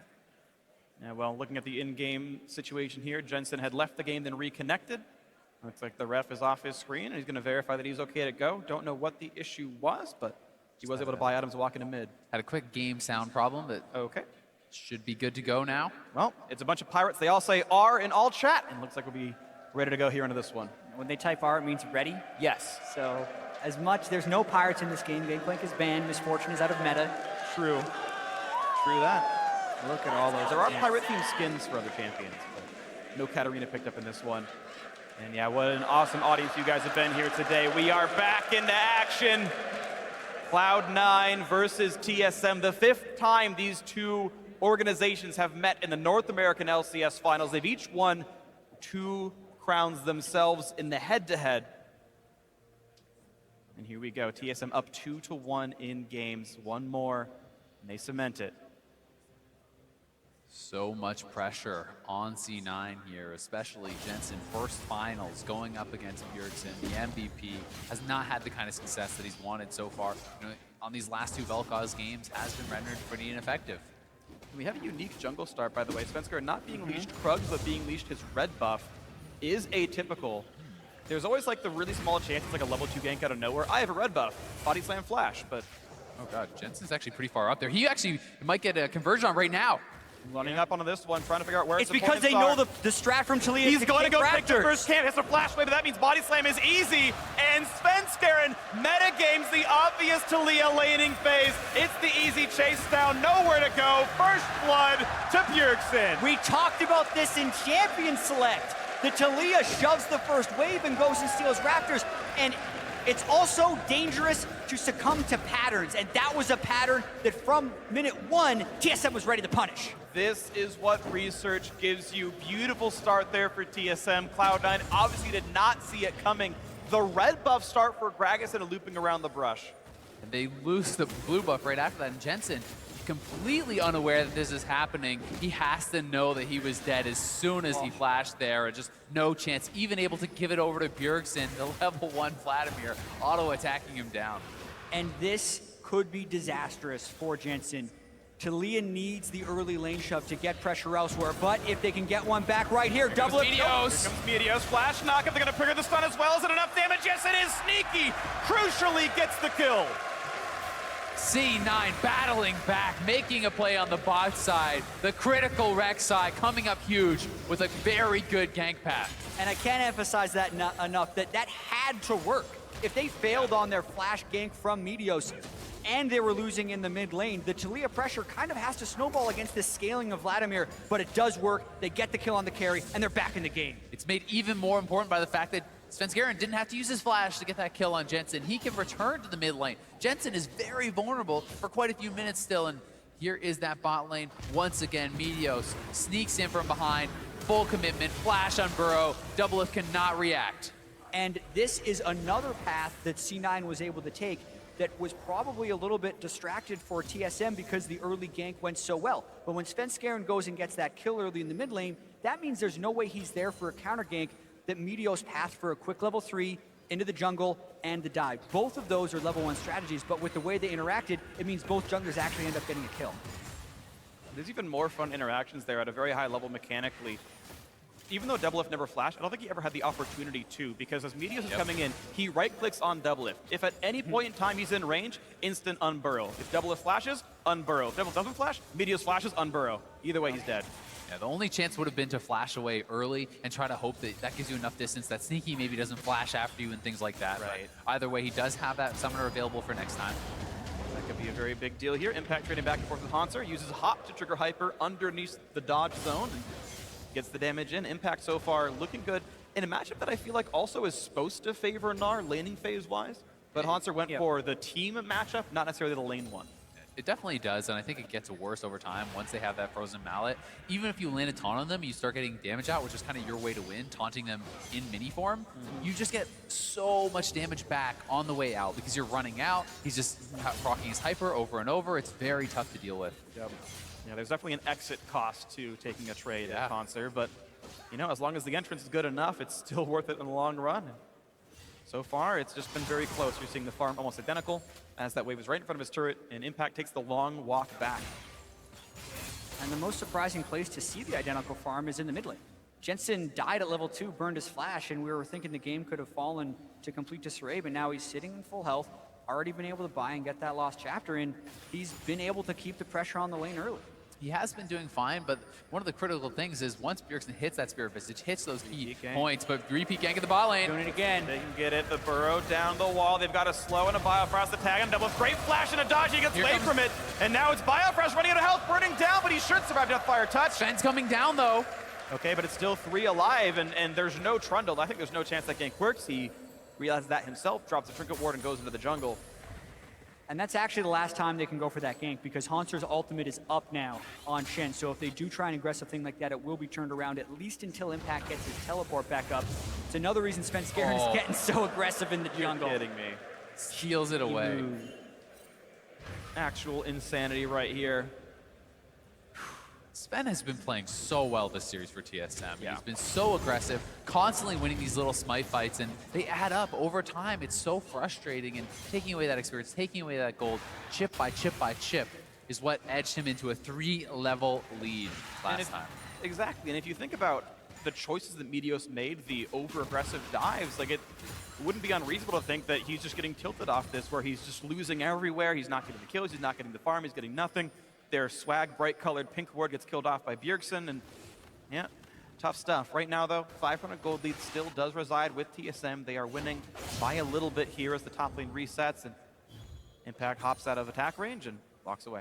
And I think this top lane matchup is going to be super critical because a lot of times when you're on Taliyah, you'd want to actually gank that Shen, especially if Meteos can make it up that way.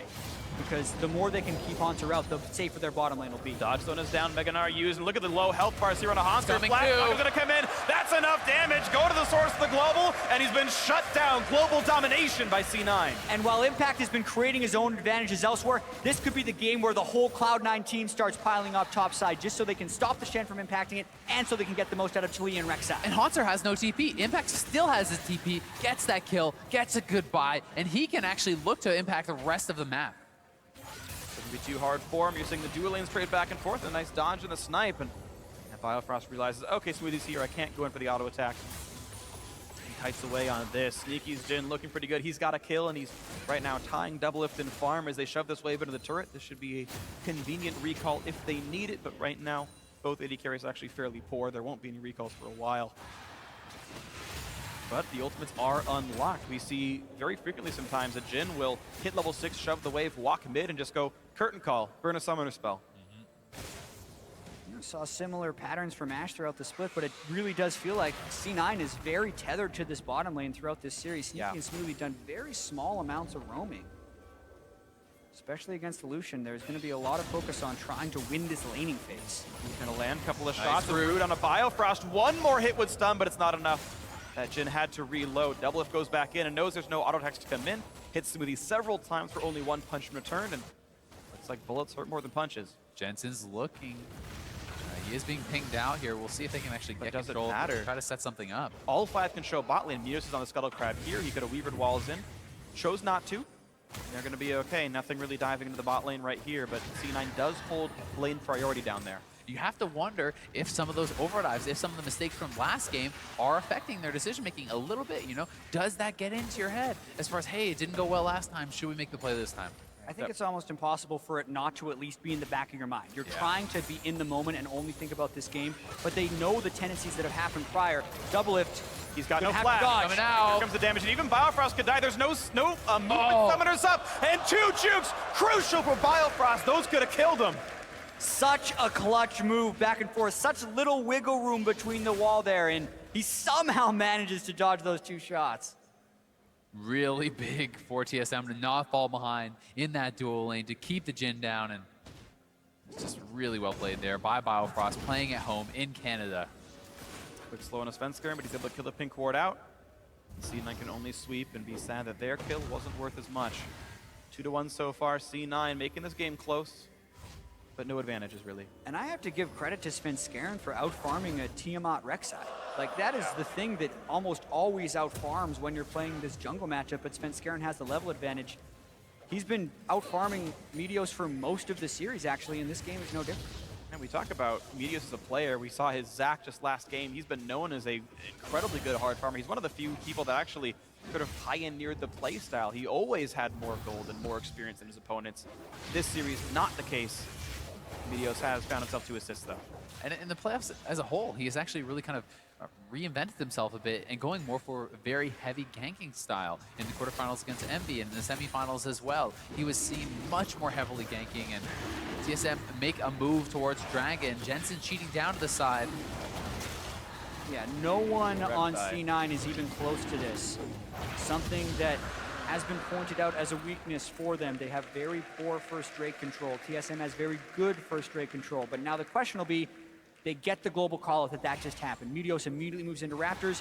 C9 has been playing a little bit around the top side. If there was a time to set up a play and try and kill Hauntzer, it would be after that Drake. Attempt to the all-in right there. Ghost use flash on the other side. Jensen won't find enough here. Just has to recall away. He was able to clear the wave first. We won't lose too much, but Bjergsen's starting to push Jensen out of lane.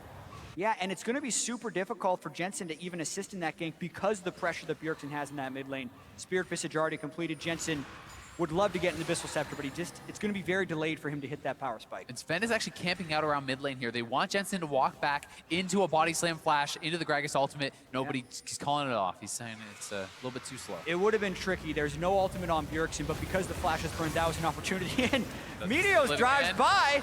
He should have known. Okay, he gets the smite that time around. Sven's going to jump over the wall. There was actually one Tremor Sense that should have let him know Sven was around. He's going to be able to slink away. No counter jungling gained. Impact actually took several turret shots. A great taunt by Hauntzer. But look at the turret's HP. He's chipping this out quite well. It's down to around half health or less, and Impact is using his advantage to work on that turret. He's trying to get that first turret down for the team. It's at a 3rd health already. Yeah, first turret's going to be huge in this game, and by far that turret is the most chipped down of all of them. The next gank that works would still give a first turret before this one, but if it's a steady state game, I expect that top turret to go down. See if the steady state can happen, and C9 with Jensen has there's flash. the body slam and a flash and the knockback. Doesn't quite get him far enough, but it's still going to be enough damage. A nice pickup once again. Bjergsen 2-0. And they still would have had the assistance of Hauntzer Stand United if that didn't go well. So Jensen up a little bit too far, and it gets instantly punished by TSM. And that's the benefit of forcing that flash out earlier from Bjergsen. He's carving out his advantages, and he's having his team help him out to collect on that. A bit more damage on the bot side, and once again, Deadly Flourish will be anything but actually, just a miss over the shoulder.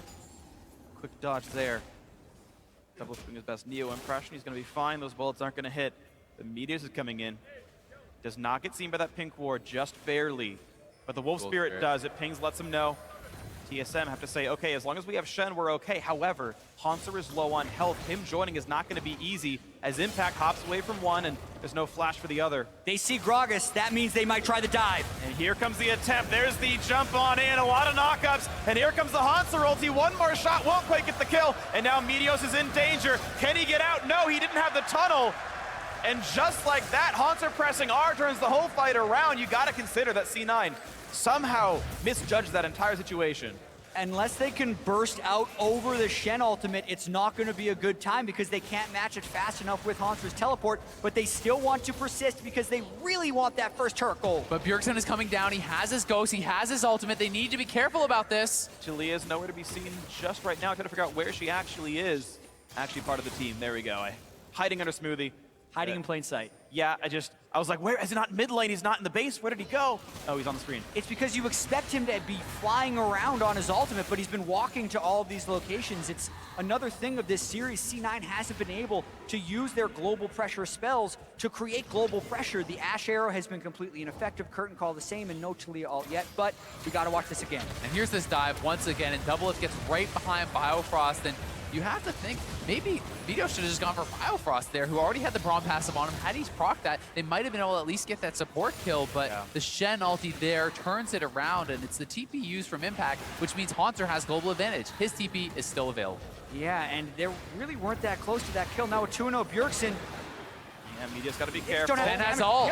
Wow, a big knockback by Svenskeren into the engage. Chemo Plague is on, good damage on the Meteos, running out of health pretty rapidly. One more hit will do it. Does he have the reinforcements? Juking as long as he can, but that will be a kill picked up. Bjergsen gets it, 3-0 now for him. A taunt lands for Hauntzer, but it will be Smoothie able to get away. Slinking out with his life, but now 4-2 kills advantage for TSM.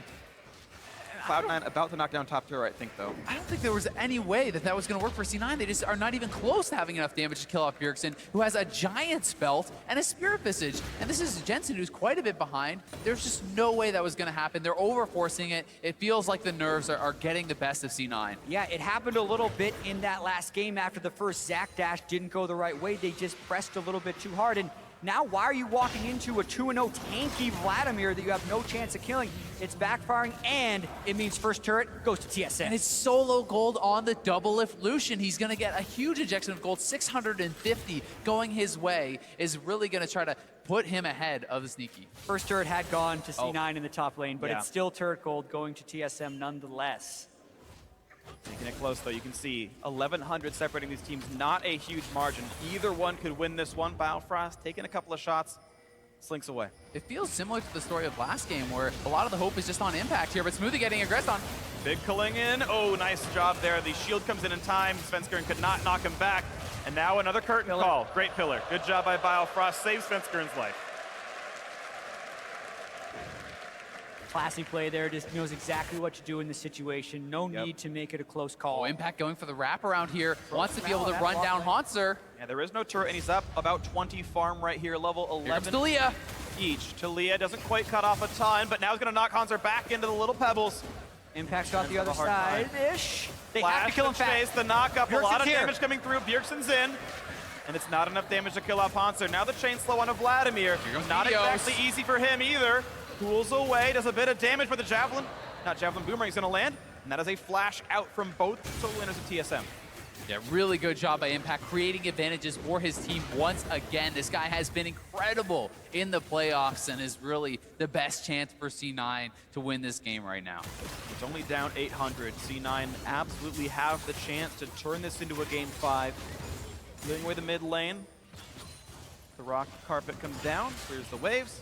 He's going to have priority. And now it's really important that C9 can go for this Infernal Drake while Bjergsen doesn't have his ultimate on the Vladimir. It's going to be a little bit tricky because they don't necessarily have the vision control, but as they're already having to deal with the super flood Vladimir, being down 1 Infernal Drake, you can almost not imagine going down 2 and still thinking there's a high percentage chance of a win. Now C9 do have priority on top lane. They shove the wave pretty far in. Hauntzer's answering now, and Impact will recall to join this fight as fast as he can. A lot of attack damage on him. Double Thorn's Blade.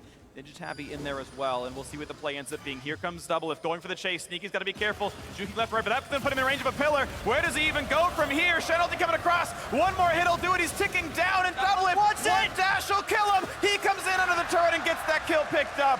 Bad news bears for C9's bot lane. They're down 1. Meteos also caught out. It's going from bad to worse. They're going to lose 2. TSM up now 6-2 in kills. And C9 still trying to fight, but it's a 3v5. They can't really get much. And ooh, clutch, the shield came in time. That knockback could have been worse. We talked about the dueling prowess of Lucian in these 1v1s, and DoubleLift flexing those muscles, pops the Ghost Blade, goes right in for that 1v1 kill. And it could very well set up the Drake for TSM. It's 10 seconds until Meteos could tunnel back. It's not necessarily over yet because they did burn a lot. There's no Jhin that would be able to join this, but we know C9's been pressing for stuff in the past. They at least get a flash out of DoubleLift. But now it's only the chance at a miracle steal. It's very unlikely. And there it goes. A good smite by Svenskeren. Double Infernal Drake for TSM. With the 2,000 gold lead, they are set up for success here to make it 3 games in a row. And here it is again, DoubleLift, full confidence, going straight in and Sneaky. And Sneaky, he needed to run straight down. He did not see Biofrost there, gets caught by the pillar. I think had he just run in a straight line, he could have flashed away and lived. Exactly, I feel like he was trying to move towards the rest of his team, but that also means he's running towards the rest of DoubleLift's team because that's where everyone was, and the Trundle had a larger impact than Sneaky's teammates. The biggest story of this game, though, 4-0 on Bjergsen. This guy is going to be an absolute monster. They are going to have so much trouble ever killing off Vladimir in the team fights. And Jensen is 0-2. He's down in CS, and the 4 kills on Bjergsen, it's going to be tough. And the draft makes this worse as well, right? Because when they were able to beat Vladimir in the first game, it was with Cassiopeia and Ashe, who had very high sustained damage. But Talia is more of a global pressure champion that doesn't have crazy sustained damage. Like, he's not going to be able to cut through Bjergsen, especially without even the Abyssal Scepter being completed while being behind as well as not having the right champion matchup. The kills could not be more well distributed having 4 on Bjergsen because he looks like he will be unstoppable in this match. Yeah, I don't see who's going to actually kill him off in this fight. He's not going to get low enough for a sneaky 4th shot to actually pick him off. It's a difficult road for C9. They have to somehow break this game apart, and it's going to be very, very difficult. Yes, Impact still winning his matchup. That's nice for him, but the levels are tied. The farm's not completely miserable. TSM is still shown they're willing to pull the trigger pretty frequently. Staying United available. No teleport for Impact means the chance at a power play is here. So Impact is actually in battle with Hauntzer to prevent that Staying United from even happening. Lands more stuns, lands more CC. He's got a very low health turret waiting as his prize. So C9 could tie up some of this. Drops the aggro. A few attacks will do it. And here comes Jensen to kind of cement that even happens right there. Puts the wall down, looks for damage on Hauntzer, and actually, Shen's gonna have to respect this kind of damage output. Here comes Impact, and actually they get the kill in the backline. The turret's still standing, but it's gonna be dropped shortly, as now mid lane under a bit of fire. Not gonna land off a couple of minions. That turret did actually fall, I take that back, but there we go, there's the answer kill. TSM up 1,500. That was a really nice play by C9. Being able to play around Impact, we wanted to see that maybe a little bit more before 21 minutes, but at least getting the kill out of the Talia ultimate with Impact's lane pressure. And now it's actually turning into a bit of a race. How much can C9 defend? Because there's actually no one to defend Impact's Gnar on that other turret. Yeah, and Impact is building a lot of damage. Normally on Gnar, he goes right in a tank after Mallet, but this time actually getting a lot of AD, getting good damage down. TSM rotates to the mid, and they're going to knock this turret down, but really, it's the same timing that Impact has, as bot lane tier 2 is going to fall, worth 800 gold to the 750 of the outer, and this game is still only 1,300 apart. And this is actually very similar to the gold distribution we saw in the prior game, where Impact is getting a lot of solo turret gold, and TSM is distributing it more around the rest of the team. It's all going to come down to whether or not Impact gets sucked into team fights before he can build tank stats, because he has the split push items, but he needs tank stats in order to team fight. And one thing going for Jensen, although he cannot compete with Bjergsen straight up at all, he can roam away from Bjergsen. He can avoid Bjergsen and try to use that ultimate, the Weaver's Wall, to join up with Impact and really punish Hauntzer in this already advantageous matchup. Right, it's a race of how many of these side advantages C9 can get before TSM continues to snowball Drakes and Barons together, because those things are on respawn timers but can't run away, and C9 are kind of showing they are unwilling or unable to win that 5-on-5. Vladimir, one of the kings of team fighting. A 4-0 Vladimir, absolutely the emperor.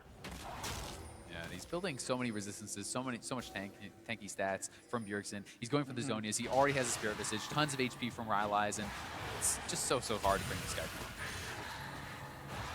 The difference in style is going to be the really big thing to watch for, is who can make their style of game work better. 2 minutes in the Cloud Drake, not a bad one from TSM. Make the rotations happen. Maybe it lets Hauntzer run away from some of these Impact and Jensen roams as time goes on.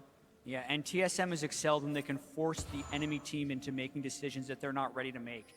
With 2 Infernal Drakes and the super strong Vladimir, the way they can pull Cloud9 towards them is to start controlling vision around Baron and ultimately make them check things unsafely. Most of TSM's advantages this game have also come around picking C9 off before the fight. And that's where C9 has to be so careful because they don't necessarily have the tools to prevent this bait from working. They certainly have to be careful. They have picked up double blue trinket to help circumvent that a little bit, but there's a fight breaking out. Meteos! When he begins, Meteos, Guardian Angel in the front line, taking out of health, and he's going to pop the GA. Svenskeren a bit low, but not low enough. Staying alive, flashes out with his life, and Meteos still at the chase. And one more pillar, one more shot. DoubleLift takes him down. Now into the back line, Hauntzer dodging what he can, but Impact is certainly scary. Flash for the chase, a snipe from Sneaky, and now Bjergsen getting chain CC. The pool is on cooldown. A few more hits will do it. The house comes down, and a shutdown is in. DoubleLift is super low. Very, very low. One more clock tower goes in. The Summoner Heal keeps him alive. Biofrost runs away, but C9 lost 3. TSM only lost 2.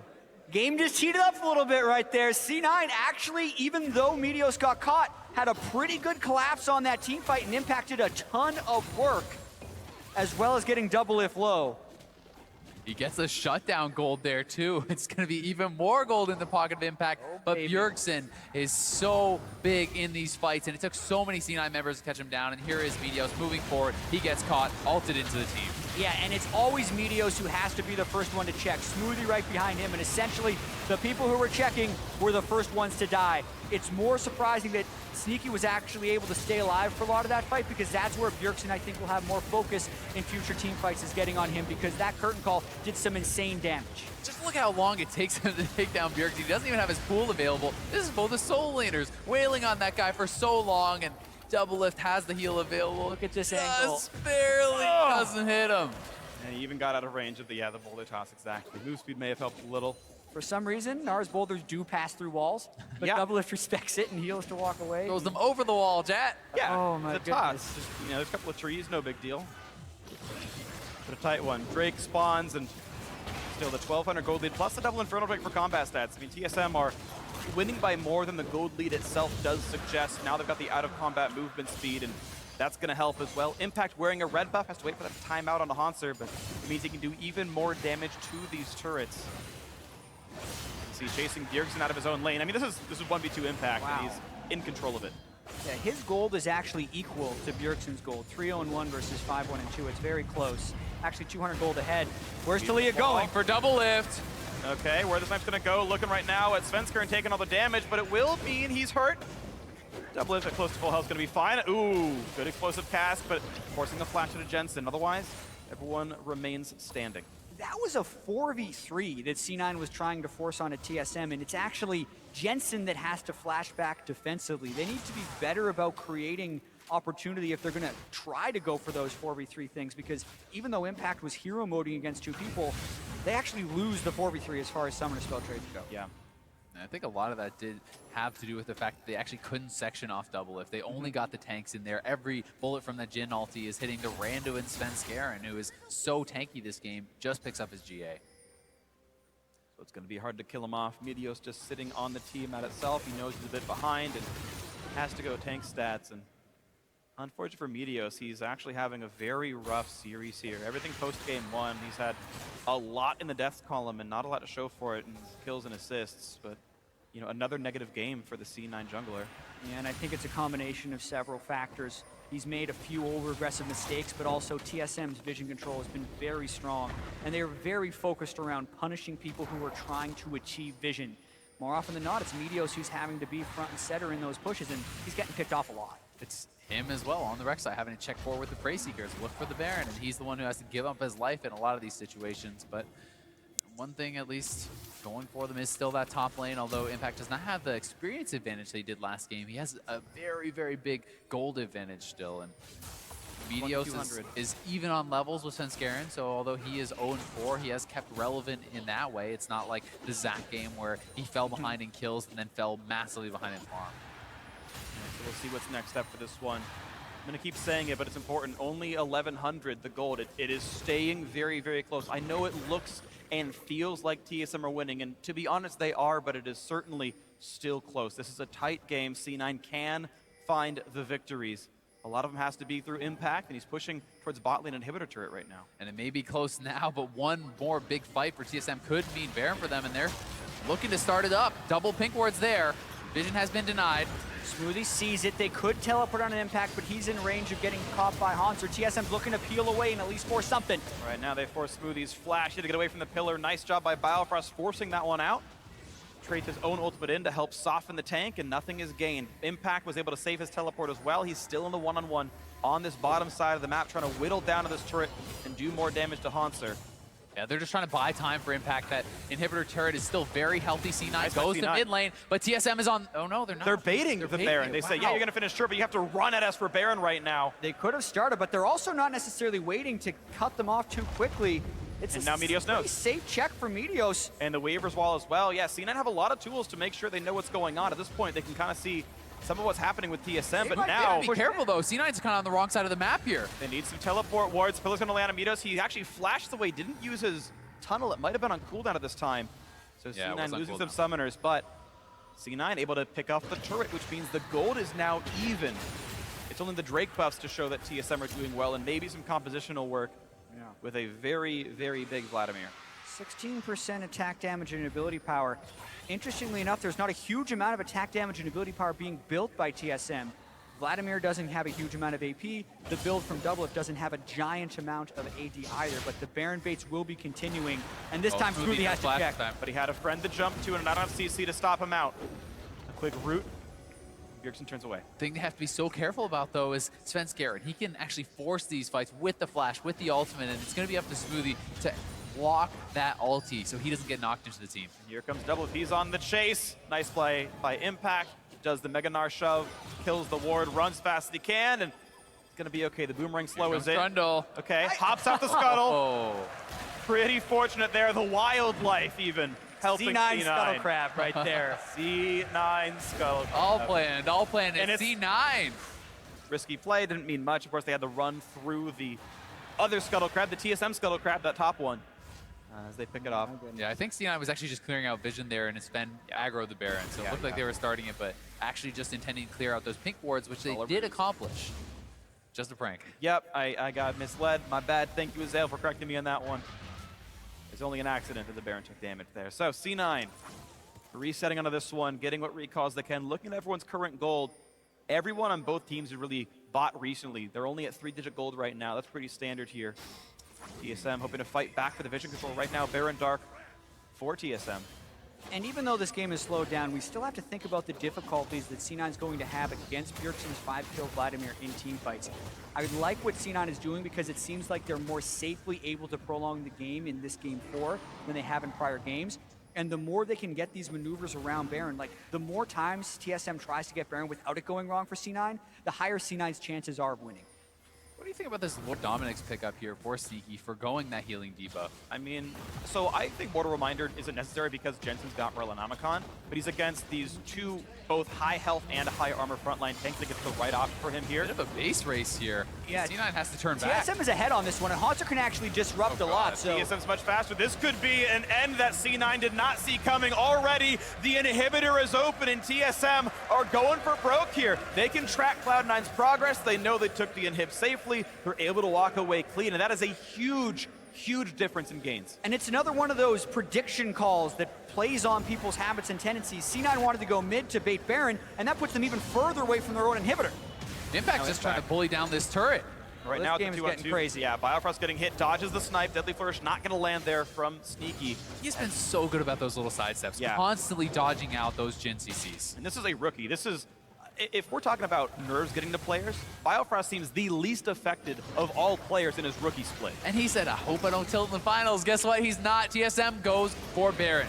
And with pretty perfect play from Biofrost, it's there. Bjergsen on the side. Tanking Baron Nashers. Waiting puts up for the collapse. They hit Biofrost. They got him. That's one kill so far. Bjergsen's still waiting for someone to jump in a little bit too far, but now they see where he's there. The curtain call comes in, and the bot lane, a turret fell down somewhere. I think for mid turret. Mid went down. Mid tier 2 went down to minion waves. Yeah, bot's still alive for now. And now you wonder if C9 is going to try and section these guys off. They're a supportless team. They do have the numbers advantage. And Weaver's wall's still up. They can completely cut them off. Here comes the play. Meteos' Guardian Angel finds the front line. The knockback comes in. DoubleLift gets the ulti in. Here comes the battle. Smoothie has to kite back. Shield is on. Sven's gonna lose his Guardian Angel as well. And here comes the revive from Meteos. He's gonna go down. Bjergsen down to half. Here comes the battle back as Sven's gonna lose his life. Both junglers now dead. 4v3, but Smoothie's injured. They've got to be careful. Double to clean it up. Here comes the damage shot, but Smoothie's gonna go down. Hauntzer staying alive. There's the Megadar. It's up to Impact. And Double gets down to Bjergsen. And he's gonna use the Zonias. Now what's left for him? Jensen gets some. It's an ace for Cloud9. Impact is a god in this series and this game. He is trying to solo carry C9 to game 5. Who else but Impact with the incredible Gnar ultimate, turning around a sure loss in that fight. Impact wanted to make it back to Worlds and proving a 4-0-4. Loss is not found here. And watch that fight again. What's crazy about this is he had to teleport into the Baron pit because there were not close wards. This fight was so crazy. Multiple Guardian Angels, but just watch the patience in this fight. Bjergsen going away at low health, healing up so much. DoubleLift on the outside. They're actually trying to go for Baron on the other side. They're going to get it. We can stay on this replay, I think, because we need to see. Sven is moving actually down. Yeah, Sven might be going it. There's too much happening right now. Beautiful Gnar out. Let's get back to live. Gonna watch the live one in the corner. Here comes the Kraken's attempt to steal, and it's gonna go over. Ooh.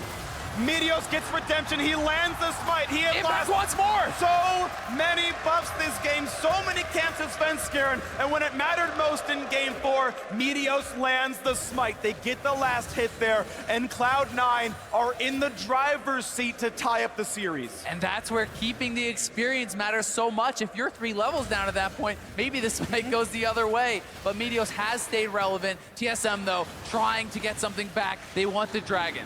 Looking for this Ocean Drake, but Meteos has smite. Oh, he's a bit late on the play.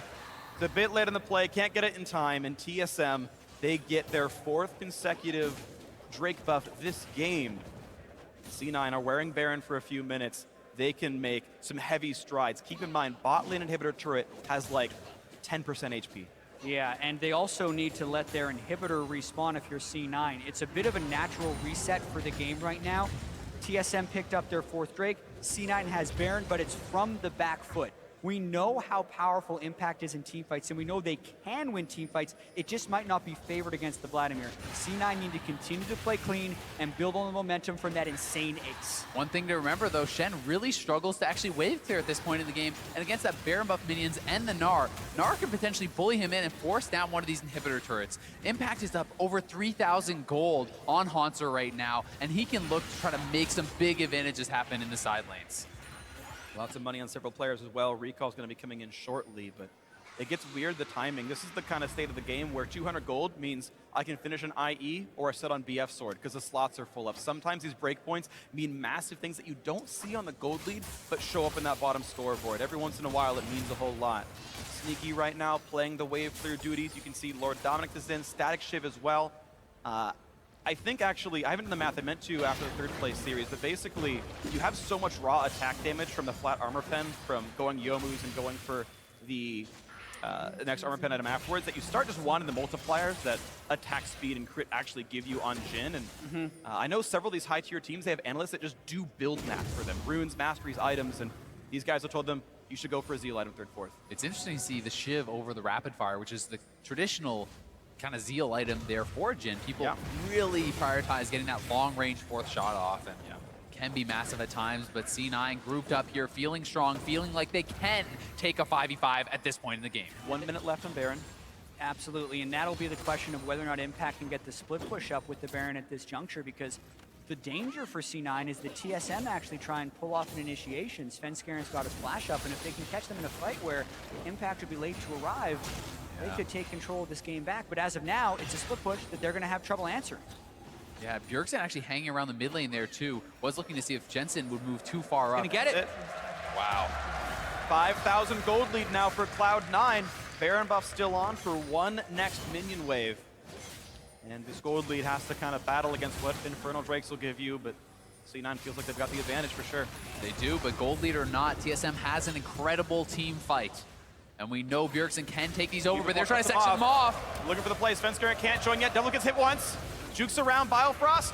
Gonna tank the last one, but still losing a fair bit of HP. That will be another turret picked up. Baron buff is now timed out, though. So here comes Sven. Might want to come in. Here comes the play. Bjerg in the back line. A great ulti by Smoothie to separate them. And Impact gets the view. He's got a stun, but he doesn't quite catch DoubleLift. That man's okay on the Lucian. Carpet comes out.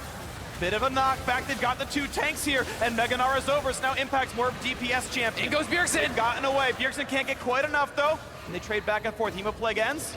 C9 still alive, but they've got to limp out of this one. Root's going to land on Biofrost. Once more, the engage and an impact. Hauntzer behind them! Low. Looking for the play. Up taunt coming across. Puts the dodge zone in as well. Smoothie running out of HP. He's nearly dead. And Bjergsen gets one. The stun's not going to land. He popped the Zonius. C9 running out of health. They've got to run away from this one. Impact is nearly dead. Gets the boulder toss, and they get out only losing one. They don't have enough damage to deal with Bjergsen. They have to back off. Such an intense fight there in the top lane. A matter of inches on either side. The game could have been decided. Ooh, that was a heavyweight bout right there. They were just swinging for so long. Tanks all over the place in this game, and defensive builds give you fights like these. Yeah, and Bjergsen coming in here with the Shen ultimate, wants to get aggressive, pocketing that goes. Such a good disengage ulti there from Smoothie.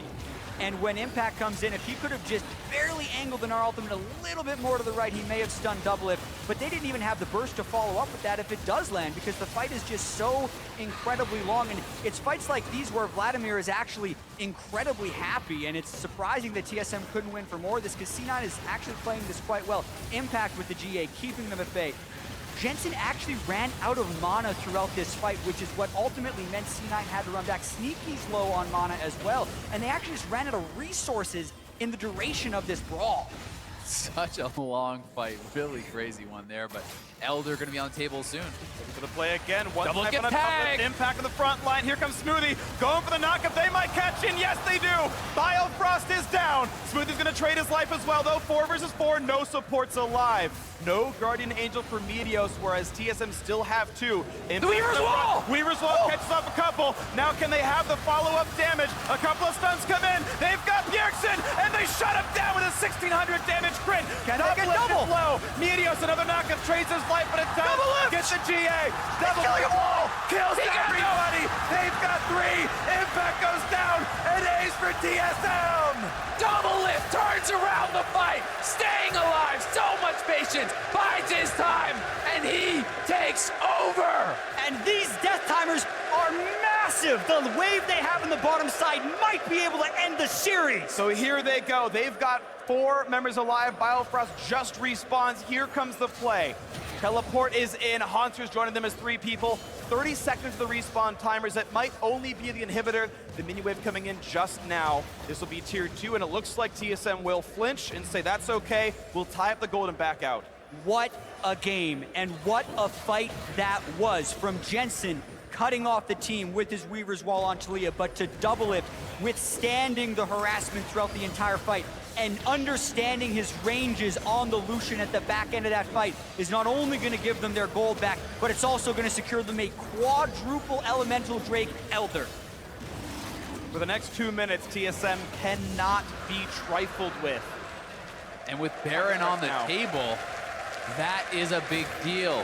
If Baron was off the map, you could say, okay, no problem, sit back, wave clear. That's not really an option for C9 if they want to contest this Baron. And if I'm trying to shot call for C9 right now, I don't think you can actually even go close to Baron. This Elemental Drake cannot be messed with. They're going to get the wards off and hope for a pick, but if they ever see a lot of TSM people together, I think they have to run away. I agree, especially when you can take into consideration Vladimir, who can just dive backline, continuously apply this AoE true damage burn that's going to do so much to your team. The question is, does C9 properly respect that? They have not been looking at this bot lane. Keep in mind, Impact's teleport is up in 8 seconds. He can try to split the team up and wait out the 2 minutes. This timer, it's already 45 seconds past. There's only 1:15 left for TSM to use this buff as they land little bits of poke, get that true damage burn across. C9 hoping they can waste enough time, but now TSM got priority in mid. They roam back over towards this Baron pit, looking at the play one more time. It's Envision of wards, but who cares? They want to force it. C9 gonna have a hell of a time fighting him. Curtain call pops, and they're gonna go for this play. Weaver's Wall puts him off the fighting. And there's a knockback. They've got Impact, but he's Meganar, and he can't do it in time. The first kill comes in for TSM, and this could be the championship team fight. Here they go. A double already for Bjergsen. Into the back line. They're killing everybody. C9 only have 2 members remaining. Make that one. It's only Jensen. There's no chance left. And TSM find another fight at Baron. C9 did not want to give up that Baron, and TSM was so strong with the Elder Drake, they're going to take that fight all the way to the championship. They didn't give up the Baron, but they're going to give up the championship as the Nexus is surely going to fall. And here we go, the ceremonial taking of the Nexus turrets. Nothing to stand in their way as TSM cement themselves as the most dominant organization in North American League of Legends and win their 4th North American Championship.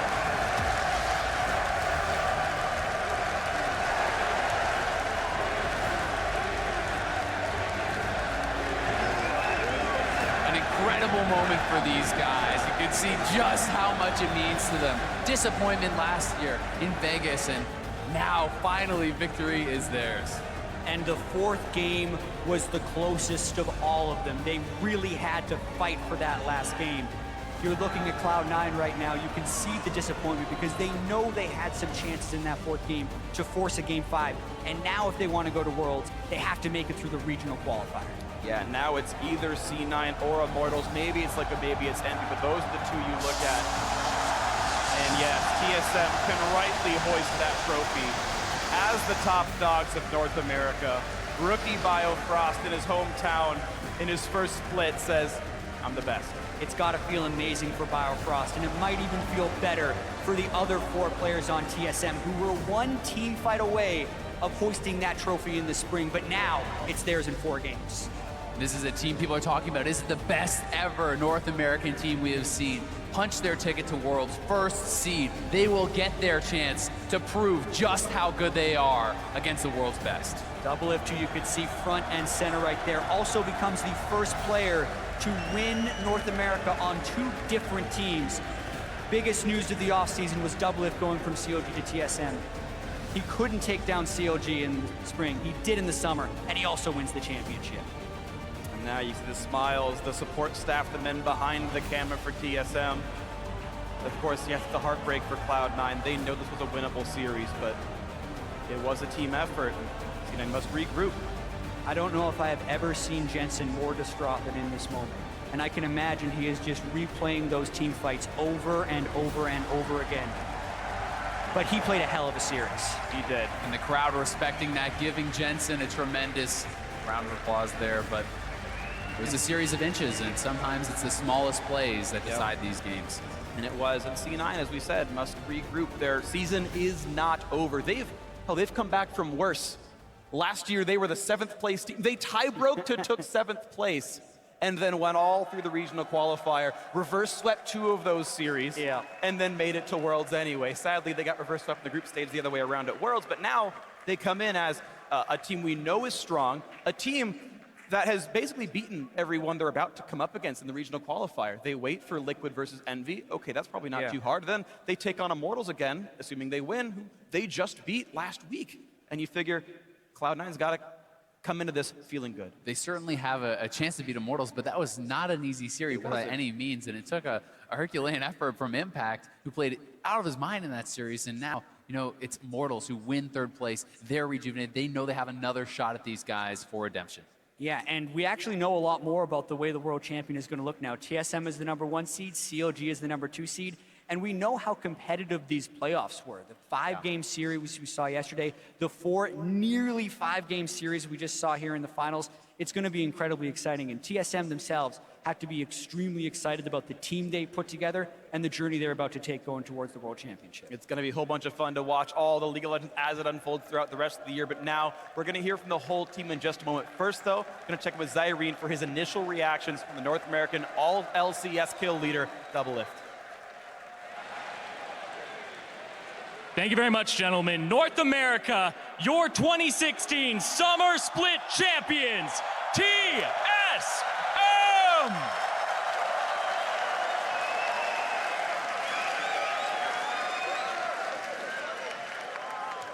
Now, DoubleLift, it's been a year since you've been able to put your hands on that trophy. How does it feel to finally be able to hoist it up once again? Oh man, when I still stand by this one. The first time I won in Season 5 Madison Square Garden was like probably the best day of my life. And then losing narrowly in the finals last split, I think this was just like redemption for us, and for me.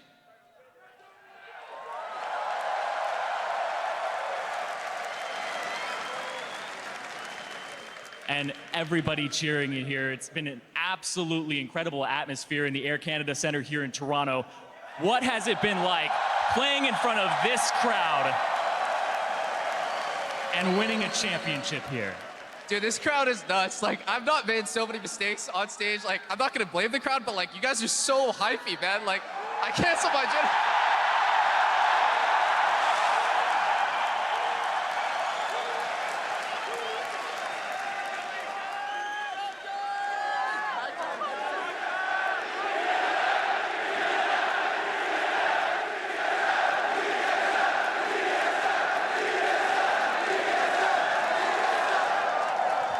And my final question for you, DoubleLift.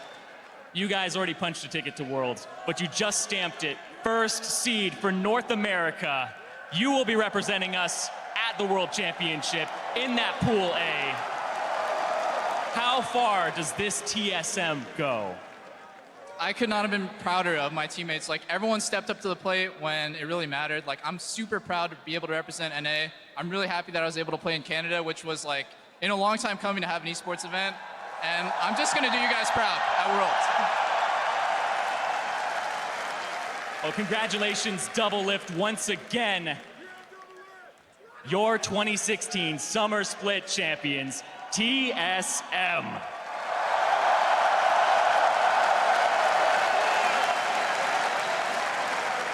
And we're gonna have an interview with the rest of the team in just a few minutes, but to close out the series, we're gonna throw it back to the casters. Thank you very much, Irene. Excellent, excellent interview on the day for you. But now we talk about TSM and how well they played. And, you know, I think every single person pitched in very heavily at certain moments. You had some consistent performers. You had some outstanding performers. There's a player that, honestly, I think deserves player of the game here for consistently playing amazingly, and that is their jungler, Svenskeren. Yeah, player of the series for Svenskeren. It's a very hard decision that we made here, but we feel like he gave so many advantages to TSM throughout this entire series that it's well-deserved. The playoff buff for Svenskeren, so to speak, and he made it work. He played fearlessly the entire time, always getting the edge over Meteos in these games, getting aggressive, taking away his camps, getting vision for the team, and making plays when it mattered. Yeah, honestly, just like crushing it. It made Meteos look completely outclassed. His score lines by comparison, meteorically better here. You know, Sven played just incredible League of Legends. He got his lanes ahead. He found those ganks that tilt the matchups a lot of the time. And, you know, in a match where you were seeing TSM get solo killed or getting killed without any jungle intervention, Svenskeren comes in the next few games and goes, not gonna happen on my watch, pops people up, makes them all happen. And I think just did so much work. You think about the way some of these games turned around, like game 2, very early on, Svenskeren gets a kill for Bjergsen on Jensen in the mid lane. Yeah, and then the game 4 mind game when they start at red buff so they can punish Jensen when he's going for Raptors was such a tone setter in what turned out to be an incredibly close game, but was the clincher for the championship. Yeah, you imagine if Vlad didn't start out 2-0, 4-0, this game looks very, very different, but TSM had all the Drakes and the Elder afterwards because of all the early pressure. Thanks, Svenskeren, for making that one happen. So a beautiful series for TSM, and now for another perspective on that series, let's head back into Pastry Time, who's standing by with Cloud9 support. Hey guys, I'm here with Smoothie of Cloud9. First of all, thank you so much for joining me after obviously a tough loss there for you guys. An incredibly competitive series, despite the scoreline. What happened? I don't know. We basically just underestimated some champions. We didn't play against a lot of like Cassiopeia, for example, and I don't know, Bjergsen just played really well. And TSM in general played really well this series. Well, I have to say, you guys have had an incredible season as well, and you, of course, being a new player into the LCS, you've had an amazing season to start things off with Cloud9. What have you thought of your play throughout the season? Because from what we can see, it's been incredible.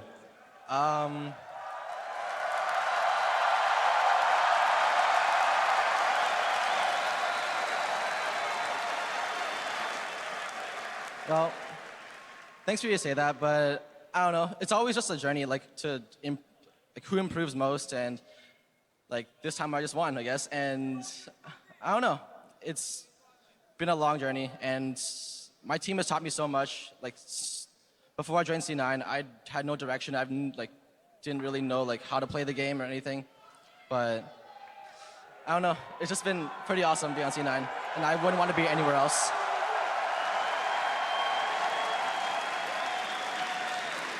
Like you said, that journey will be a little longer now for Cloud9. You'll have to play in that gauntlet. Worlds obviously will be a dream. I'm sure for you and the rest of your team would love to get back there. For those who have been there before, do you think you can do it? Can you pull through the gauntlet and be the last North American team to represent at Worlds?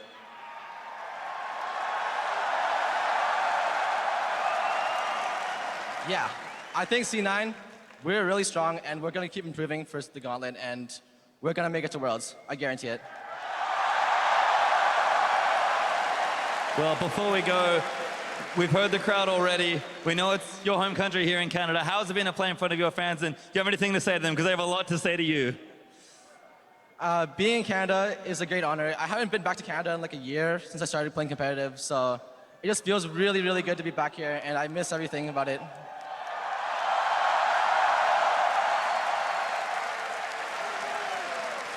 Well, Smoothie, thank you so much again for joining me. It's been great to hear from you. But we are going to look to close out the day. Let's go back to Riv and the rest of TSM.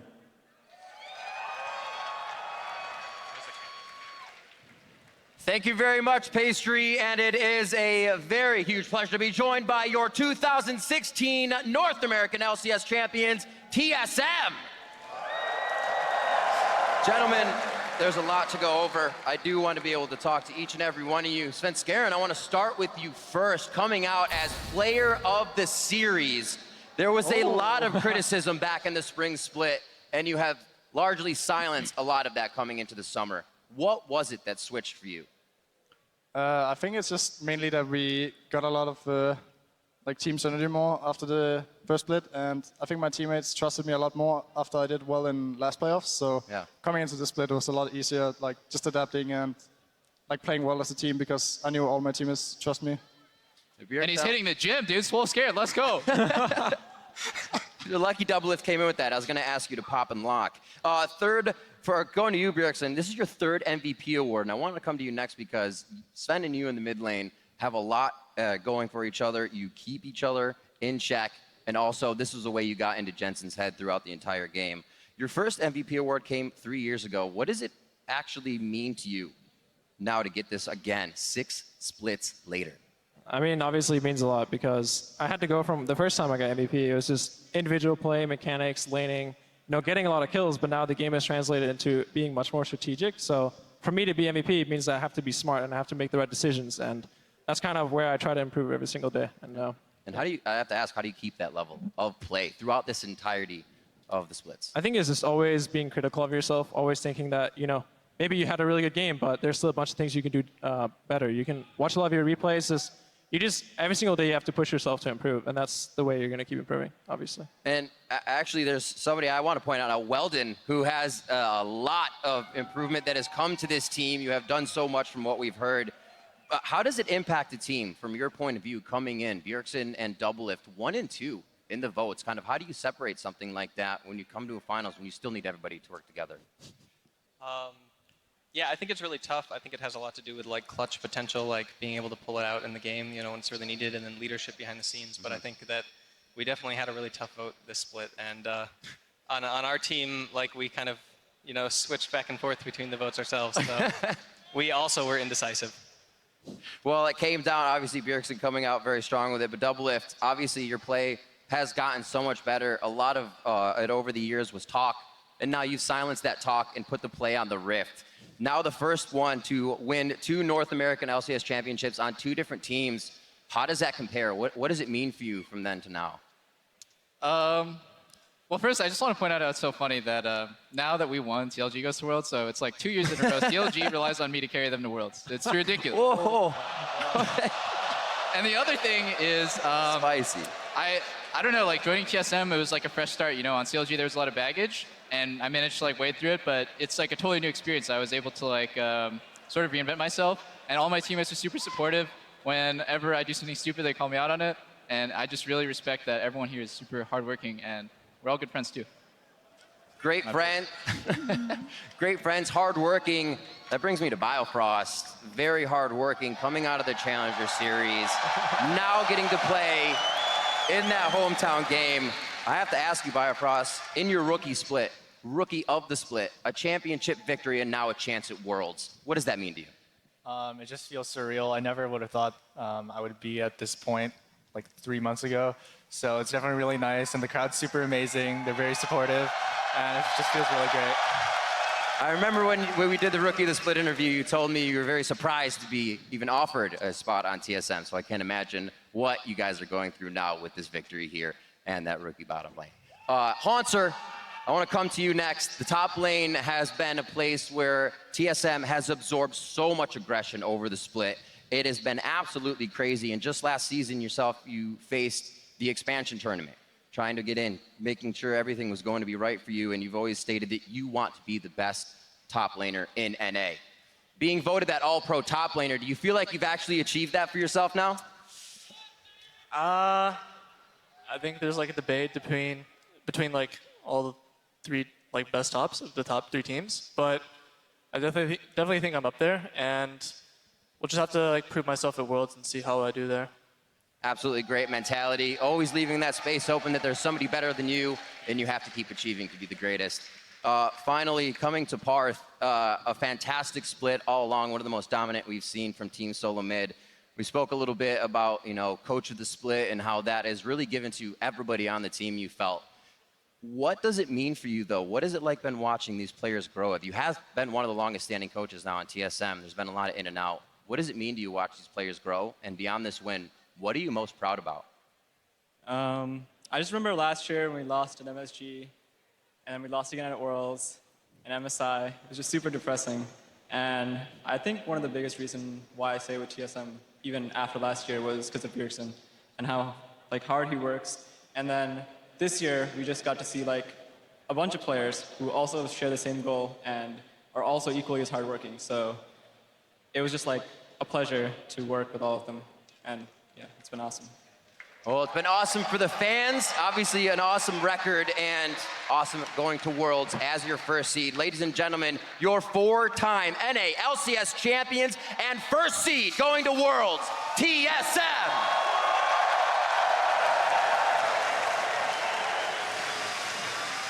Now for more on closing thoughts, we're going to head it over to Phreak, Jatt, and Azael.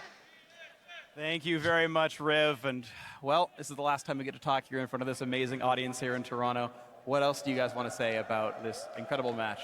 It's been really great. And I think about Team Solomid's journey from losing the finals in Madison Square Garden and seeing the crowd chant CLG, the name of their biggest rivals, to coming here to Toronto for a super hype crowd to then chant TSM has got to feel great for them. And just the journey that Bjergsen and Parth and those guys have gone on is really impressive. I think just looking at the split as a whole, you can't say that any team deserved it more than TSM, and they proved that here today. One of the most amazing regular seasons in the summer split, and then coming through in playoffs, and they have high hopes going to Worlds. I agree. They've only lost one match all through the regular season, or the regular split, I should say, and only one game throughout the playoffs. A 6-1 run, certainly dominant is one of the best words to use to describe TSM. You heard DoubleLift say, I'm going to do you guys proud. I'm playing for North America. We've worked so hard. I love all of my teammates. We're all good friends. We've all got this goal. And now the next stop for TSM is representing North America, a region that's gotten smashed so often at Worlds. We're the butt of so many jokes, but now picking up where CLG left off at MSI, coincidentally bringing them along to World and saying, let's go, let's make this one count. Every year there's refreshed hope. Hope springs eternal for North America. TSM does actually look very good. And as long as they can maintain a fast style of play like they got back to towards games 3 and 4 of this series, I think they have a chance to make some noise. And I think that with their performance here today, that gives them that confidence to continue playing aggressively. And you saw even throughout that series, the progression as that confidence was built to play more and more aggressive, to play more and more decisive. So as long as they can keep that happening, I know it got slowed down because they were nervous, and the question is, do these players get nervous going into Worlds? I know in the semis it was like, ooh, CLG upset us twice in a row in the finals. We don't want that to happen here. And then game 1, it happened again against C9, but they shook that off, and if that form remains, then that's a really big deal here. Yeah, and I think that's also why games in places like this are so important for their growth, because the pressure is never higher than when there's 15,000 plus screaming fans, like as you're walking on stage and hyping them up. And you could tell they were a little jittery at the start of the game. But by those final team fights in Game 4, they were playing at the top of their game. Absolutely agree. So that's going to do it here for us. Thank you so much, Toronto. We're going to send it down to the analysts, though, to close out the weekend. Great cast on the day and the weekend to everybody, gentlemen. And now to finally discuss what has gone down on the weekend, I do have to... Thank you. Congratulations, 3-1. You voted correctly. The only one on the confetti. TSM would take it. Little did you know, Rev, I was a TSM fan all along, black and white. Look at this. There we go. I dressed black and white. All right, well, these guys live in a delusion. We're going to talk about why you actually thought TSM was going to be able to come out victorious in this series. The biggest thing to me was just, I think, how they match up. We identified that, like, individual skill-wise, they seem very similar, but I think TSM over the course of the season has always found ways to just make plays happen. They're not always the biggest, the flashiest, and I think we saw a great example of it where in this game, Bjergsen's able to get the flash off Jensen, and a minute and a half later they come back and they're able to kill him. It's those kinds of plays that they've been making over and over again to the point where I thought that over the course of a series they would make more of those kinds of plays to win the whole thing. Also, it's their ability to deal with failures, right? These games were not perfect. Both teams were making mistakes, and yet it's the team that's able to come back after making a mistake and then follow that up with the correct play over and over, without going down that path and spiraling out of control. And it takes kind of switching things up at the last moment. We're going to bring up our first replay here to get into that because this was absolutely crazy. So many questions to go around this is, why don't we see things like this more? But let's focus on this We see Sven starting red buff, and we've seen Talias do this time and time again, and just such a great play. As soon as we see them, you make the read, not even from how Jensen's playing the lane, but just from the pick itself. Talias have been doing this all the time. Exactly. Just from that play alone, Bjergsen's already winning lane. Lane's over, you've lost.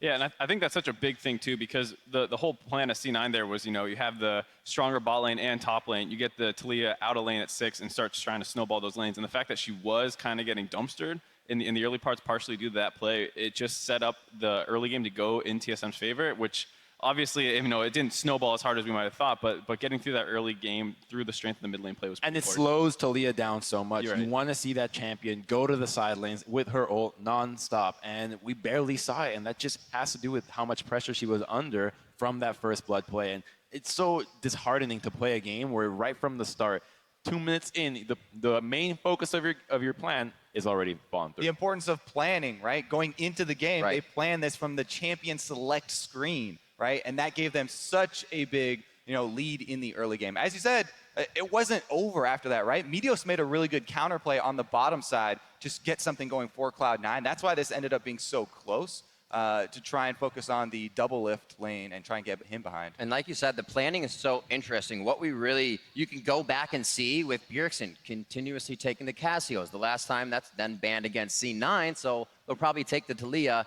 Oh, great, we can use that Talia strat. There could be so much that went into this, and it could have just been that pick ban. But you see how TSM has these things played out already.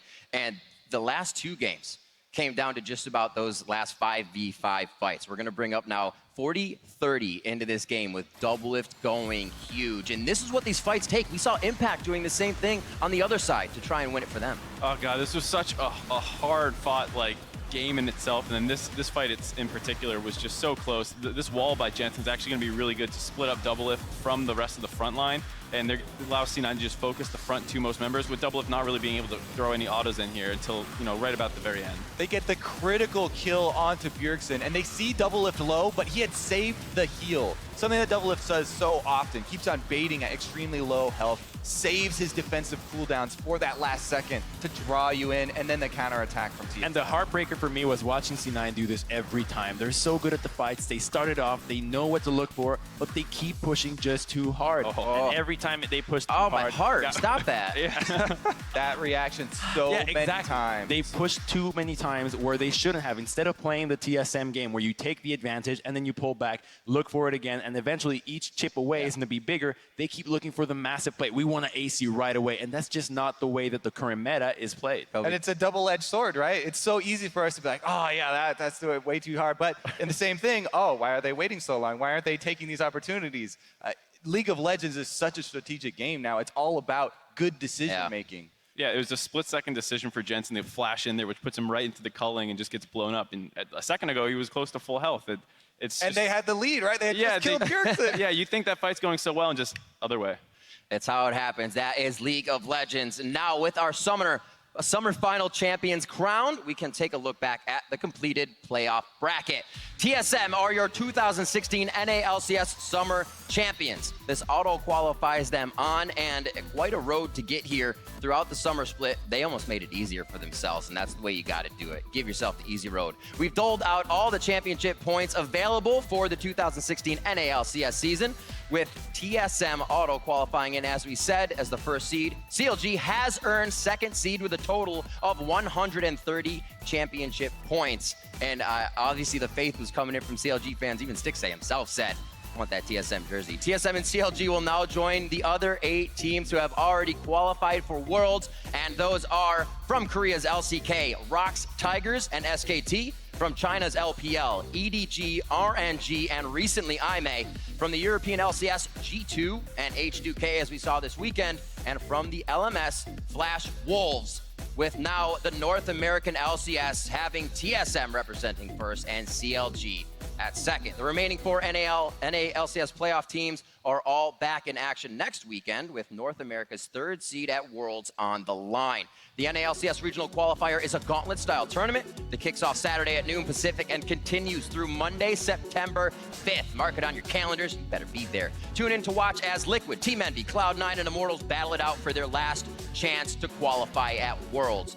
It has been a crazy split, crazier to see the teams that we're still seeing go into the gauntlet that we thought would we already be riding that Worlds ticket. And from what we've seen today and yesterday, it's hard to think that Team Liquid and Envy are going to be able to put up much of a fight against Cloud9 against Immortals. That's true. It's most likely looking like a rematch of the semifinal matchup that went to best of 5. And if that best of 5, that Cloud9 was able to go to almost 5 games against TSM, I mean, the number 1 to 3 seeds of NA are going to be well, hey, you're hoping, right? You were those guys' practice partners coming into this, so maybe you have an idea.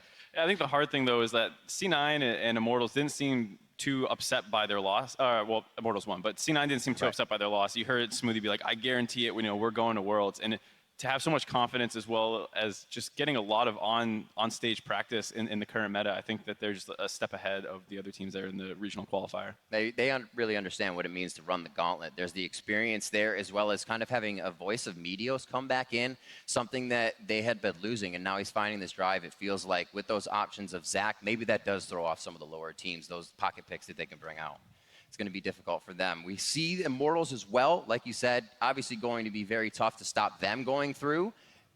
Is there any chance? Do we see somebody maybe knocking them down because of what happens to them at the end of the this gauntlet is going to be extremely exciting. The number 2 and number 3 placing teams from Summer are fighting for that one spot, and only one person gets to go, right? Because CLG made it off of points, so they get to slip right by them. It's going to be so through crazy. the cracks. Like, we made it. Like, nobody look what happened here. Spring split, baby. It matters. Hey, they at least took Immortals to Game 5, and C9 took Immortals to Game 5 as well. So I just think the whole tournament's going to be pretty crazy. All right, well, that is going to do it for us here at the Air Canada Centre. We want to thank the kind folks here at the venue and all of our Canadian fans for bringing the love. Now, for myself, the casters, analysts, and the entire live broadcast crew, thanks for joining us here, and I think I can say for all of us, oh, Canada! We'll see you at the regional qualifier. Yeah, Canada!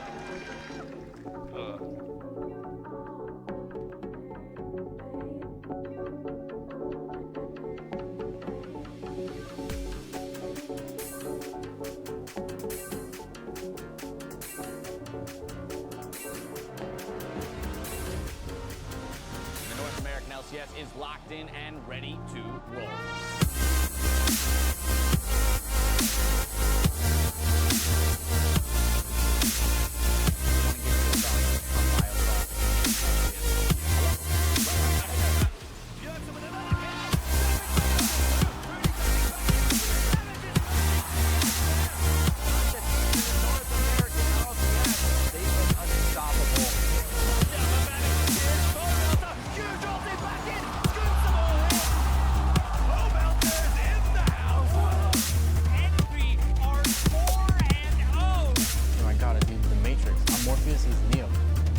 Boom, baby.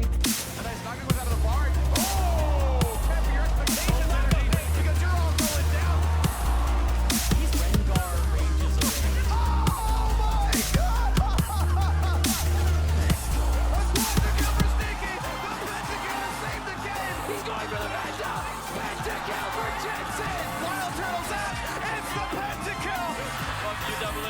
your Penta.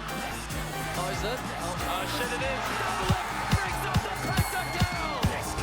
Inori's on the Nexus. They're able to spoil TSM off the back of Inori. Another kill. Phoenix 1 has done it. They have defeated TSM. Oh, yeah. Here we go.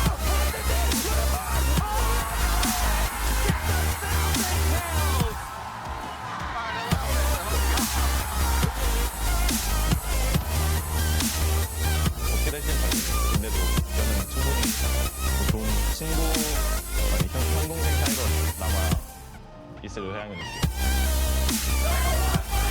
It's the 3-0 for Echo Fox to hold on to their spot in 2017. Then we bid farewell to Energy Esports. Well, this is like our last opportunity to actually show like how good we can be. It's do or die right now. We can prove that even Ross is gonna do well. I want a 3-peat, and I know we can do it. 6-8, Phoenix going in, 6-8, get to finish, Virgil turns around on the ultimate, and what a ridiculous outplay! Hard to keep a straight face when I'm And the kills keep going to Jensen. 19, 20 could be on the board. That's number 20 for Jensen. Cloud9 take it 3-1 over Envy. And move on to face Immortals. Oh my god, the flash and the everything, a lot of damage dealt down. It's hard to keep smiling when I try to set things straight. Cloud9, look for their fifth final, and they're going as a wonderful I'm team just getting Canada. late, like you're on a mission. TSM will take it. They will head to Toronto, and they will challenge C9 for the final. It's actually unreal to be back home with my family and to have them here, be surrounded by thousands of incredible fans. And you have to think twice. You make me weak. You're the one I see. Hello everyone, and welcome to the main event. It's time to start. Let's go into game 1. The Svenskeren Meteos takes them out, and it's going to be a whitewash. And I would count your heart. Count your heart. In this series, doubling them all, killing everybody. TSM cement themselves as the most dominant organization in North American League of Legends and win their 4th North American Championship. Disappointment last year in Vegas, and now finally victory is Tell you theirs. love you more, and you say it's broken.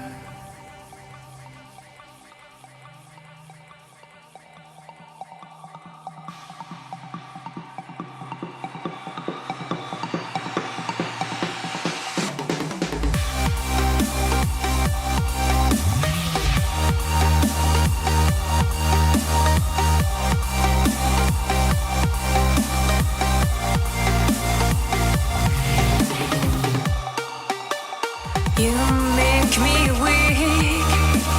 You're the one I seek. And I hate that I love you. I hate that I love you. If I could, and I would, carve out your heart. Carve out your heart.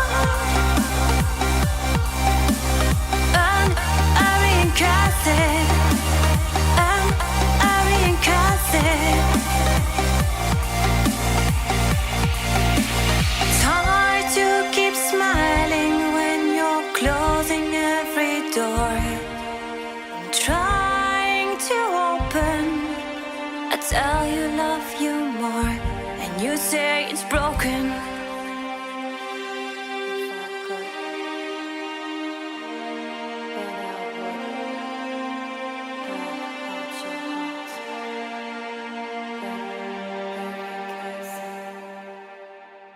But it wouldn't mend mine.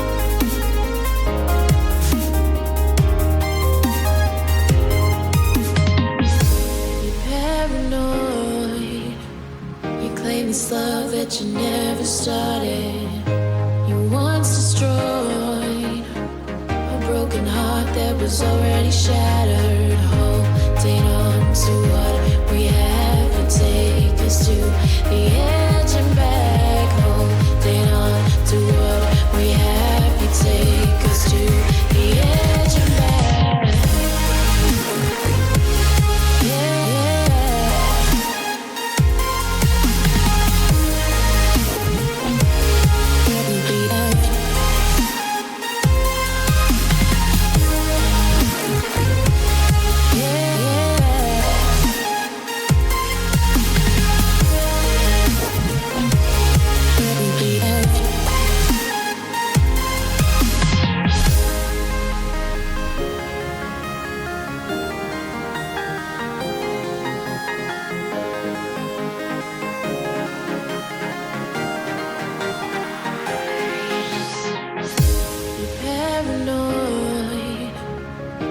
This love that you never started, you once destroyed a broken heart that was already shattered. Holding on to what